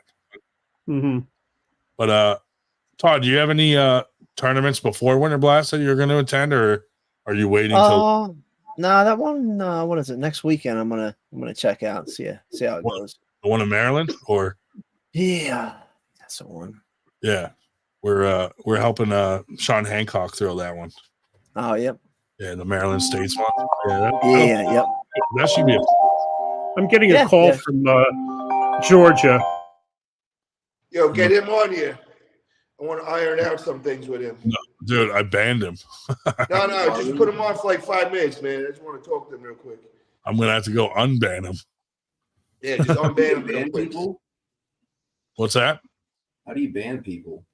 It's easy. They come on and they say the N-word, and then I fucking ban them because. Oh, I don't mean like StreamYard. Like they don't do like IP bans or username bans or account. No, like bans. if I right click, it can like it says ban from the studio, and then they can never try to enter the studio again. Okay. Yo, Harlan, come on up real quick, man. We want to talk. Fuck that guy. Fucking racist. So Wood, how much for the side pressure machine, and what is the base of it? Like where do I put my? Because I see you have like some plywood. What's normally there? Is there like a pad or something? Yeah, I mean, I got a pad. I mean, you can get a pad. Just. Oh no, I want the thing ready to go, bro. Yeah, I mean, I just don't like the pad, because I use it as a worktop, so I just never installed it. Just like I don't. Well, just get it all nice. I like everything shiny and polished. Well, dude, if I'm going to sell you one, it's going to be unpainted and it's going to be a different one than this. I'm going to make one just for you. Oh no, you need a couple. Can you get it to match my gym? Can we do red and black? You can do whatever you want with the paint, man. I mean, I'm not a really good painter, so I would suggest having someone else paint. I mean, if you want me to paint it, I can. No. I need it done. I need a done product. You said you make side tables. I don't get half a side table done. Yeah. The whole thing done. Well, this is the thing, Paul. I've been thinking about it, and I mean, a modest estimate would be 60 hours, and like an accurate estimate would be 100 hours of labor per table. Can you put semen on it and then just clear coat over it? And then on that you got to note, keep in mind, Wood, I'm going to be your representative. I'm going to be your guy that's going to get that shit everywhere, man, because I'm setting up my gym as a studio, so it's going to be on all my podcasts, all that shit. I mean, I already got a guy. I mean, if I want, I can just hand my tables off unpainted to a guy, and he'll sell them for me. Yeah, but it's not Paul Italian, man. I go and put the stamp on it and say this shit's official. I mean, so you want a regulation size table. You don't want the sled. You want the full table, right? Not well, kind of like what you have right there works. I don't need the full table. That is a full table. It's a full size regulation. Can you go back table. over there? Can I see that? Because you had that piece of wood over it. It confused me. I mean, like, what do you want to? You want me to take the tabletop off again? Yes. So what am I getting? I'm getting with the pad on it, right?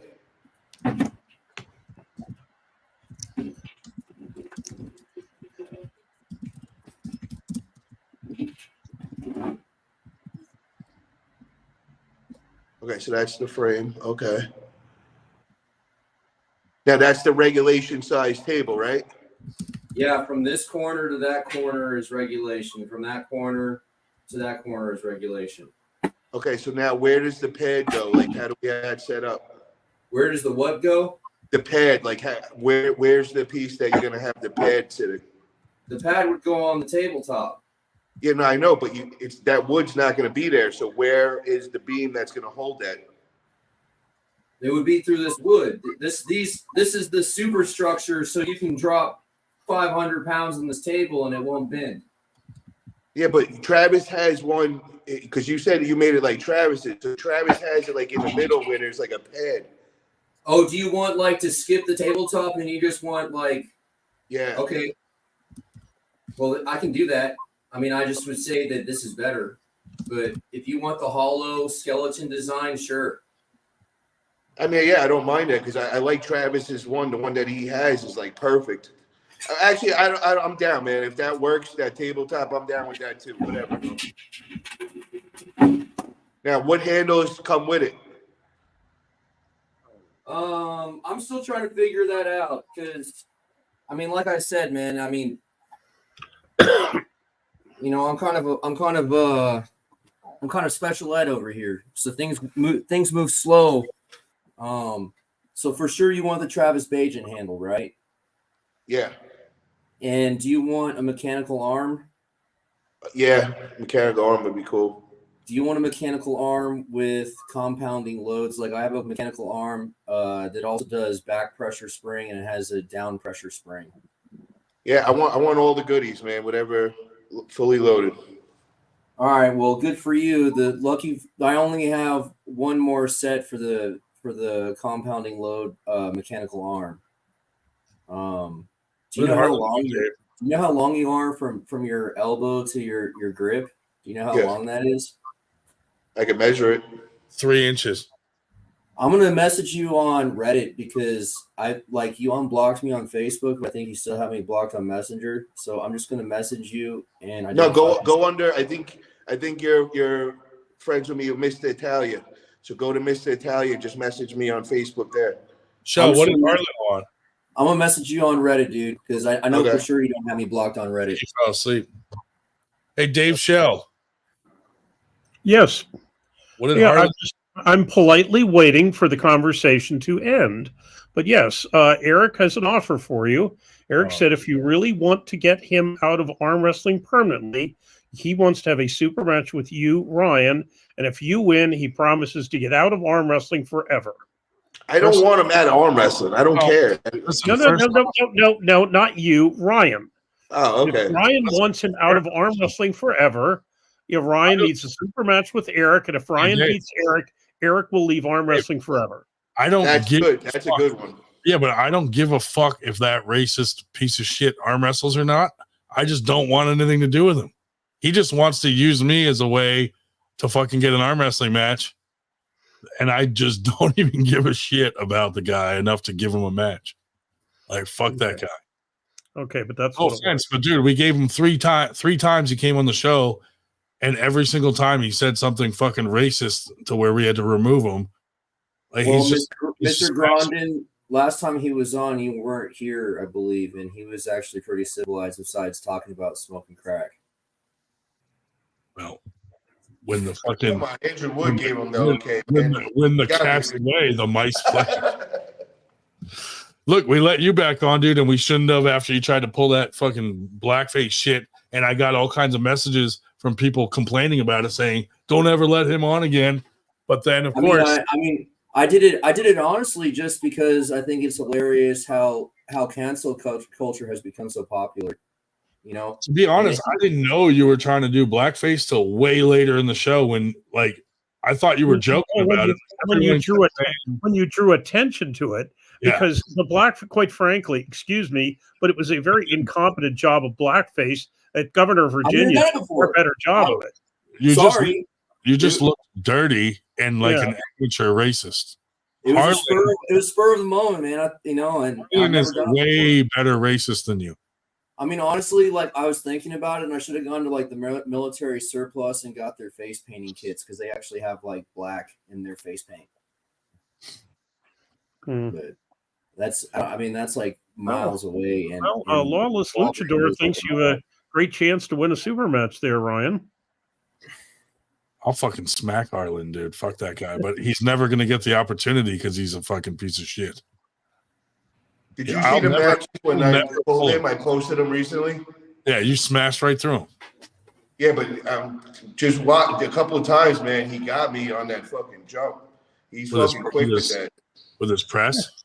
Maybe I should stop. You don't see it coming because he'll fucking go top roll, and then the next round he fucking comes in out of nowhere, and I was like, oh shit. He fucked he fucked with my elbow that day. Like, whether he would beat me or not, I just don't even want to give him the opportunity just because we gave him an opportunity to come on here and act normal, and he fucking screwed us over. So it's like, yeah, but I look at it different, man. Like we're in like a combat sport, so you don't want to be like hunky dory with this motherfucker. You think he's racist, so you be the guy to go beat a man to fucking rip his fucking arm off. That's the way I look at shit. Do it for America. Yeah, man, do it for fucking the 98. Do it for fucking non-racist motherfuckers. Be the guy to fucking smash the racists and fucking make them look stupid. Well, he did say he wanted to have an MMA match against me also. No. Hey, Don't go. We're what arm is wrestling. what is racism? We're arm wrestling. But no, let's not go down that Wood. Let's not focus even on the match. Because you know that gets Can crazy. I ask everybody else what they think in the room? Am I right or am I wrong with that? Because I could be completely off. I mean, dude, was that Strickland dude that got like molested or beat up when he was a kid? He's hilarious. He talks so much crazy shit. You know? But let me ask Todd. Todd, what do you think, man? If this dude is like the racist dude, do you think if Grondin's the guy, the hero to go and smash him, is the right way to handle it? Or do we just don't even talk to him or get involved with him? I mean, if he's going to go smash him, he's not going to have anything to say then. You go, you do your business, you smash him, you shut him up. Well, the problem He has nothing to say. What's he going to do? And Paul can attest to this. This dude's a nut job. Like, he's fucking putting podcasts out about Paul, stalking Paul, fucking putting Grondin, about me. Fun. But You know bro, what I we're mean? not in no It's like, serious dude, shit. It's entertainment. That would be. It's entertaining. It's entertainment, bro. It's reviews. Why not? Bro, because it's hilarious when this dude puts on this ridiculous shit that makes no sense. Paul Italian lies and deceit. The fuck are you talking about? Yeah, it's the polarity. You gotta have some magnetism to the conversation. There's better people I would choose to pull before him. Nah, but Grondin, the thing It's that not you the don't point. understand that I do is I'm more excited than any other name you've ever mentioned. You pulling Harlan because it's real. Like, that's what is so appealing, bro. That's what it's making me a wanted. The other matches, yeah, dude, that's cool, but it's your homies, bro. Fucking Harlan, you don't like. I know. That's And why look, it will be the first time we don't see I know what you're Grondin saying. all nice and humble. Grondin's going to be ferocious that day, and we've never seen that. Yeah, but you know why I don't want to pull him. Like, one, he almost got you and Nanya's match fucking canceled. Bro, that's why I need you to smash him. He's like fucking with people's tournaments and this and that. Like, dude, I'm it's just like, arm dude, wrestling, dog. He's not I getting you know canceled. what you're saying. Whatever, bro. If people want to believe him and they're gonna drop out, then they're listening to Eric Harlan. We don't need them. Yeah, cancel culture can get fucked, dude. If anyone wants to be like complaining about shit, then they can just go cry in a room by themselves, man. That's my But opinion. it's not even a cancel culture. It's we're in combat sport, bro. We don't want to sing kumbaya with every opponent. We want some real fucking shit. I tell you, Ronnie, they will be more excited about that match between you and Harlan than me and you. I'm telling you. I realize that. So, bro, are you talking? What do you just go and shut him up. He can't say nothing then, dude. He realizes that too, and that's what he wants. But bro, he's not going nowhere, homie. I just got a text saying, "Tell him he's a pussy if he doesn't take the match." Okay, see what I mean? Like he's just trying to goad me into it. He's a faggot. Grandin, listen to me, man. You could be the hero, bro. You could be the guy that shuts him up. He's not leaving, dog. He's gonna be pulling in all their tournaments. I want to punch him in his fucking mouth. The dude fucking. But bro, we're all gonna tune in to see if you actually punch him. It's like exciting. Oh my god. The bottom line is when you take a nap, David's gonna let him on the show. Yeah, probably. Uncle Jim, what do you think, bro? You're a man of reason over there. What do you think, bro? Is that a match that would excite you that you'd want to see? Or we don't give this guy a platform? I mean, like, I feel like Jim, if you take his side, you're never coming on here again. No, don't do that. Ryan, you need to I'm kidding. Give your honest opinion. I think you need to go fucking hold that dude like a launcher. Oh my god, dude. Bro, it's exciting, man. I'm telling you, man. I've been saying that from day one, bro. It's real. There, Lucha's speaking the truth. Ryan, you want me to pull Ryan? Crazy Uncle Jim would kill him. Crazy Uncle Jim's a fucking monster. I know he would kill me, but that's a good match, dude. I've lost another. I know, but bro, that's what you want in a super match, man. I know, but like when you don't like someone and he just wants this match, and I know he wants it so bad, me not giving it to him is like, fuck you, you fucking loser. It's gay you not giving it to him, man. This is what we do this shit for, bro. We look for this. This is like natural. This ain't no fake. This is real deal. I know. I get what you're saying, and I do get your point. It's just, I just fucking hate this fucking loser so much, dude. I just like. Yeah, but bro, we always need a heel. There's always got to be a heel in this. He's playing the perfect heel. He's trying to, he's trying to do exactly what is working. You guys, there needs to be a limit to what heel behavior is, though. There still needs to be some semblance of civility, you know. Andrew Wood, I love you. This fucking guy says the guy who has a mental breakdown every other day. I know, bro. That's why you're the best. What? Well, no, I mean, like, you guys are trying to cancel Harlan, but you guys also promote a guy who said the N-word over a dozen times on your show. Who? Come on, let's stop going there, man. Yeah. Everybody. You see what I mean? Like Harlan focuses on that. And just looks for Harlan's constantly looking for reasons to try to get our shit fucked up all the time. Yeah, well, I mean, you guys, bro, you guys have who cares? What is he trying to get fucked up? Who said the N-word over a dozen times on this show? But Brian, what is he trying? What could he fuck up in arm wrestling, bro? No, but you know what I'm talking about. You were on the same boat as me for a while too, because you were like, if somebody did that to me, you gotta stop. You were like, we gotta stop dealing with this dude. Let me tell you something. The way I would handle it, somebody did that to me, they'd be on my hit list. Burger's got my back, dude. There we go. No attention or opportunities for this piece of shit. So what's the end result then? This guy's just going to keep nagging about a match for 5-10 years?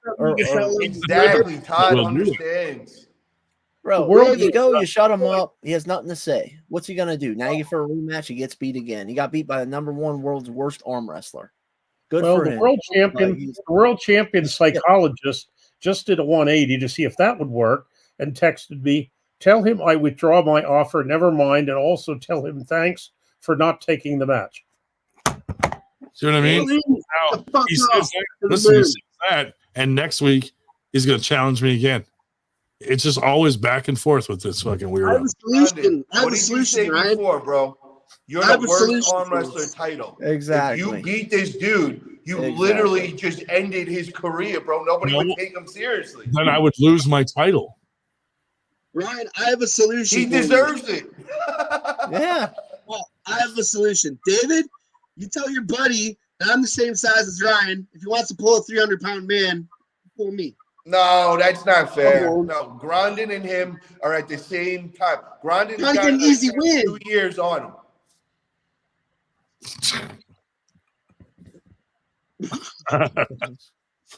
Oh shit, David Marr. That's good. Bro, that's a seller, man. This I'm guy telling is you, like- bro, that's a big match right there. Well, he is listening to this, so I don't have to tell him anything. He just has to tell me to tell you. Everyone thinks this dude's a fucking retarded piece of shit, racist joke. Like, David, So how about this? I All don't right, even Grondin, let me want- make a deal with you right now. I'll make a deal with you. I'm gonna make a poll. If I make the poll and I ask if people want to see that, you grip up with them. If they say no and the majority is, it's done. You're right. Never again. They say yes. That says the community has spoken, bro. You're the 98, bro. You do it for the people. that's not a fair bet because I have more trolls than the people are going to vote on your thing, and I'll just put no. No. I'm willing to go with it, man. All Let's do my it. troll accounts. Like I'm willing. You can use your trolls. I think it's gonna be overwhelming. Ron, you don't want to take this match because you think he's going to be happy that he takes it or he doesn't take it, or It's more principle. Like this dude came on our show, said the N-word. N-word. All right. We removed him. Then he came back. He apologized. He involved Jody Williams. Fucking apologized to Jody Williams. Then said it again. Then we kicked him off. Then he came on. Wait, he said it again? Yeah, like he fucking kept doing it, dude. And then people I'm friends with, like Jody Williams and Jamie Sheldon and Black Ice, were like, bro, stop having this fucking piece of shit on your show. Like he just keeps fucking. Hey, but yo, bro, guys, you know what I mean? Yo, what That's do we racist, fucking do when somebody says something they don't like? We fucking handle that shit. I do get your point, but it's like this dude just fucking. But listen, if I could go against him, he wants and me to smash him already, I'd be the hero, and I hit up Black Ice and Jody Williams. I say, tune in this date, watch what I do to this bitch. I get what you're saying, but to me, it's like it is driving this dude nuts that I'm not biting on his fucking. Bro, challenge. I guarantee it would drive him more nuts if the worst arm wrestler beats him and he gets that title not wanting it, bro. Oh, dude, I can tell you, I felt that, bro. I had that in the side of my fucking head. If I lose to this shit, I am never going to hear the end of it. I know what that feels like, bro. That's worse. Hey, Grondin, now you know what Mulan felt like. The arranged marriages of ancient China. Yeah, there we go. It's I think just what I need to do is take another tour of Texas next summer. All the people I missed last time, except this time I'll take Eric along with me, and Wood can handle him. Hey, Metal, What the fuck am I gonna do, man? I'm gonna ignore you fucks. I'm just not gonna show up. Holy shit! Yeah, the Metal's here. Metal, what up? Metal, Metal, are you gonna win your super match at Winter Blast? What do you think? I think you sound confident. Just you. Yeah, isn't it obvious? Isn't it clear to you? I mean, think about this.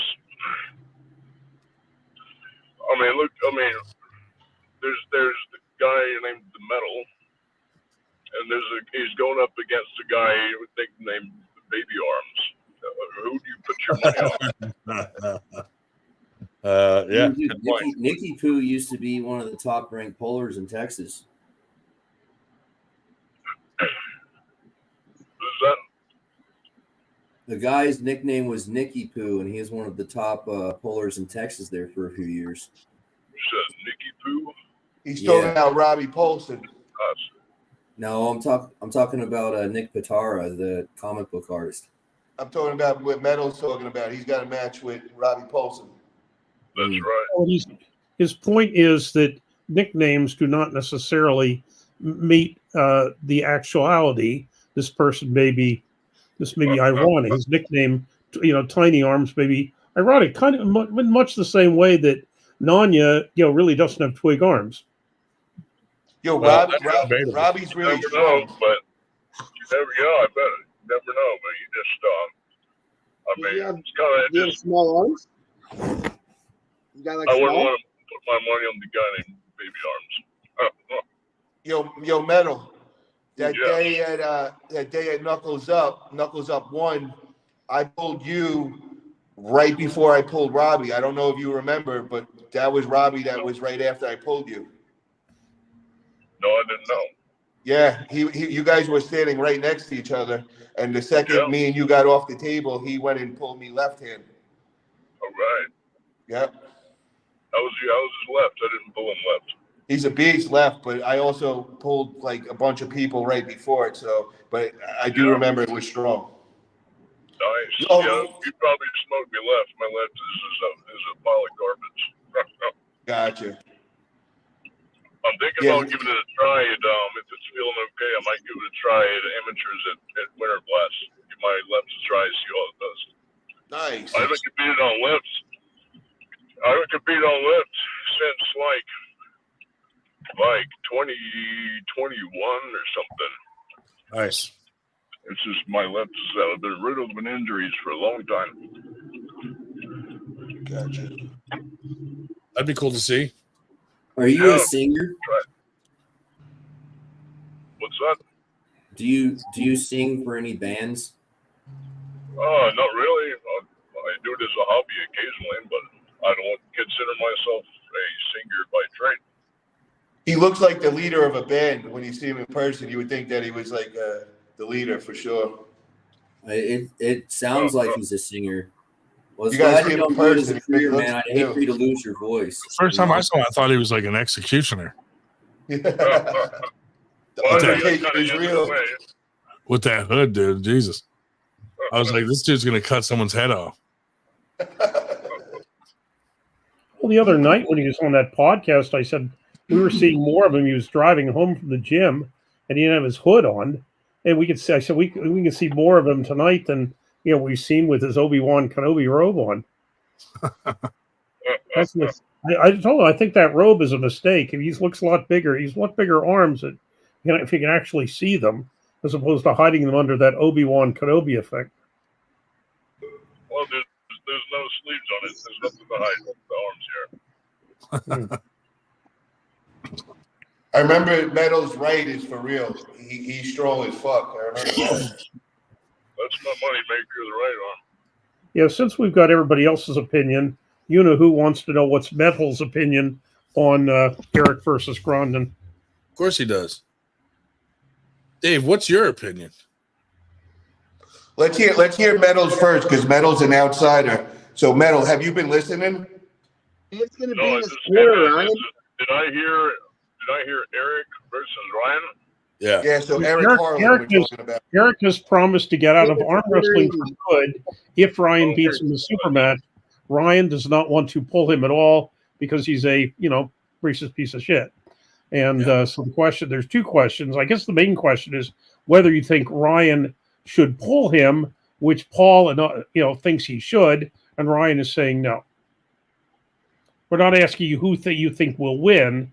We're asking you whether the match should take place. Can I just give my reasoning of why I think he should? Go ahead. So my reasoning is to beat a hero. So this guy's talked racist shit. So I would love to do it, but I've already beat him and we know I'll beat him. But I think the proper way to handle him is be like, yo, we're in a combat sport. Yo, I'll pull you. I'm going to be the motherfucker to smash your fucking arm off and humiliate you in front of everybody. And now you just lost to the worst arm wrestler because Ryan goes as the worst arm wrestler in arm wrestling. So I think that's just like the perfect way to handle him. What do you think? And I look at it as I don't want to give this shitbag even an opportunity to like be in a super match because he just wants attention. That's how I look at it. I mean, if you don't want the match, you don't want the match. Well, I mean, let's I'm hear not what afraid. I'm not Metal's got to afraid. I'm not afraid to pull him. I just feel like I'm just giving him an opportunity and he doesn't fucking deserve one. I just think it's really ironic because you just don't like his form of racism, and then another form of racism is Dude, come on. Stop. Like, why do that? Well, I'm just saying. If that was the case, then you'd be permanently banned too. Yeah, I was about to say he's hella racist. Fucking A, dude. What am I racist That's why about? you should be the one to end this motherfucker because he's not leaving, bro. He's not going to leave arm wrestling. So this is going to continue for a long time. Just tell him to put money where his mouth is, bro. It really depends on how much petty fluff you want to come out of this. If you want to let that, because you know there's going to be a lot of people that want to see you kick his ass, right? But there's also he's going to start a lot of crap, I'm sure too. There's going to be a lot of fluff, I think, a lot of petty garbage that comes with this. And is that what you want? No, that's what I'm trying to avoid. You know, Ryan was one of the maybe you said, but some people like all that stuff. So That's the shit that draws in non-arm wrestlers. That's the shit where, other than regular arm wrestlers in our community, people care about, bro.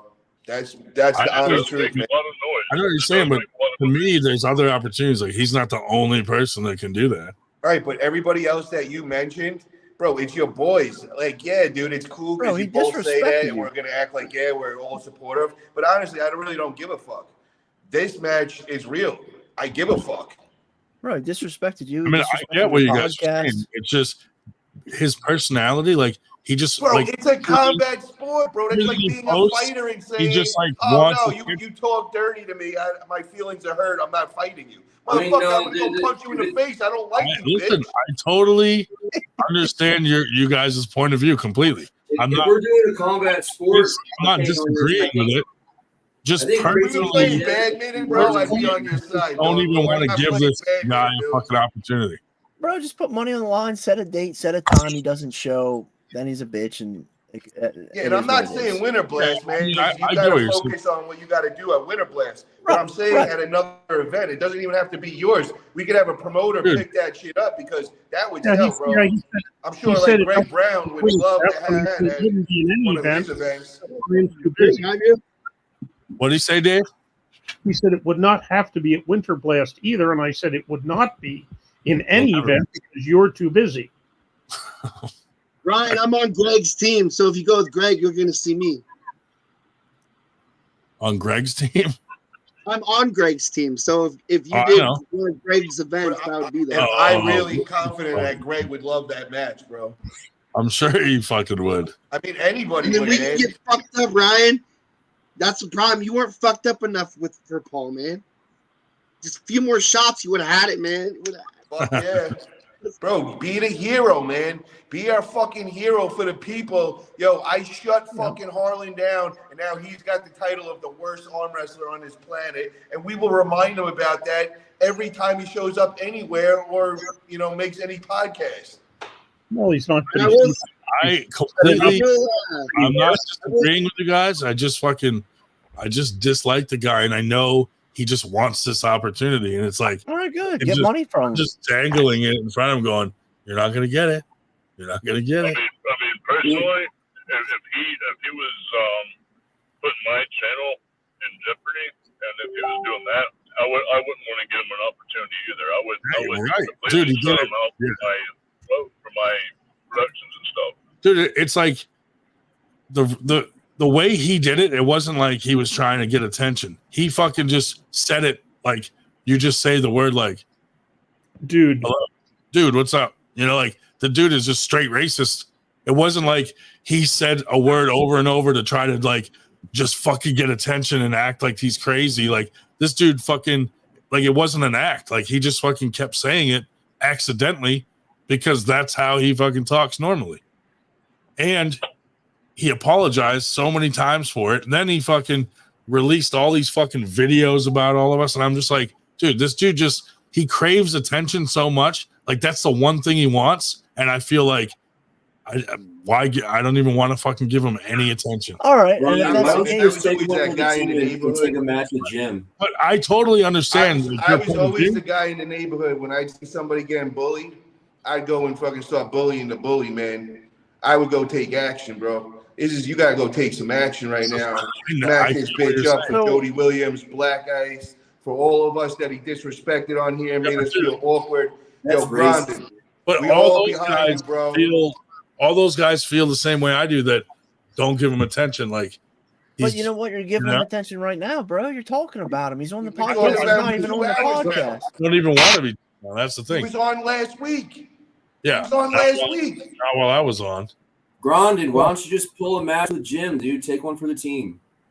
It'll be a good match. You both look like you probably have the same length levers. You're in the same weight class. He's way fucking stronger than me. He's I'm gonna just hang. saying, though, aesthetically, like as a combat sport, you and Jim would be a good match, and it would be good footage. Same size. He's gonna have to be careful. He's gonna strip the clutch with this shifting to reverse so often. Just got another one saying, and I quote: I meant what I said on quitting, but I have already pulled the offer. He will have to hunt me down now. See what? I don't have to. I'm gonna take a header, but anyways. The other thing, Ronnie's too, defense. look, when he wanted to come to Winter Blast, he was like, he had a list of demands. I need my travel paid for. I need a hotel. I'm like, dude, you're a nobody. Nobody would do that. Like, if you want to. So even if I said, all right, I'll wrestle you at Winter Blast, he's not gonna come. Bro, you could have another promoter that does want that, bro. If I was throwing events, it's worth it, man. People would pay for your expenses, bro. That's a real match that everybody's gonna tune into. Like, I'm not playing, man. This is real shit.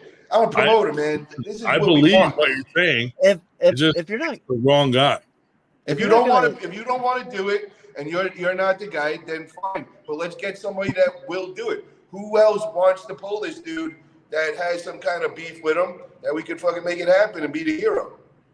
That or just don't talk about him at all. Don't bring up his name. Don't say anything. Has legitimate beef with him. If someone has legitimate beef with him, I would like to see that match. I know someone who will pull him fucking right now. Black Ice. So can we get Black Ice on here? He'll He'll pull Black Ice. He said that. They're not in the same weight class. Yeah, that's the only problem. Black Ice is 10 years in, has the experience that it makes Black sense. Ice would do it. He would. No offense to Black Ice, but Harlan's bigger, dude. Black Ice. Dave, can you text Georgia and see what he says? Black Ice also wants to. Hey, it's ironic because he's thinking about you, Paul.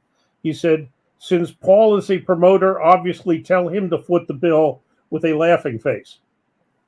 Yeah. He knows the answer already. That's why he put the laughing face. Yeah. Dude, there's better ways to spend money than on that fucking guy, dude. Oh, bro, no, we're not. I'm telling you, a promoter is gonna want that, man. That's a match, This is a moot subject. The real subject is you versus Jim. It's going to be a good match. That's man. Jim's really on another level, man. Jim's strong as fuck, dude. It'll be a good match, dude. You can take one for the team and showcase Jim, and Jim can use that in his promotional highlights for his next match. Yeah, Jim should arm wrestle Israel, my co-host on Arm Wrestling Buzz. That's a better match. Yeah. Anybody that knows me and Jim knows that Jim's leagues ahead of me. Yeah, Jim's a beast, man. I mean, he's a beast, dude. Honestly. I like to see Grondin with matches with guys around 198. Yeah, if they really want the Black Ice match, I'm game.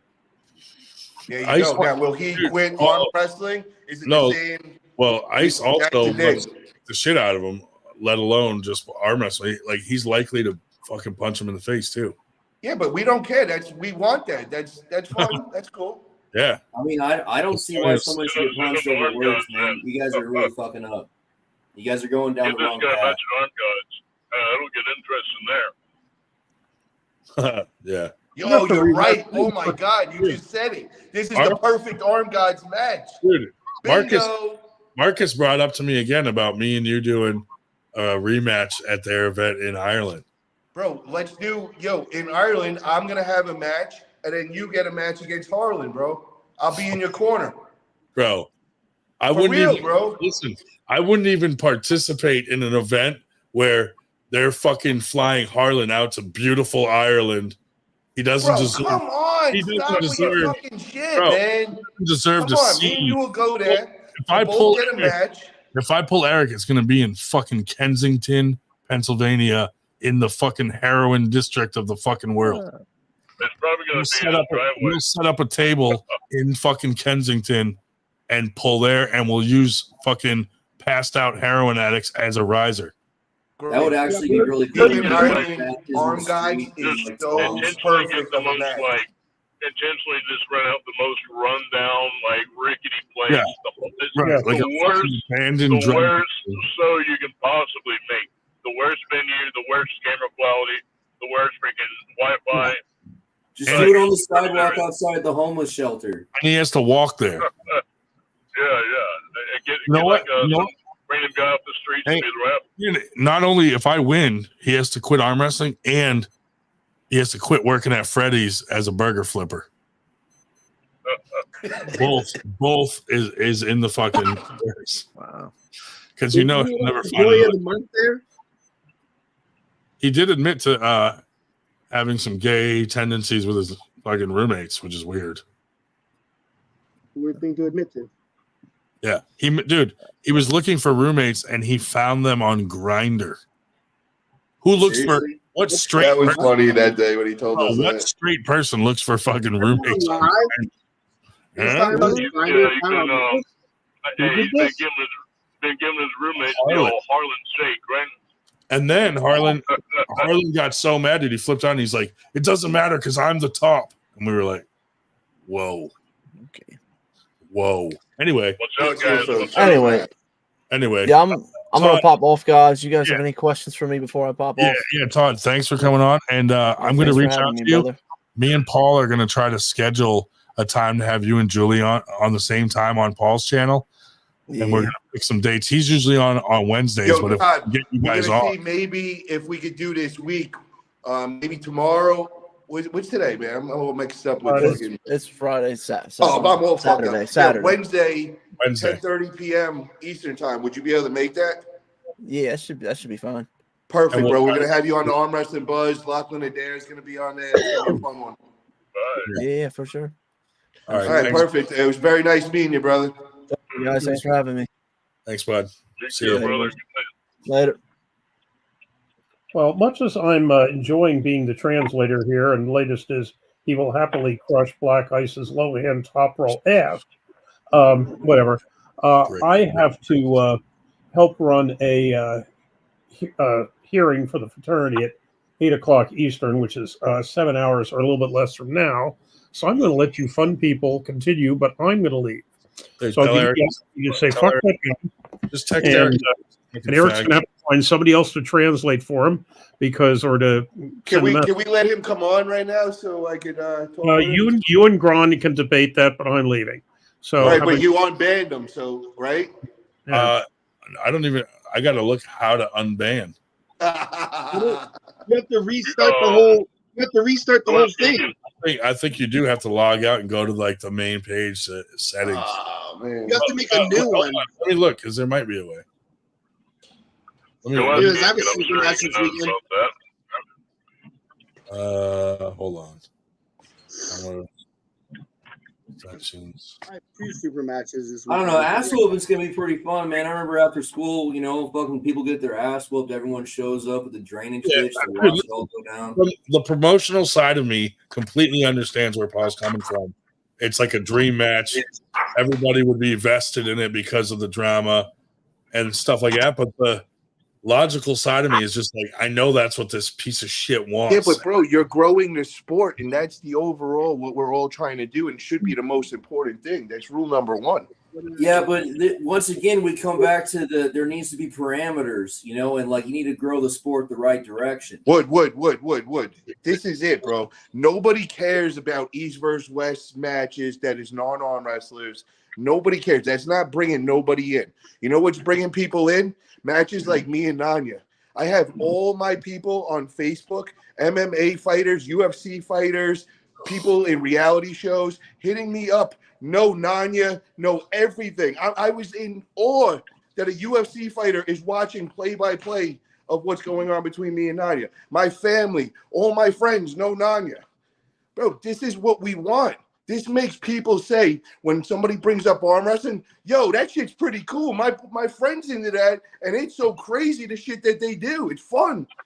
Yeah, I get They what you love want. this. Yeah, but I'm not even like that guy that gets amped up like that. You know what Bro, it's already naturally there. I know, 'cause I talking the just- way you're talking and how you can't stand him and how real you are and you're so like into what you're saying, that makes us really want this, bro. Because Harlan's on the other side.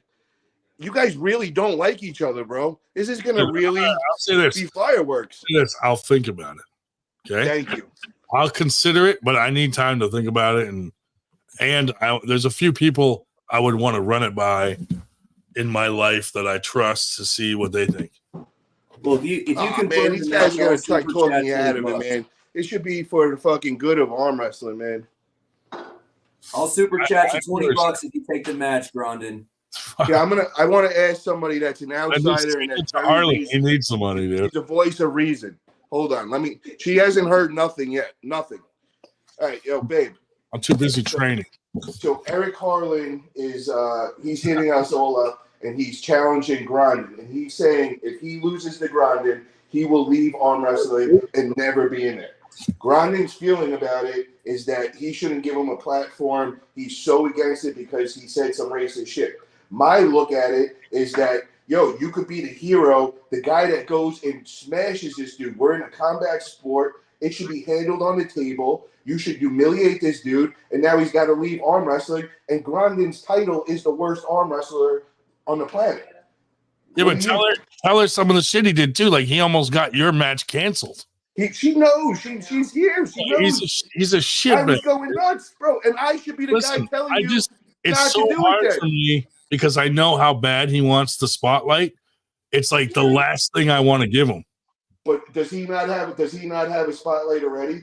We've been talking about him for the last 2 hours too. He already has the spotlight on him from all the other shit that had gone on. So why not just say fuck it, pull him, and you destroy him, and then he's out? Bro, he's on my arm wrestling buzz show, and everybody's all asking about it. If I don't bring him up, they're asking about him in Bangladesh. Oh my god, what happened to Mostak? Is he dead or? Bro, they were all saying in the chat that they think Pradeep had him whacked. They're like, Pradeep handled it. He probably whacked himself, to be honestly. No, you guys bullied him to death, man. You guys bullied him to death. So, did I tell you the update? What happened?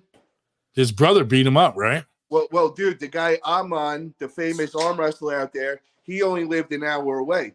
Well, he goes and finds the name of the gym that Mostak was training at. He tags him with the whole story with me.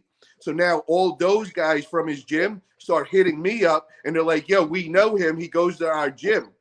So it went right back to his home. So this guy probably went into the gym, and probably everybody's approaching him. So he had to shut down his account, and who knows what happened to Mostak. Not selling any concrete now, are you? He's in the concrete right now. Yeah. Yeah, that's gang stalking 101. His brother's like, you ruined our business. You probably did. You probably did ruin the business. You good. Well, Grondin, be our hero, bro. Do it for the people. I'll think about it, but for now. But Grondin, the way that exactly, my girl's saying she's the one that the voice of reason. She would be like, "Nah, I don't think so." But I'm telling you, he deserves it, man. You need to smash this motherfucker. And yo, the other thing is, we'll bring you on my Buzz show, and we'll sell it, man. We'll get you and Eric to come on. And you give your sides, and then the promoters let them hit us up and see who wants it. I would listen. First off, I need to get through Winter Blast first. Yeah, no, I'm not saying any time before. It would have to be like far away where I. Yeah, no, I'm with that. I would need to start training you. You know. Yeah, no, 100%. You need like 3-4 months at least. At least, yeah. What do you mean start training again? Why did you stop? Dude, I'm so busy with Winter Blast, and I got injured 2 weeks ago, and I couldn't walk for 3 weeks. So I took some time off. I mean, I'm still practicing, but I don't train either. Then I just go to practice. Yeah, I mean, practice is training. I mean, you do need table time, but for the match with Paul, I actually started like training. So if I was going to take a match with someone, another super match, like I'm really going to train and try to be at my top level that I can be for that match. Hell yeah. And, I know Paul from a promotion standpoint, like I get it. This is like a dream thing, but we also got to remember because this guy attacked not just me, but like 98 and like matches we had and like business type stuff. I'm just like, dude, I don't even want to. I was just flipping your shit. I just don't want to give him a fucking platform to get his name out there even more. He's just like, I'd rather he just disappear and not. You got to kind of look at it as also like a business kind of thing. Like some promoter that might leave a bad taste in some promoters' mouth that you even brought his name up. The part Paul's not understanding is like, it's not a good image. I have like friends of mine, see that name, and they're going to be Jody Williams, and Jamie Sheldon and Black Ice that are hitting me up going, dude. It's like everybody in general. Right. It's like everybody in general. When they see that name, like it's when they like, see that name, that's bad. Like, no offense. Like the other night I wasn't on and he came on and Jody came on and saw that he was on. Now Jody knows I've said like, dude, I just don't even want this guy on anymore or anything with him. So Jody comes on and sees him on and Jody's just like, I'm out of here. Well, yeah, I don't blame him. I don't blame him. Yeah, and I don't blame him, but I wasn't on and he got let on. And so, but to me, it's like I would just rather not give this guy a fucking platform. But I know whether I do or not, Paul will. He'll find someone else to pull him, whether it's me or not, because the guy draws attention because he's so hated with the shit he's done. You're a promoter, right? You do promotions? Yeah, but not like that. Yeah, but what I'm saying is, as a promoter, you also don't really want to be affiliated with someone like that. That doesn't really. Well, that's how I'm looking at it. It's a bad business move. What you could do this, and then your next promotion you do, there could be a lot of people that don't show up. Or all the friends I'm with that are of other nationalities might be like, "What the fuck? Why'd you pull him?" There's risk both ways, dude. And it's just like I win if I just don't pull him because that's what he wants. People in general are going to be mad if you saying his name. I just don't feel like he deserves a match because he's such an asshole. Like the shit he was posting online and the videos constantly and coming on here just talking shit. I'm just like, dude, I'm not even mad at it. Like sure, I'd love to punch him in the face because he's a fucking scumbag, but it's like I'd rather him just be out of my fucking life and not think about him again and continue doing what we're doing with 98. Ryan, I mean, I agree with you on a few points you're making, but at the same time, I do remember that all of his behaviors were reflective of behaviors that were already being dished out to him. But besides even the racist remarks actually started at him first. Who, I Harlan? remember the only one that say racist remarks. No, Harlan came on a bunch of times and was normal first. Yeah. Then out of nowhere, he fucking was referring to that Larry Wheels video with the broken arm, and he just said the N-word about the guy that broke his arm. I mean, I've tried for months, and people in chat have been complaining about it. I tried for months to try to explain that the N-word can be used beyond racial connotations. And if you want to be offended by it and take it as a racist remark, then I mean you can continue to be a simpleton. That's racist, dumbass. It was the way he did it, dude. Like, you know what I mean? Like, there's no taking it any other way, dude. That's fucking racist. It is racist. You can't just own a word because of a race, dude. That's some communist stuff, and it's just it's the way you're describing a word like that is basically to nullify any semblance of a civilized conversation with understanding of what they meant by that.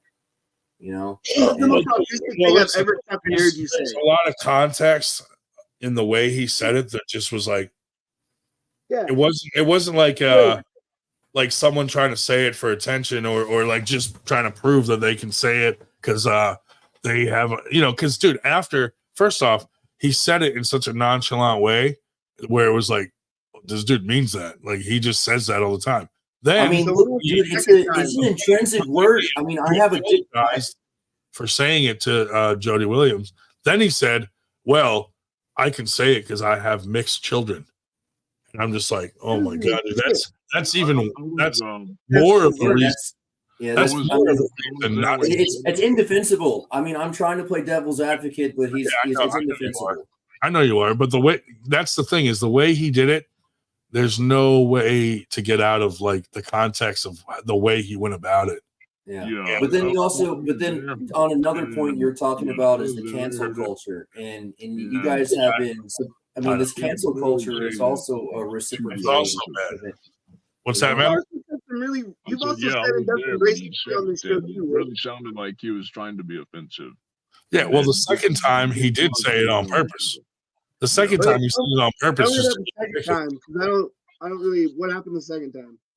The second time, out of nowhere, Berger had like a meme on the back of his thing, and he just goes, "Yeah, I wouldn't fuck that N-word in the ass," or so, he said something stupid like that, just purposely. And I was just like, "Dude, why did you just do that?" And then he started laughing, and he's like, "Bye-bye," because he knew I was gonna fucking boot him out. Like he did it on purpose. So, and this is after he apologized for doing it in the first place. And I'm like, dude, what the You have fuck? to delete that, don't you? He apologized to Jody Williams. All these people messaged them saying sorry, and then he did it again. You know. I know what happened. There's no way to edit that. Like you pretty much have to end the stream. Hey, let me get Nanya's opinion. Nanya, Paul thinks that I should pull hard. I came in just to give my opinion. You shouldn't pull him, Brian. I agree, dude. Why should we give that guy a platform? I was giving him shit. It's the same reason. I will say this right now. I will never pull him, no matter where he gets, where he goes, what money's offered. I won't pull him off of principalities that he should not get any opportunity. He tried to fuck your matchup. Yeah, exactly.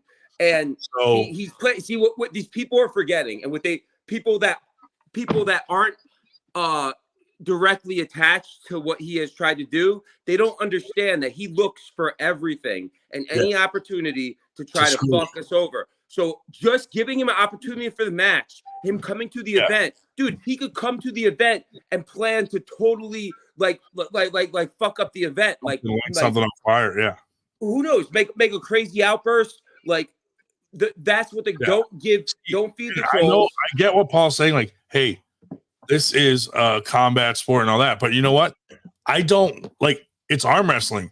I don't want to arm wrestle him. I'd rather beat the fuck out of him in a parking lot. Like, that's the level. That's what I was saying. I'm beyond the I'm going to beat you in arm wrestling. I'm at the point where like this guy has tried to fuck with our business and ruin our tournament.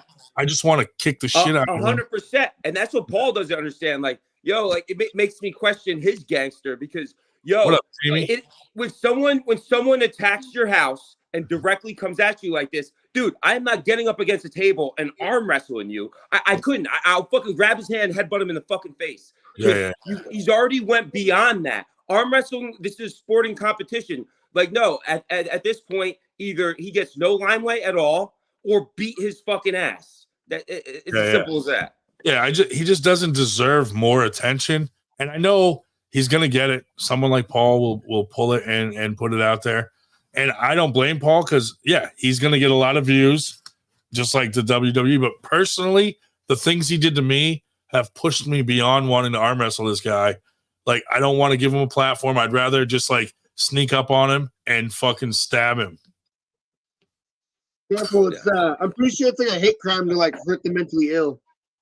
Yeah, dude, he just like the dude's nuts. He's not all there.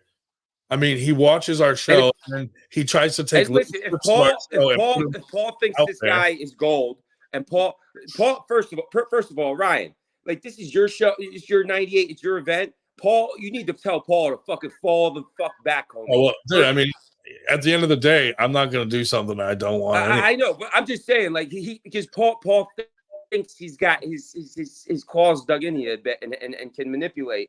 But if Paul likes him so much and think he's such a moneymaker, then Paul should set up a match with Black Ice or whoever at a Paul Italia event. You know what I mean? Like have him do it himself, or like he said, arm guys. He'll never pull. Harlan will never pull at a fucking 98 event. I'll tell you that. Yeah. Over my dead body. And not only this, at this point, because I see Burger in the comments too, and I look at Burger as like Ryan's consigliere, right? Yeah. Like, all right, so like, listen, Burger's a smart guy, and the reason and the reason he's saying no, don't give him no limelight. 98, you guys have to take a stance on this. You guys already banned him and this and that. So by you going back on this and then bringing him into an event just makes the 98 look silly and like you guys don't stand your ground. Right. I agree 100%. Yep. That's why it's like, dude, like he comes on here and he just thinks it's a big joke because he's like, and he says it. He's like, oh, I thought I was banned. I'm back. Like that's what he wants. Yeah. He wants to be able to be like, you guys fucking kicked me out, but I'm back. And it's like he's getting off and he's jerking off about it. He's jerking off about it. Yeah, he's like a little baby, fucking weird, racist loser. And why should we give him a limelight? Like he would never get it any other way. If none of that ever happened and he had never been on our show, he'd still be a nobody that lost to Paul Italia doing nothing. Working at Freddy's. That's it. The only thing that put him on the fucking spot was coming on here and saying the N-word. So I don't want to continue giving him that limelight, at least not from us. Anyway, Metal, what were you saying? Well, I'm just saying that's my thoughts by bringing him onto your production, onto your streams, on your events. You're putting your production. You're putting your stuff at risk. You never know what he's going to do. I agree. Or there could be he's proven unreliable. some people out there of different races that say, "Well, I'm not going to go to a '98 tournament now because of that." And that's not what I'm not willing to risk that for this guy or anybody. Like, dude, like this guy just is just bad news, and I just don't want him. And whatever happens. I got one more point to bring up. Let's not forget that this guy. Oh, I'm looking at the wrong phone. Let's not forget that this guy was arrested for breaking into two females' house with a knife and got shot. So if he did that, what else could he do? Maybe he brings the knife to the event. And stabs a kid or something. Yeah. And then who's liable? And then who's getting sued? And then what's happening in '98? Yeah. Is nobody thinking of this shit? I am, dude. I don't think he's just unstable, and he doesn't deserve an opportunity to me. He's a suicidal lunatic. People that are suicidal, they don't when you're suicidal, you don't usually people, even murderers or other people like robbing banks, they value their life. They're not suicidal and they're tactical. Someone that's suicidal is a complete live wire, and they're dangerous because they don't give a fuck about their own life. They have nothing to lose. Yeah. Exactly. And he went there with the intentions of dying when he went there. He was fucking kill them and then himself. Well, maybe Winter Blast is his second fucking suicide attempt. Yeah, who knows? I don't want to find out. Like, yeah. Yeah, I just don't. Just like get out of here. Good talking to you all. See you, Metal. Hey, Metal. Same thing. We might have you on Paul's channel with your opponent. Hopefully he heard that. Anyway, but yeah, dude, I just can't with that dude. He just irks the fuck out of me. Dude, if I walked into a room and he was there, it would take everything in my power to hold back from. Yeah. I wouldn't even hit him. I would just grab him and choke him. I wouldn't want to get his blood. I wouldn't want to get his blood on me. Dude, I'd rip his trachea. I'd be like, oh, you like wrestling, motherfucker? That's what I do. I'll start doing fucking wrestling moves on him. I would rip his arm off and slap him in the face with his own hand. All right. Well, I came on just to say that. Fuck Eric Harlan. Let's stop talking about him. Have him go back into the fucking hole he fucking belongs in. Fucking right. Later, guys. Fucking right. See you, bud. See, there's one person that agrees with me. I mean, listen, I'm not trying to be a dick, but like, I do totally understand where Paul's coming from. And like, the promoter side of me is like, dude, that would be awesome to just be like that hero that fucking beats the big, nasty, racist loser. It's just, I know how bad he wants that fucking limelight. And I like, it's like, you know, he wants it so bad. And I know that that's the worst thing I could do to him is to not give him that match. If I give him that match, I'm like giving in and I'm giving him exactly what he wants. And I'm just unwilling to do that. That motherfucker doesn't have any money. You have to pay his way no matter where you go. I know. No So, in hell going to Georgia. Fuck that. dude, that's the last thing I'm doing is paying that motherfucker anything. You know? Yeah, dude, it's like, Fucking I'm dirt. not giving this guy money at all. No, He has dude, to show up himself. He wouldn't be able to afford it. Paul can find him a match with anybody. You know, I'm sure there's someone out there that'll be like, I'll fuck this guy up. I personally just know how bad he wants this match. And it's like the one thing that he has no control over. It's my decision whether I pull him or not. And I'm just like, I'm not giving it to him. And I know that's driving him crazy. Why would he call Dave Shell in the middle of the show to challenge me? Like, he just wants it that bad. And he tried to come on the show and I booted him. So here's an even better question. Here's an even better question. Why is David Shell even friends with him? Dave shouldn't even entertain this motherfucker. I don't even know why. He has his phone number and he literally talks to this guy. I blocked him and then he let him back on the show last Friday. He came on as soon as you left. I know. Trust me, I reamed him out after the show. I was like, don't ever like, dude, why are you talking to this? Why are you talking to this guy? Well, dude, I'm disappointed in Wood too, because like he tried to do that blackface thing. Like, why would you attempt to do that on our show anyway? I didn't even know. Yeah, I didn't either. And I thought it was just bad camera lighting. I get it. Like, he's that guy, but it's like, dude, you're jeopardizing my show further by continuing this stupid racist stuff. Then tonight he was trying to bring up like, well, Nanya said something racist weeks ago too. And it's like, dude, like all I can do is like, it's called YouTube. It's called YouTube. And there's like, well, it's called YouTube. And there's just like, there are certain lines that if you cross, YouTube will just, it's like we see a lot of crazy shit on here. But at the end of the day, it's like, you can't be saying that. Like, it's just like, that's insane. Even if YouTube didn't have any rules, just to say it, period, is insane. Yeah. I just have no ambition to pull that guy. Like, no. I'd be more likely to just fight him than pull him, Like, he tried to fuck up our tournament. He tried to he actually made Nanya lose a sponsor. So he was fucking with the sponsors of our tournament. Like, how did he do that? So he reached out. He took a video of Nanya acting crazy and like sent it to his sponsor and told his sponsor like all this shit. So then the sponsor was like, well, dude, I can't back Nanya. I got to pull out because I don't want that attached to my business. And I'm like, well, dude, how do you think I feel? This guy said something racist on my show. I had to remove him. And now he's constantly trying to come on and he's trying to do this and he's trying to do that. And then, things start to calm down. Then fucking Nanya comes on here and starts saying some fucking slurs and stuff. And we had to like kick him off. And then fucking Wood. I remember he was going hard. Yeah. And then Wood continues it with trying to do blackface at the end of the night. And I'm like, well, plus, like, why would you come on here thinking that it's funny to do blackface when we're having problems with someone that came on here and was acting racist and we removed him? I just thought he was working. I just thought he was like grinding some shit. Because like I saw his face was, I thought it was dirt. I thought he was like grinding. I thought he was dirty from like working on his machines back there. I just thought he was dirty. And by the way, like when he said he was doing blackface, I thought he was kidding until later in the night when he pulled up the makeup and I was like, bro, why would you try to intentionally do that on our show? Like, well, plus that comment he made on my fucking joke, man, that shit pissed me off so bad. Like, dude, I just don't want to deal with any of that. Like, I'm trying to make Winter Blast good. I'm trying to get more people in the sport, trying to get women to start coming out more.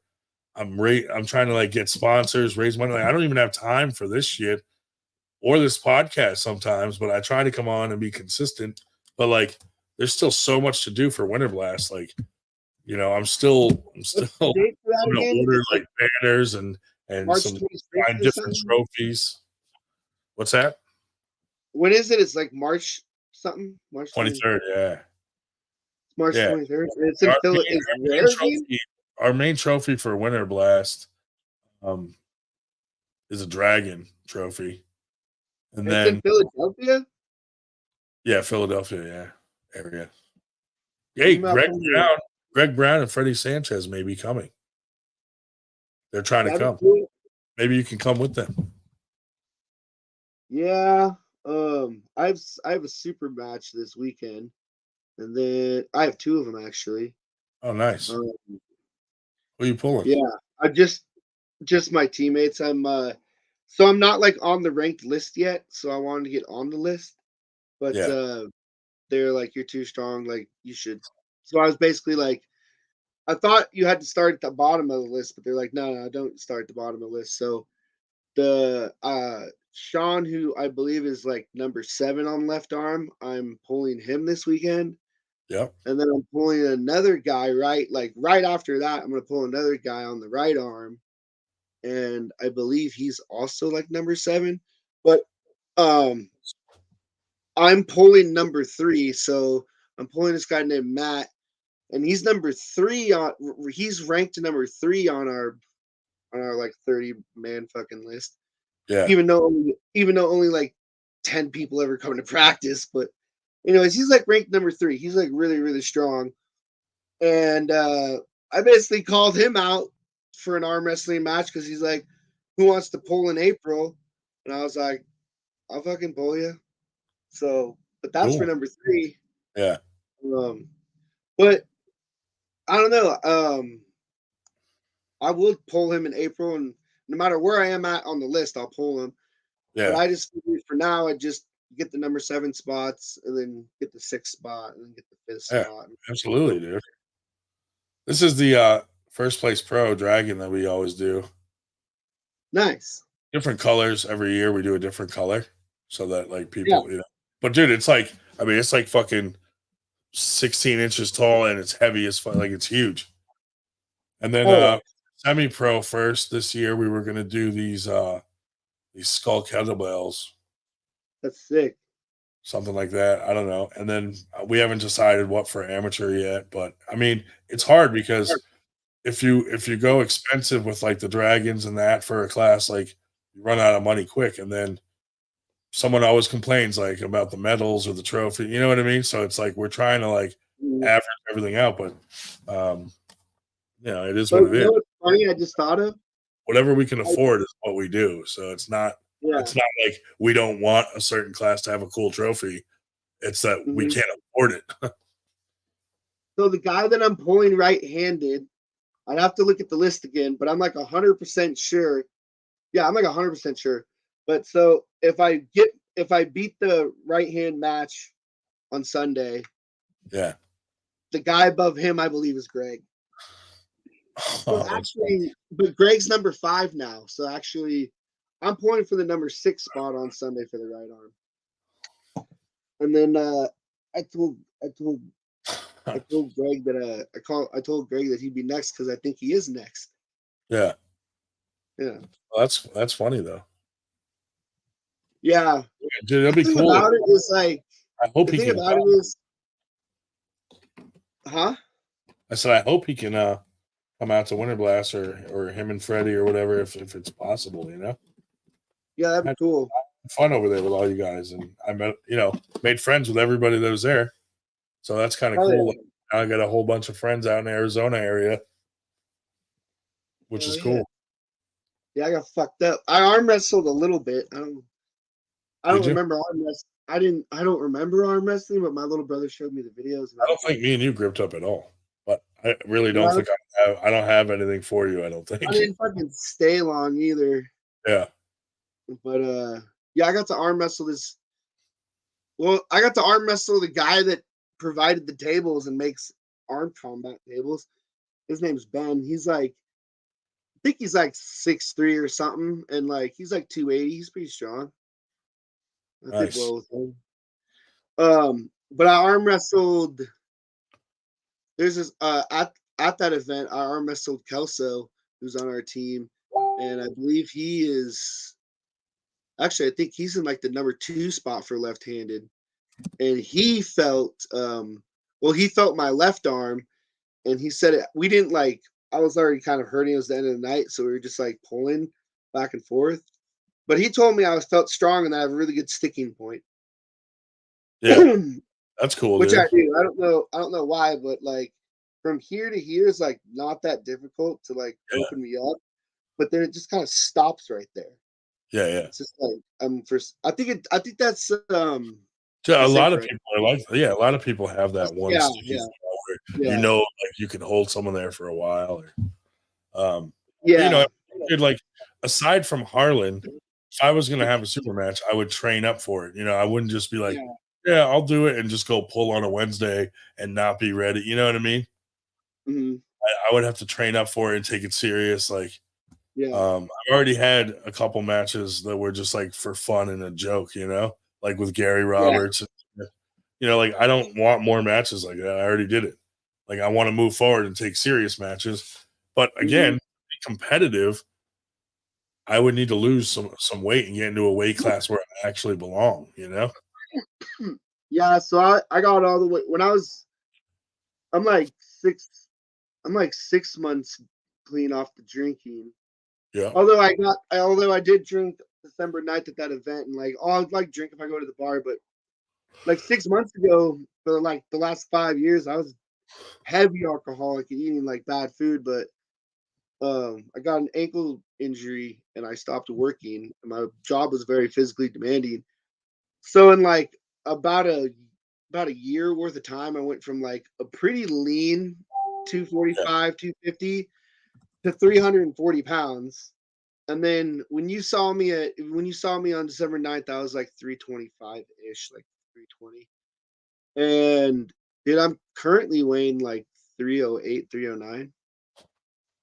I did get down to like 304, but then the weight kind of came back up and I stopped weighing myself. But I just been riding my bike like a motherfucker. Yeah. That's what I'm doing, is riding my bike, dude. I've been putting like I'll have like 70 miles. Like a bicycle or like a stationary bike? Like a bicyclita. Just going No, for a ride. a mountain bike. Yeah. Like out riding. Yeah, that's cool. Yeah, because I can ride my bike to where we hunt. So I put a gun rack on my bike. I put my Thanks, rifle on Jamie. it. Dude, Jamie was saying my team better be going to Winter Blast. I hope you guys can make it out, man. That'd be awesome. The more the merrier, dude.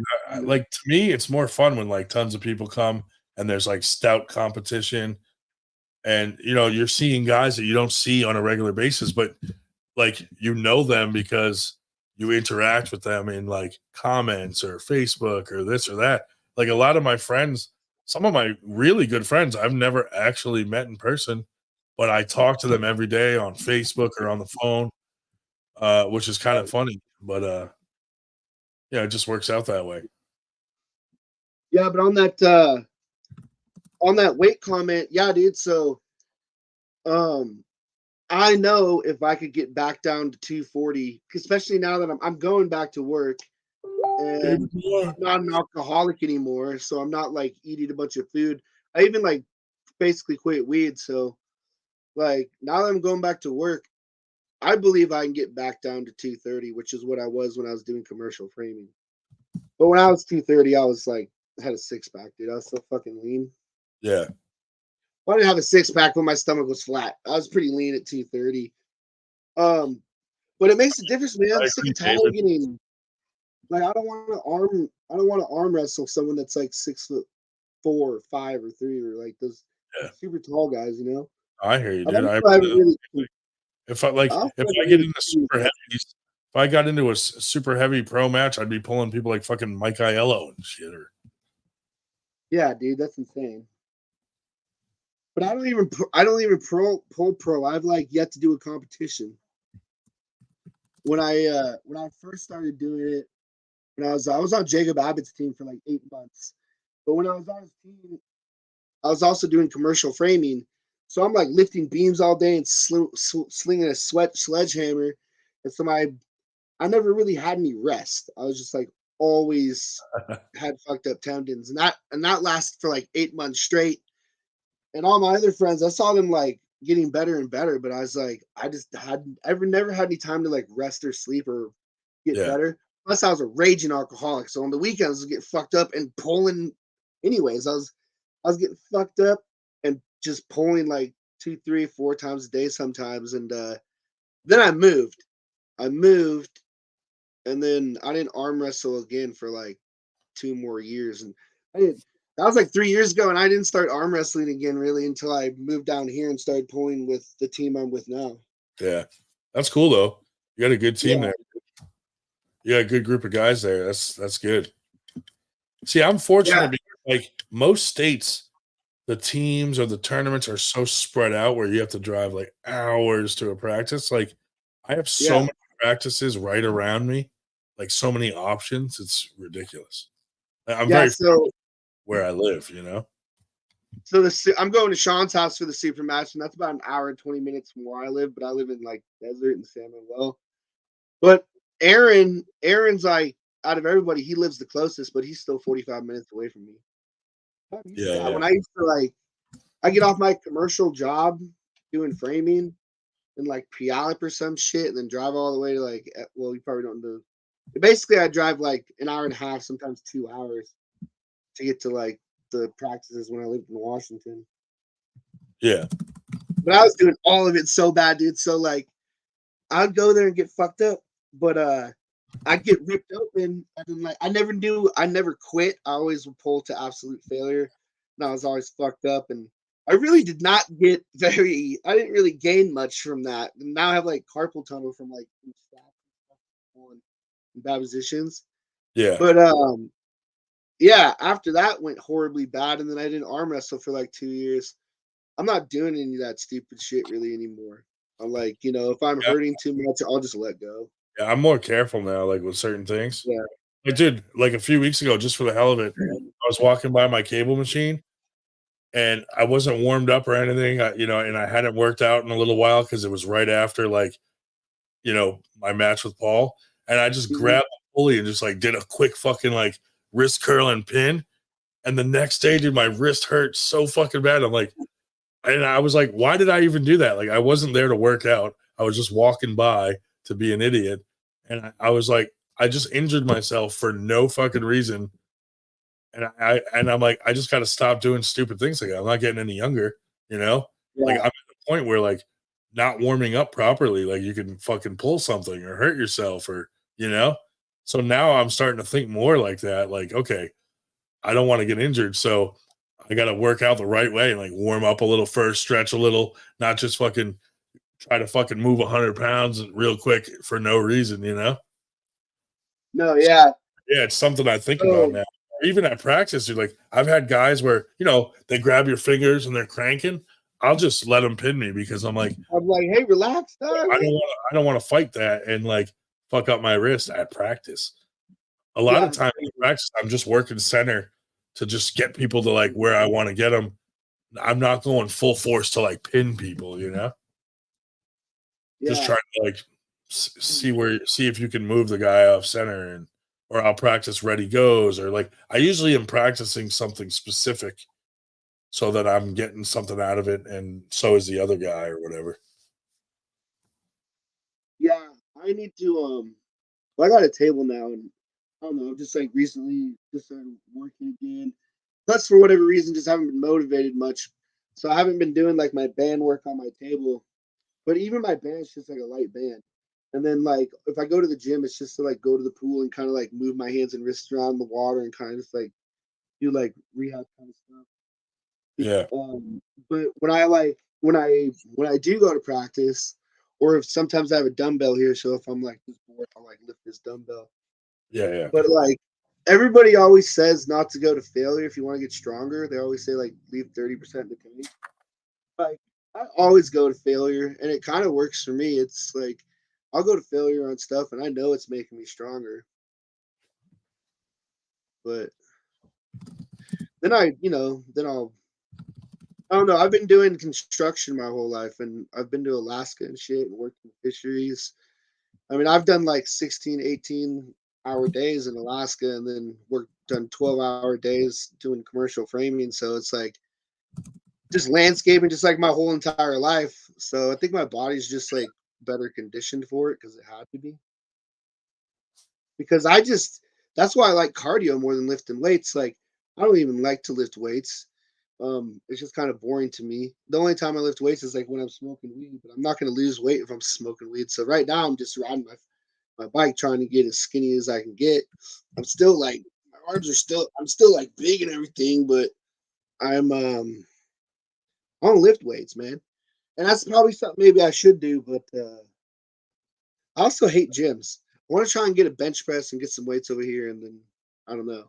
But for right now, I think Dude, every other. it definitely helps. Like, I'm not a big fan of gyms either because I feel like Yeah.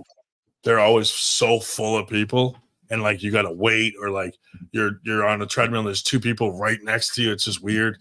So I started getting stuff from my own house and stuff, and even sometimes like if I don't feel like going down in the basement to work out, I'll grab a band and just do stuff upstairs in my living room watching TV, or I'll do some pronation stuff, and then sometimes I'll even just bring some of the weights upstairs and leave them up there for a while when I'm really trying to work out. And every time I walk by them, I'll do a set, and then I'll be cleaning and doing something. Then when I walk by, I'll do another set, and just like at least it's something to continue moving in the right direction. Anyway. Yeah. And I will say, I thought that not working for as long as I did, even though I was drinking and not like on a good diet, but for the last 5 months, I've been like, not drinking, and I was drinking a half gallon a day before, dude. It was bad. But I've lost 40 pounds and I'm not drinking, and I've even cut way down on weed, and I thought that would make me feel better. But dude, being sober, I'm less motivated. I'd get fucked up and I'd go like arm wrestle and lift weights and do all this stuff, and I thought I'd be even more motivated, have more energy to do it. But it's just like, dude, being sober kind of sucks. Like nothing's exciting. I don't want to do it. Yeah. I just want to sit on my ass and just. That's funny. I still love riding bikes though, but or just anything cardio related. I like that feeling of like failure. I also did crew when I was little. Like I did crew from like 13 to like 17, and that was just 3 hours of intense workouts all the time. So I don't know. I just like that feeling of exhaustion. But I also like that feeling after you get done arm wrestling and your arm's just like pumped full of blood, just boom, like just I love that too. Yeah. But I heard Eddie Hall say something. So he was trying to get to his like 500 deadlift, right? And then like a doctor or someone like somehow he had like heard and figured out that he was going for PRs too much, because when you truly strain yourself and you go hard and your nervous system is firing off like as hard as it can, you're giving it literally everything you got.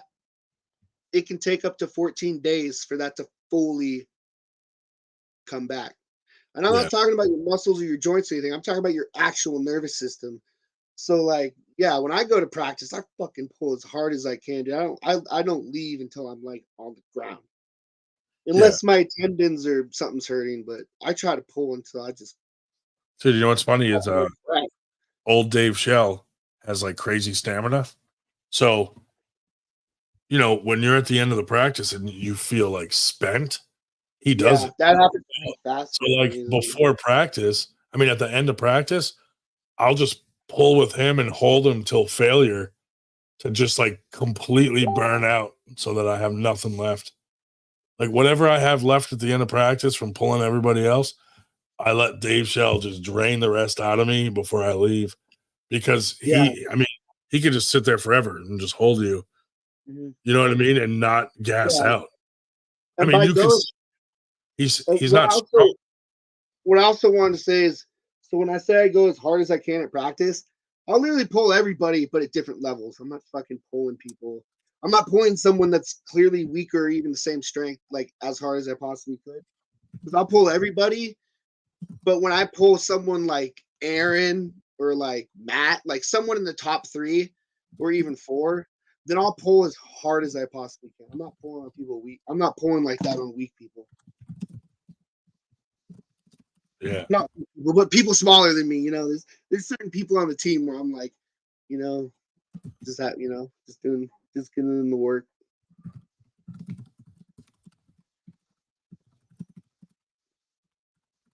It's good to pull people weaker than you too, because then you can like let them take your wrist and you can bring it back, and like you can kind of like use them as a piece of workout equipment because they're just like a resistance, but a resistance you can control. Yeah. I mean, I do a lot of resistance stuff, dude. I do a lot of like, I have a band that like, I have one in the basement that's tied to like a solid pole and one upstairs. And every time I go by it, dude, I'm just doing like pronation stuff or whatever. Or I'll grab it and walk back as far as I can to where like my hand's Oh, that's shaking cool. and I'll hold it right there as long as I can till my arm just like gives out, you know? Yeah, I was Do a doing that lot posting of- thing with the band, like what you're talking about. Yeah, like And Travis it's video. something. Dude, it can't. Yeah, if you're not used to it, you could tweak your bicep real easy with that. Yeah, so I was doing that on the table fucking hard till failure, dude, for like an hour straight. And that was 3 weeks ago, and they're still hot. It's like kind of hot, and like I don't feel it right now because I'm not lifting anything. But I went to go pick up my dumbbell, and I'm like, yeah, dude, I can feel it right there, and I can feel it right there. But I have a super match. I have a super match on this Sunday, but that's gonna be fine. I'm not gonna like. Yeah. I'm just gonna pull wherever it doesn't hurt. I'm not worried about if I can pull and how I want. I'm just like, you know what? There's lots of ways to pull. So when that ready go goes and I feel pain, I'm just gonna try and get away from the pain, whichever way I can go. Exactly. I mean, Yeah. I learned a new move at practice just fucking around. I'm pulling I was pulling Sean, who's really, really strong on the left. Yeah. And we're like pulling back and forth, and I can't top roll him. Like, there's no way I'm gonna be able to like go like this, even though I'm like dragging him, but we're just kind of like stuck in the middle. I'm like, I can't get to top roll him. Get top roll him. So what I did instead is instead of pulling up and top rolling, I started to push down. Like I pushed down and then I turned in, like down and in, and I was able to move him. Say that again. What'd you do? Well, I was trying to pull him up and top roll. I was trying to do this. Yeah. But when that wasn't working, because I was like literally could not move. Instead of going like this, I went like this. Like I chopped down onto him. Yeah, and yeah. I was able to move him that way. Yeah. Yeah. That's I was also kind of like I was coming forward with it too, so I knocked his elbow off the back of the All In and John Brezink do a lot of that down like the pushing chop. down when they fucking chop down into people. Yeah, Because there is like drag. there is a spot on your wrist, and when someone hits that right with their pinkies and chops down into it, it's almost like you lose your grip, kind of like it's like a pressure point. Yeah. I felt something move. Yeah. I think he was surprised by it. I was too. I was just kind of, but that's the thing, man. You just That's the whole point of practice. You just find like new things you can try, and yeah, that's what Dan's talking about. Yep. Actually, Lucas Raymond makes a hook finisher tool that Paul Lynn uses a lot, and it's just a handle with an L bracket, and you just fucking work that downward chop. And I've played with it. It actually really works. It's like it does strengthen your wrist for that down, like that down chop. How's your hand? Like what you got? What's your thumb look like? I mean, see that? if I flex it, you mean like? I mean, my hands are kind of wide. Yeah. I have a pretty thick thumb. That's the only thing I really see. Like you kind of see the side profile of the thumb now. You know what I got is like those blue racket balls. So I put one in my work van, and when I'm driving around, dude, I have it in my hand. I'm just like squeezing into it with my thumb, and then I'll do like each finger individually on it. And dude, it made a huge difference leading up to my match with Paul, because he said, like we had gripped up like 3 or 4 months before, and then at the match, he was like, dude, your hand feels way bigger than it did 3 months ago. And I think it was from me blowing it up with that ball all the time, every day when I'm driving around. I just fucking Squeeze it like it owes you money. squeeze it in different ways, and then I switch hands, and I just Would you keep driving. imagine it was like? Would you imagine it was Eric's neck? Or no, Yeah. it's Paul's. Little scrawny fucking racist neck. I just can't stand the dude. Like it's like, to me, it's like on principle. Like the dude tried to screw things up for us. He came on here. He made a mockery of what we're trying to do multiple times. He was very racist.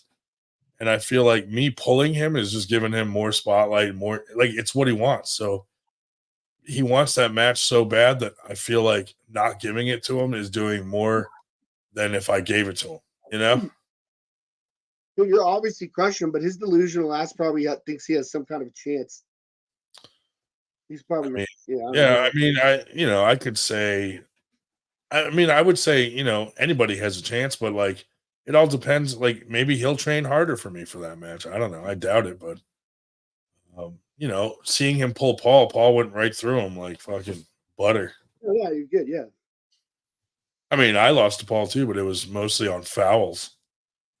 Yeah, you're a little. Yeah, if I was you, I would have taken a few more shots, buddy. You know what really sucks, dude, is it was supposed to be 3 fouls and the refs forgot and only did 2 fouls, and me and Paul were so focused on the match that we didn't notice. And I think I might have won a few rounds if it was 3 fouls.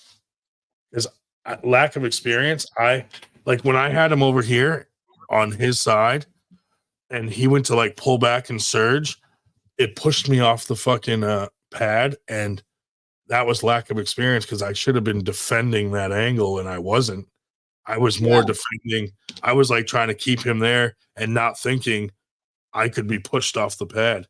But that's my lack of experience in super matches. So now for the next one, I'm thinking more like, okay, I really got to dig my elbow in when I got him on that side and just hold him there and not let myself get pushed off the back or pulled off the, like a lot of the fouls. I felt like, I could have prevented had I been thinking like he could push me off the back of the pad or he could pull me off the front of the pad, or, you know what I mean? So now that I felt that in a super match, like now I would defend that more in the future. Yeah, but most of the matches Paul won, he was like he just like went through a bunch of people. I feel good about it because I'm like, at least I got like one stop on him and brought him over here, I just ended up elbow fouling, so it was my fault completely and just lack of experience. So hopefully in the future, if we ever have a rematch, it'll I'll learn from what happened in the first one. But a lot of people were like, don't go in the straps with him, he's gonna crush you. But when I got in the straps with him, I did not feel like he was way out of my league strength wise. You know what I mean? Well, yeah, you're like, I felt comfortable. Like I didn't feel like, oh, dude, I'm screwed. Yeah, you have more dragging power too. It's like, yeah, I just fucking went back and got him to here, but everybody was kind of telling me not to do that, and I was like, well, that doesn't make sense. Once it happened, I was like, oh, dude, I should go to the straps. I have way more weight on him, everything. Yeah. Plus, it's all about like if you go into the straps, I mean, yeah, it helps you drag. Dude, so what I did is I put my elbow. You can drag without you can drag without having to worry about your fingers. I put my elbow front left, right? So when we got in the straps, right, I felt like it was a pretty even strap setup. So I didn't feel like I had the advantage, and I didn't feel like he did. It's pretty neutral. But so on the go, I slid my elbow to the right, all the way to the right side, which automatically brought him down like this. Like just from moving my elbow, I didn't even have to hit. I just went like that, and boom, he was palm up, and then I put pressure, and I automatically just had him there, just from that elbow. So so now I'm like, oh, dude, that move might work all the time when I'm in the strap. Just from moving my elbow, like it automatically, because I had the strap down low on my wrist, so just moving my elbow out, like the strap has no choice, but like I'm using the strap to just palm him up. And that actually worked in the match. And I was like, oh, dude, that was awesome. But then I elbow fouled. So yeah, I like the running fouls better. yeah, it would. I think that would have been an advantage if we did running fouls. And yeah, well, at least with a running foul, okay, was, yeah, he was okay, like yeah, like seriously wiped out. Like he was so gassed out. I didn't feel that gassed out at the end of the match. He was much more gassed out, and it's probably because you know he's on steroids and pumped up, and I wasn't. So it's I'm sure that all plays into it, but he has more muscle to have to like pump blood to than I did. It makes your blood thick, so it makes it even harder. Good. Oh, I did have a couple drinks before getting up there, though. I wasn't gonna drink, and then the last minute, I was like, "Fuck it." Dude, I went to go pay my bill. Yeah, it was like fucking 10 doubles, dog. It was a lot. Yeah, but I don't think it was a lot because it's like, how long was it? It was like 4 or 5 hours. So I just walked up to the bar and ordered 2 doubles like every hour. But they caught up to me towards the end of the night. At the end of the night, I was see, like I don't drink that often, so I got like 2 doubles of Long Island iced teas, which are pretty strong. There, those guys make them strong. Dude, I was fucking like feeling pretty good by the time I got up on stage. Yeah. But well, then it's the long wait, dude. Like me and him being the last match, having to wait all the time, dude. It was fucking nerve wracking. Yeah, I would have been fucking. I would have been fucking on one at that point. Stage being fucking 6 feet off the ground didn't. I didn't like that because it's like, what if you slip? You're gonna fall right into us. Not only that, but it's like so high. It's like the entire there wasn't a person in the fucking place that couldn't see what was going on. It was like they're all staring at you, Like, dude, I don't even belong in this match or this fucking card or this fucking state. Like, this is just all wrong. Why am I here? All you guys meet some cool guys out there that I'm friends with now. So it's like good experience, Yeah, definitely a fucking good time. I like Arizona. Yeah. It's nice. Anyway, dude, we've been on here. Yeah, I need to go to bed. 5.5 hours. Oh my god. But yeah, I'm gonna crash, dude. I'm beat. But hopefully maybe one day you'll come to Winter Blast, or maybe I'll come back out there. Maybe not this year, but next year I'll have money and I might actually be like going on a pro level maybe next year. There you go. Yeah, because I kind of like to ask my teammates and stuff, like, well, at least I asked Greg. I was like, hey, just like kind of Greg script out to me, and I was like, just kind of feeling like what kind of strength I have. Do you think I could just go to an amateur event and just do the super heavyweights? Do you think I'd win? And he's like, with how strong you are, yeah, you could go to an amateur super heavyweight. Like you're winning in amateur super heavyweight. Dude, the only way to find out is just go do it. Yeah, I'm gonna go but my main goal is to eventually get down to like 250 again or 240. Yeah, I'm in the same boat. Dude. Like, if I'm going to be competitive, I got to drop weight and get to a normal weight class where I belong. Yeah, because I'm not tall. I think you're taller than me though. I'm 5'8". Yeah, I'm like the same height. So, yeah, like like trying to fucking pull these super heavies is retarded. Like, you got wide shoulders too, man. Like, you're pretty fucking. You look like a bulldog. I know. So if I cut weight, I think I'd be, it'd be nice. No, yeah, definitely a game changer. Yeah, but like I was probably at my strongest pulling Paul Italia because I never really trained properly. I went to practice every week, but I never actually like trained for a super match or a match. I just kind of like went to practice, worked out a little when I had time, but actually training for a super match, like you're more focused on a certain thing. Like I'm like, okay, this is my move that I want to do to Paul, and I'm putting all my effort into training that fucking move.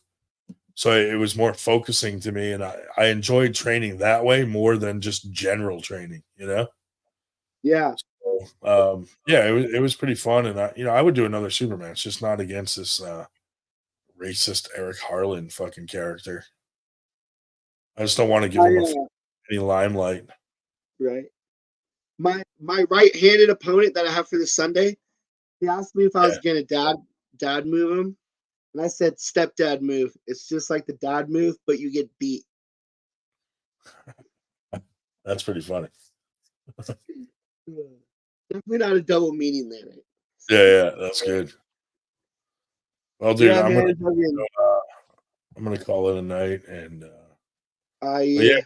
Thanks for coming on these last couple weeks and stuff. It's fun, and thanks to Yeah, everybody who watched and helps us out and supports our crazy channel that gets crazy sometimes. But I just didn't come on earlier because there's a lot of people on there. So I was like, plus I was like super stoned earlier. It's hard when everyone's on because like people like talk over each other, and then Dave starts fucking muting everybody. You know. And then someone does like blackface. I'm gonna have to say fuck that guy to myself when I leave. But yeah, dude, I got so.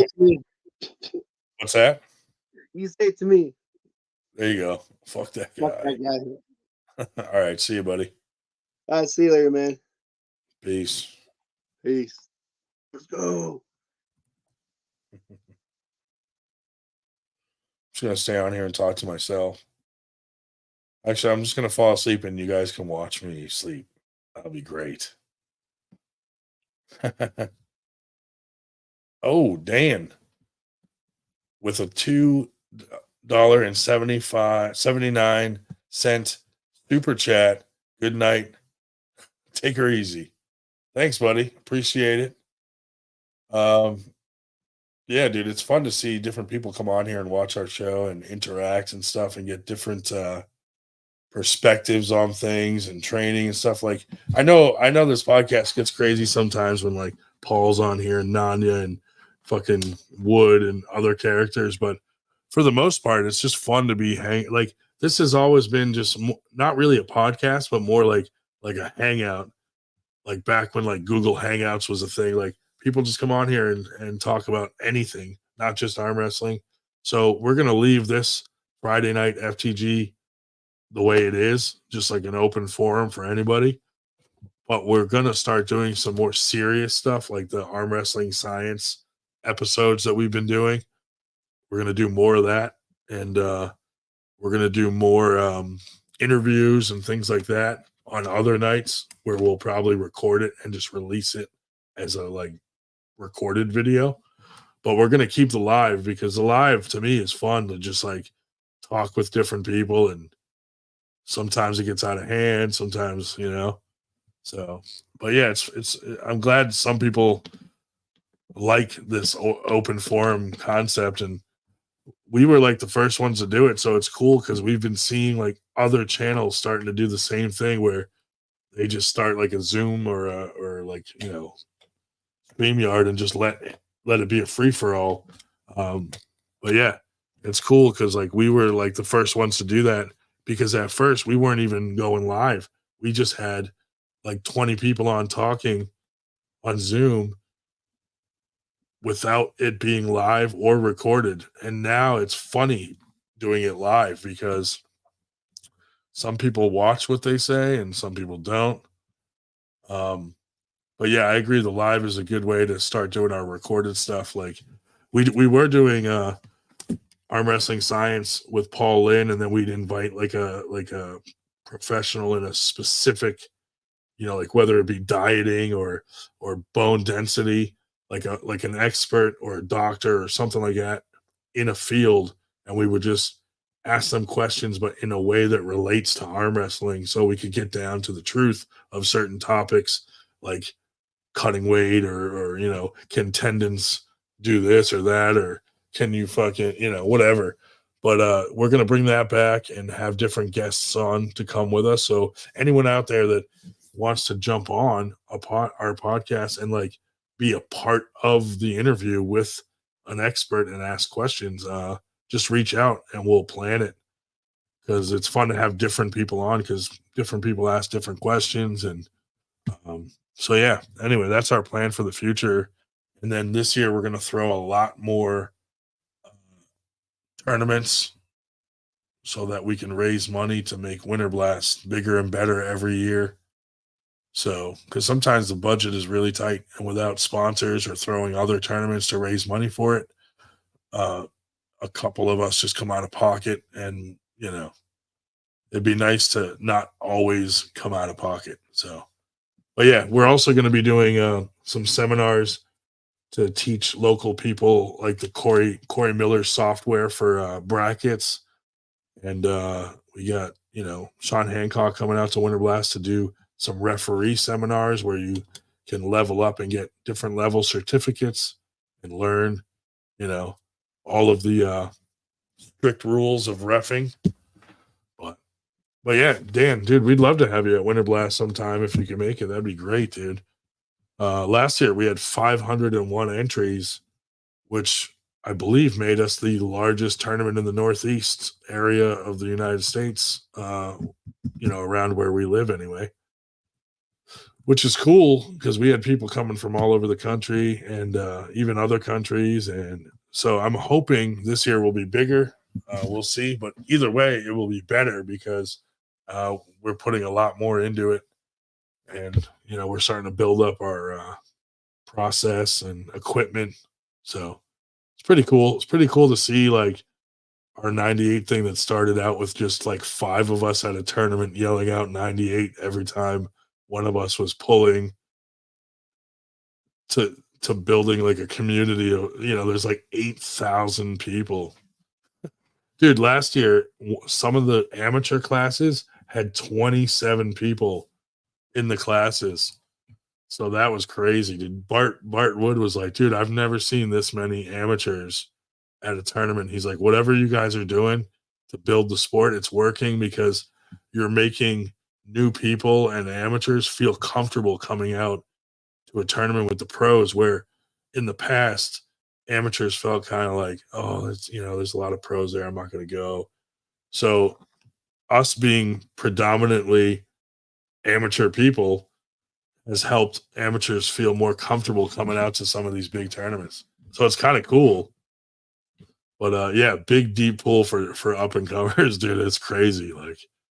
But that's why like our super matches, like, we might have 1 or 2 big names or like higher level matches, but most of them are people in our community that just need an opportunity, or maybe, they need to get their name out there. So we look at it as a platform, like, like I was saying earlier, we had a card where we had Brandon Elsesser pulling like Mike Aiello and but just some big names on it, and then Paul Passmore, and then Dave Shell was on it, so that was kind of cool to have a platform where like someone like Dave Shell could be on a big card. You know what I mean? What up, man? What's going on, brother? We were just wrapping up actually, because once his name got off and I was alone, so I was just kind of giving some final thoughts about Winter Blast and stuff.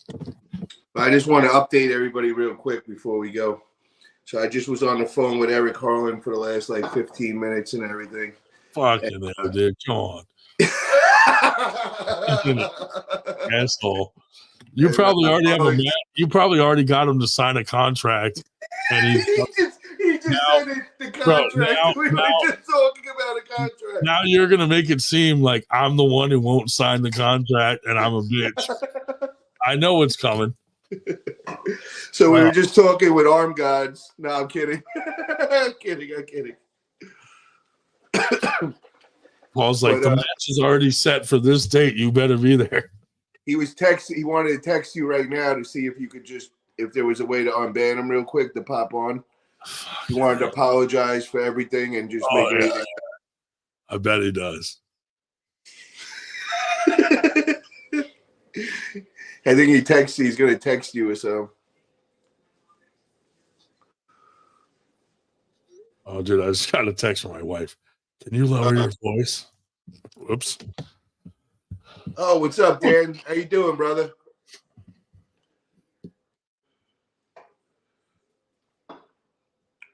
Wow, everybody left. Yeah. Well, because I was already saying like we were going to close it down because Crazy Uncle Jim was on here. So I was like, oh, I'm going to shut it down. And he left. And I was just kind of like talking to Dan for a minute. And then you popped on. So most of the people thought we were signing out. Okay. Yeah. But, dude, it's crazy. Like, we got to get more women to come because that would suck if Sarah Collins comes all the way up here and there's no women, you know? So we got to. I'm pretty sure. I think there's going to be a few that are going to show up. It seems like everybody's, kind of saying they're going to come there, and now you guys just put the extra cash prize on there. Yeah. So I think there is, man, because everybody wants to see this match. Also, I'm hearing a lot of people coming just to see the match. Dude, it would be nice if Stephanie can make it and have that match, have a girl match. I think that would be a good one. And I think that's a perfect matchup too. I don't know how serious Stephanie was about coming or not. Like she instantly wants like someone to give her a flight and a fucking hotel and all. Right. The one thing I can tell you about Stephanie, man, I'm telling you, she was the most dedicated arm wrestler there was. She was at every single one of my events. We would throw an event every month in another state, and she was at every single event. Like no joke. Yeah. Well, hopefully she'll come then. I mean, this is kind of far for her. It's the opposite end of the country, Oh, she does this like nothing. She used to. I'm telling you, she came to like 10 of our events over by West Virginia and all over there. Yeah, I was down at the one where she was there. Yeah, a couple of them, man, with Barry Bourne when she was beating up Barry Bourne. Right? Well, at that time, I didn't know if like you guys were paying for her to come out or not or what. No, that was Stephanie was just part of the team. She'd just come hang out and all that. Yeah. Yes, I've trained with them, not on a consistent, because when I am in Florida, there is like 3 teams that I live in the middle of. So I try cycling to each one of them. I try getting over there. So, but that is one of my favorite teams to train with. They're so strong over there. How do you do with Max? My style's bad for Max. Yeah. Yeah, it's always been. I've arm wrestled Max for like 3 years now and all. But, what is he trying to do to you? Does he have like just a different? I think he's also a high post and top roller, but he's starting off wide open against me, and it's just a bad situation or whatever. Yeah. Someone with a short, strong forearm, that's not good. Yeah. But Max is unbelievable, man. He's one of the top ranked. I think he's definitely in the top 5 in the 176s, and then he's also in the 198s too. Yeah, I've been following him a while since I've been in. I've known of him, never met him in person, but he seems like.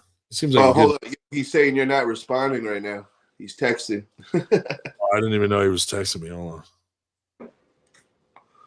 Fucking Christ. Let's be respectful and talk business and no muting.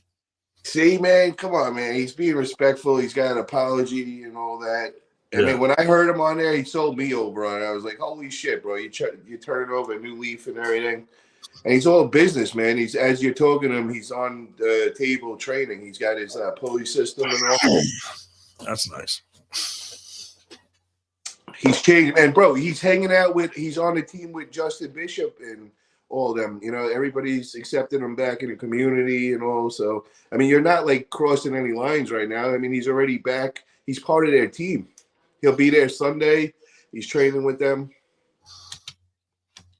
That's good. So I'm just telling you, man, you're not like I know what you're saying. I just I'm ready for bed. I just don't want to fucking. We'll talk to him. He said he's ready for bed. I don't have the energy to fucking start screaming at some fucking weirdo. Right, you're open to. Max could not pin him both arms. Yeah, but Dan looks like a beast, dude.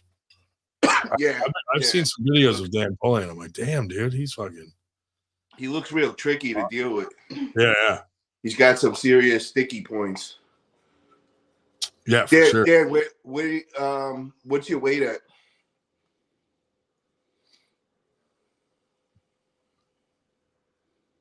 And how did you do against Max? Dude, I think Max couldn't pin me with both arms, and he said 176. No, that's Max, but Max Copperman. Oh, I thought you were talking about, yeah.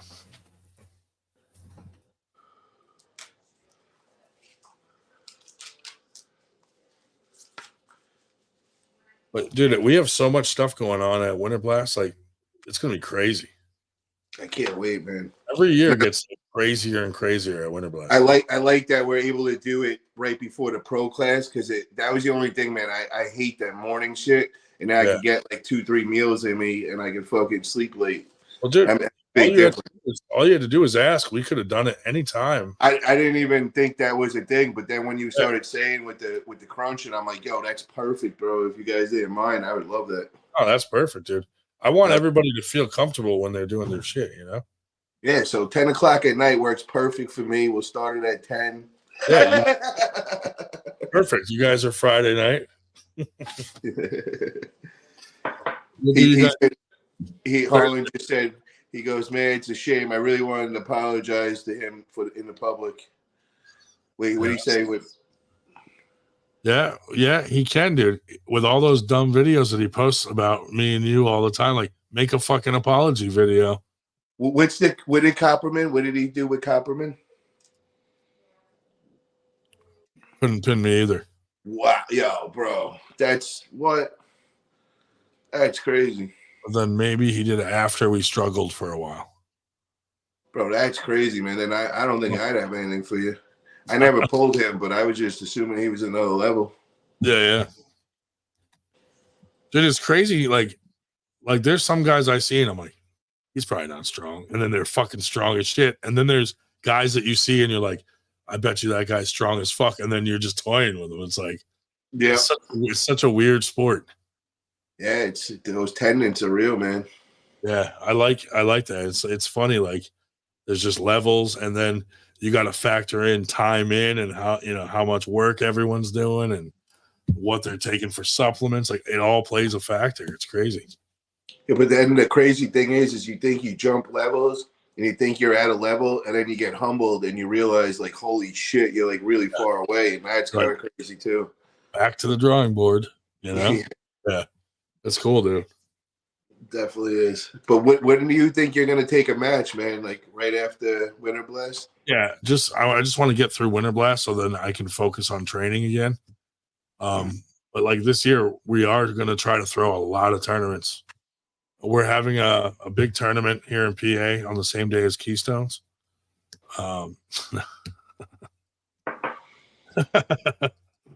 You should are you gonna do like a league, or are you gonna keep it like just individual events? Like, how do you want to do it? I mean, we've kind of like made it like, 98's a league, and what we're gonna do is we're gonna try to pick like 4 or 5 tournaments that are gonna be our every single year tournaments. Like Winter Blast is every March. Battle of Antietam, we do down by Burger's Place. That's every May. Like, we're gonna spread it out, and then we'll just do some pop-up stuff in between them, like maybe do a seminar or like a big practice with some challenge matches to just fill up the year. And really, like, we got to do these smaller ones to raise money for Winter Blast, because Winter Blast gets more expensive every fucking year, because the more people you invite, not everybody comes for free. You know what I mean? Like, or you got to work something out or bribe someone. Like, it is. I know. Like earlier, Sarah was saying, like, what's the overhead? And I get it. Like, yeah, there are some things that are just normal overhead, but you don't talk about all the overhead in public. Like, there's things behind because that would cost you a lot more. Now you're gonna have to, and other people are gonna be offended and all that. Yeah, No, that's why, like, but it makes sense. Like, if you're flying in refs that aren't from your area, like, you got to fly them in, or and you got to pay the ref. Athletes, man. Some of those athletes, they got to get a hotel and all that. I understand. Yeah, it's not something that you should really, make public information. Like Arm Gods, not Arm God. Well, Arm Gods and Knuckles Up, like, they're not going to talk about what they're paying individual athletes to come to their shit, or the deals they're making. Like, that's private. Yeah, I agree. But again, you got to put money into it. Like this year, Robert Kelly screwing us last minute, saying he's not going to do it. So now, like, some of us have been buying some stuff every week towards doing the live feed, so that we'll have the equipment we need by the time it comes. You know, that's an expense we didn't really plan on, but we're going to have to do something. So, Just a thought to throw out there is the reason why I would say a league is now you're developing champions of each event. And now you kind of setting the stage for super matches through the champions of each event. So now, well, you know what we were going to do? We had a kind of a discussion about this. So every weight class, we're going to release a belt into. And then say Winter Blast, if we could afford it, we would release a belt in every single weight class. And then first place guy would get the belt. But the only way to get that, it's not for him to keep. He's still going to get an award.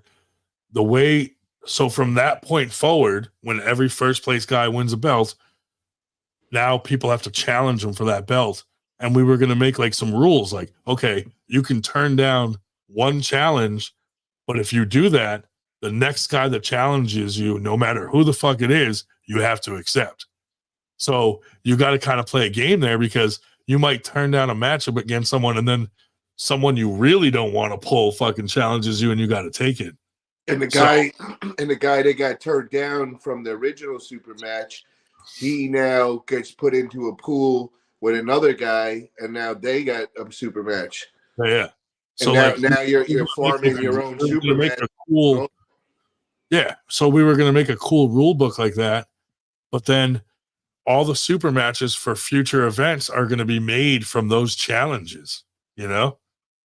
So we thought that'd be a cool way to add some super match. I mean, we could still fly in some people for like some big names, but like in the league, all the super matches would come from challenges of those belts popping around.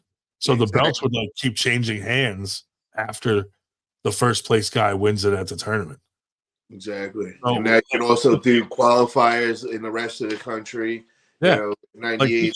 We can't afford for Winter Blast unless like we get a couple more sponsors, but we can't afford to release all the belts at once because we'd have to do right hand and left hand belts. So it'd be like 2 for every single class. But what we could do is just release, like at this tournament, we release 1 or 2 belts. And then the next tournament, we release in a different weight class 1 or 2. But you randomly pick it in which weight class gets it. You know, you pick it that day or something. Yeah, like whatever the most exciting match was or something. We'll release it in that fucking class, you know? Something like that. So I like the league idea, man. I think the league idea is a good way to go. Yeah, and we got enough of a following where I think a league would be successful now for 98. Yeah. Up in this area, it's big enough. Like, I mean, dude, we got 8,000 people in our group, and it's a private group. That's most of the groups that are big like that are public, and anyone can join. Ours is private, and it's that big. That's pretty good. And then you can also go around, and now you take your champions, and you go down to Florida Arm Wrestling League, and you put them up against them in a super match, super challenge series. Yeah. And then you go to Flow Arm Wrestling, and then you go to Puerto Rican Arm Wrestling League. AWU, fucking everybody. Everybody, bro. And you go around, and we go over by Greg Brown, and we get them in Mexicali tournament. You know, so it's like the one thing too is Winter Blast is so big now, like it's almost like a nationals because we do have people coming in from all over the country. Yep. Even other countries now. So it could become a nationals in the future, maybe. I don't know if there's a process to make it that, but it could be considered one at some point if we keep rolling with the league, you know? I agree with that. But yeah, I mean, I'm happy with it, dude. I mean, 98 started with like 4 of us just yelling out 98 every time one of us pulled just for like a joke, and it just blew up. You know? Yeah, and you had to make like a certain amount of memes to pull Italian to be in the crew. Yeah, we had to bully you to get up the attention that like Eric Harlan wants. Yo, that was fucked up what you did to me, man. But it's all right. I'm kidding. I'm sorry, Paul. I didn't mean to hurt you. Yeah, but you know what though? I gotta say this. See, like now that you're not like promoting, it seems like you have thicker skin with like joking around.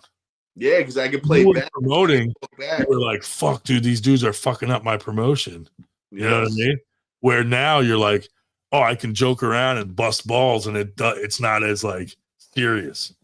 Yeah, because everybody would hold the promoter as like he's got to be on like a pedestal, and he's got to be politically correct with everything, and he's got to be nice to everybody. And bro, so you know kind of how I feel with this Harlan thing, because it's like you make one wrong move, dude, and there's a lot of people watching going, what's he going to decide? You know what I mean? Yeah, but that's why you go to another promotion and you do it there, and you're the hero that goes and smashes this dude. And well, see that to me is a lot different. Like doing it somewhere else and not at our own promotion is. Yeah, like, I never said to do your promotion. I don't think that's a good idea.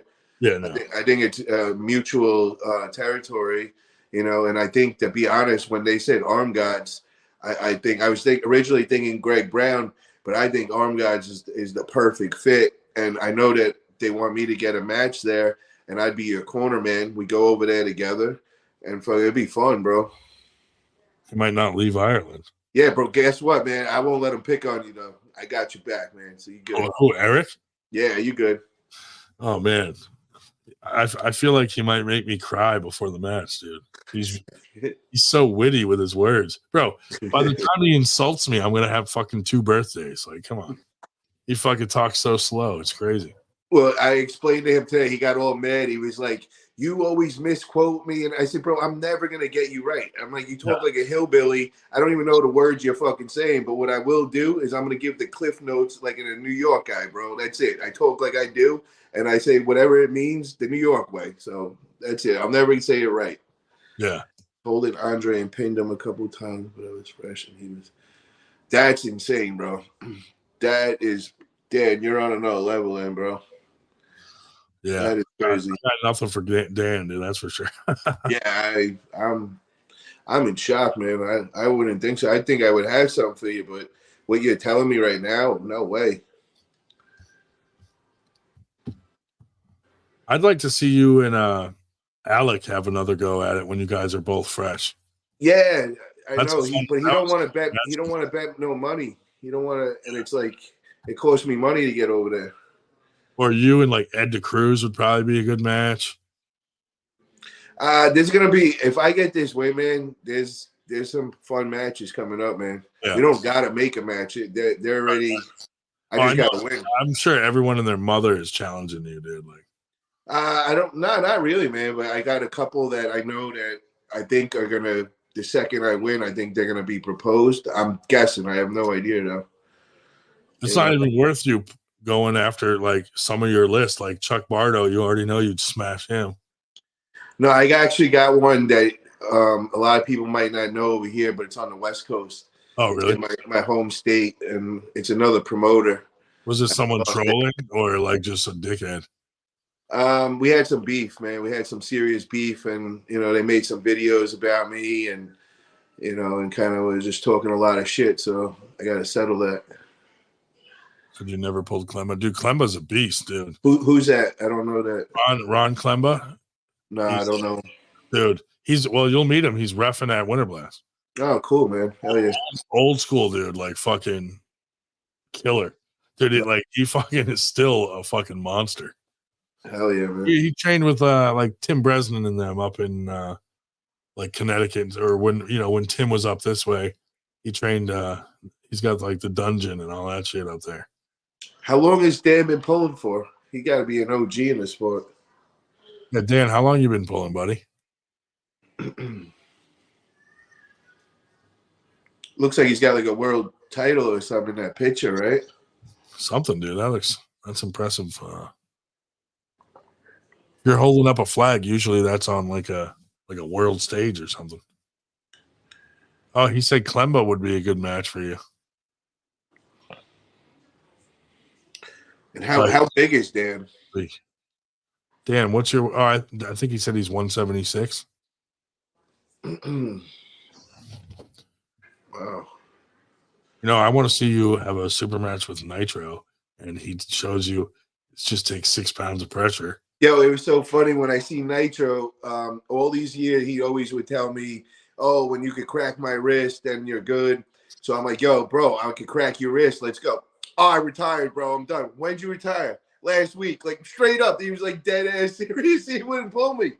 Bro. The thing is, like when his wrist won't go back, it's because it doesn't go back. But people just take his whole fucking arm with it. Like he's not. His wrist is crazy, bro. That shit. Because his job used to be breaking these lead rods all day, fucking all day long, just breaking them and putting them in a fucking thing.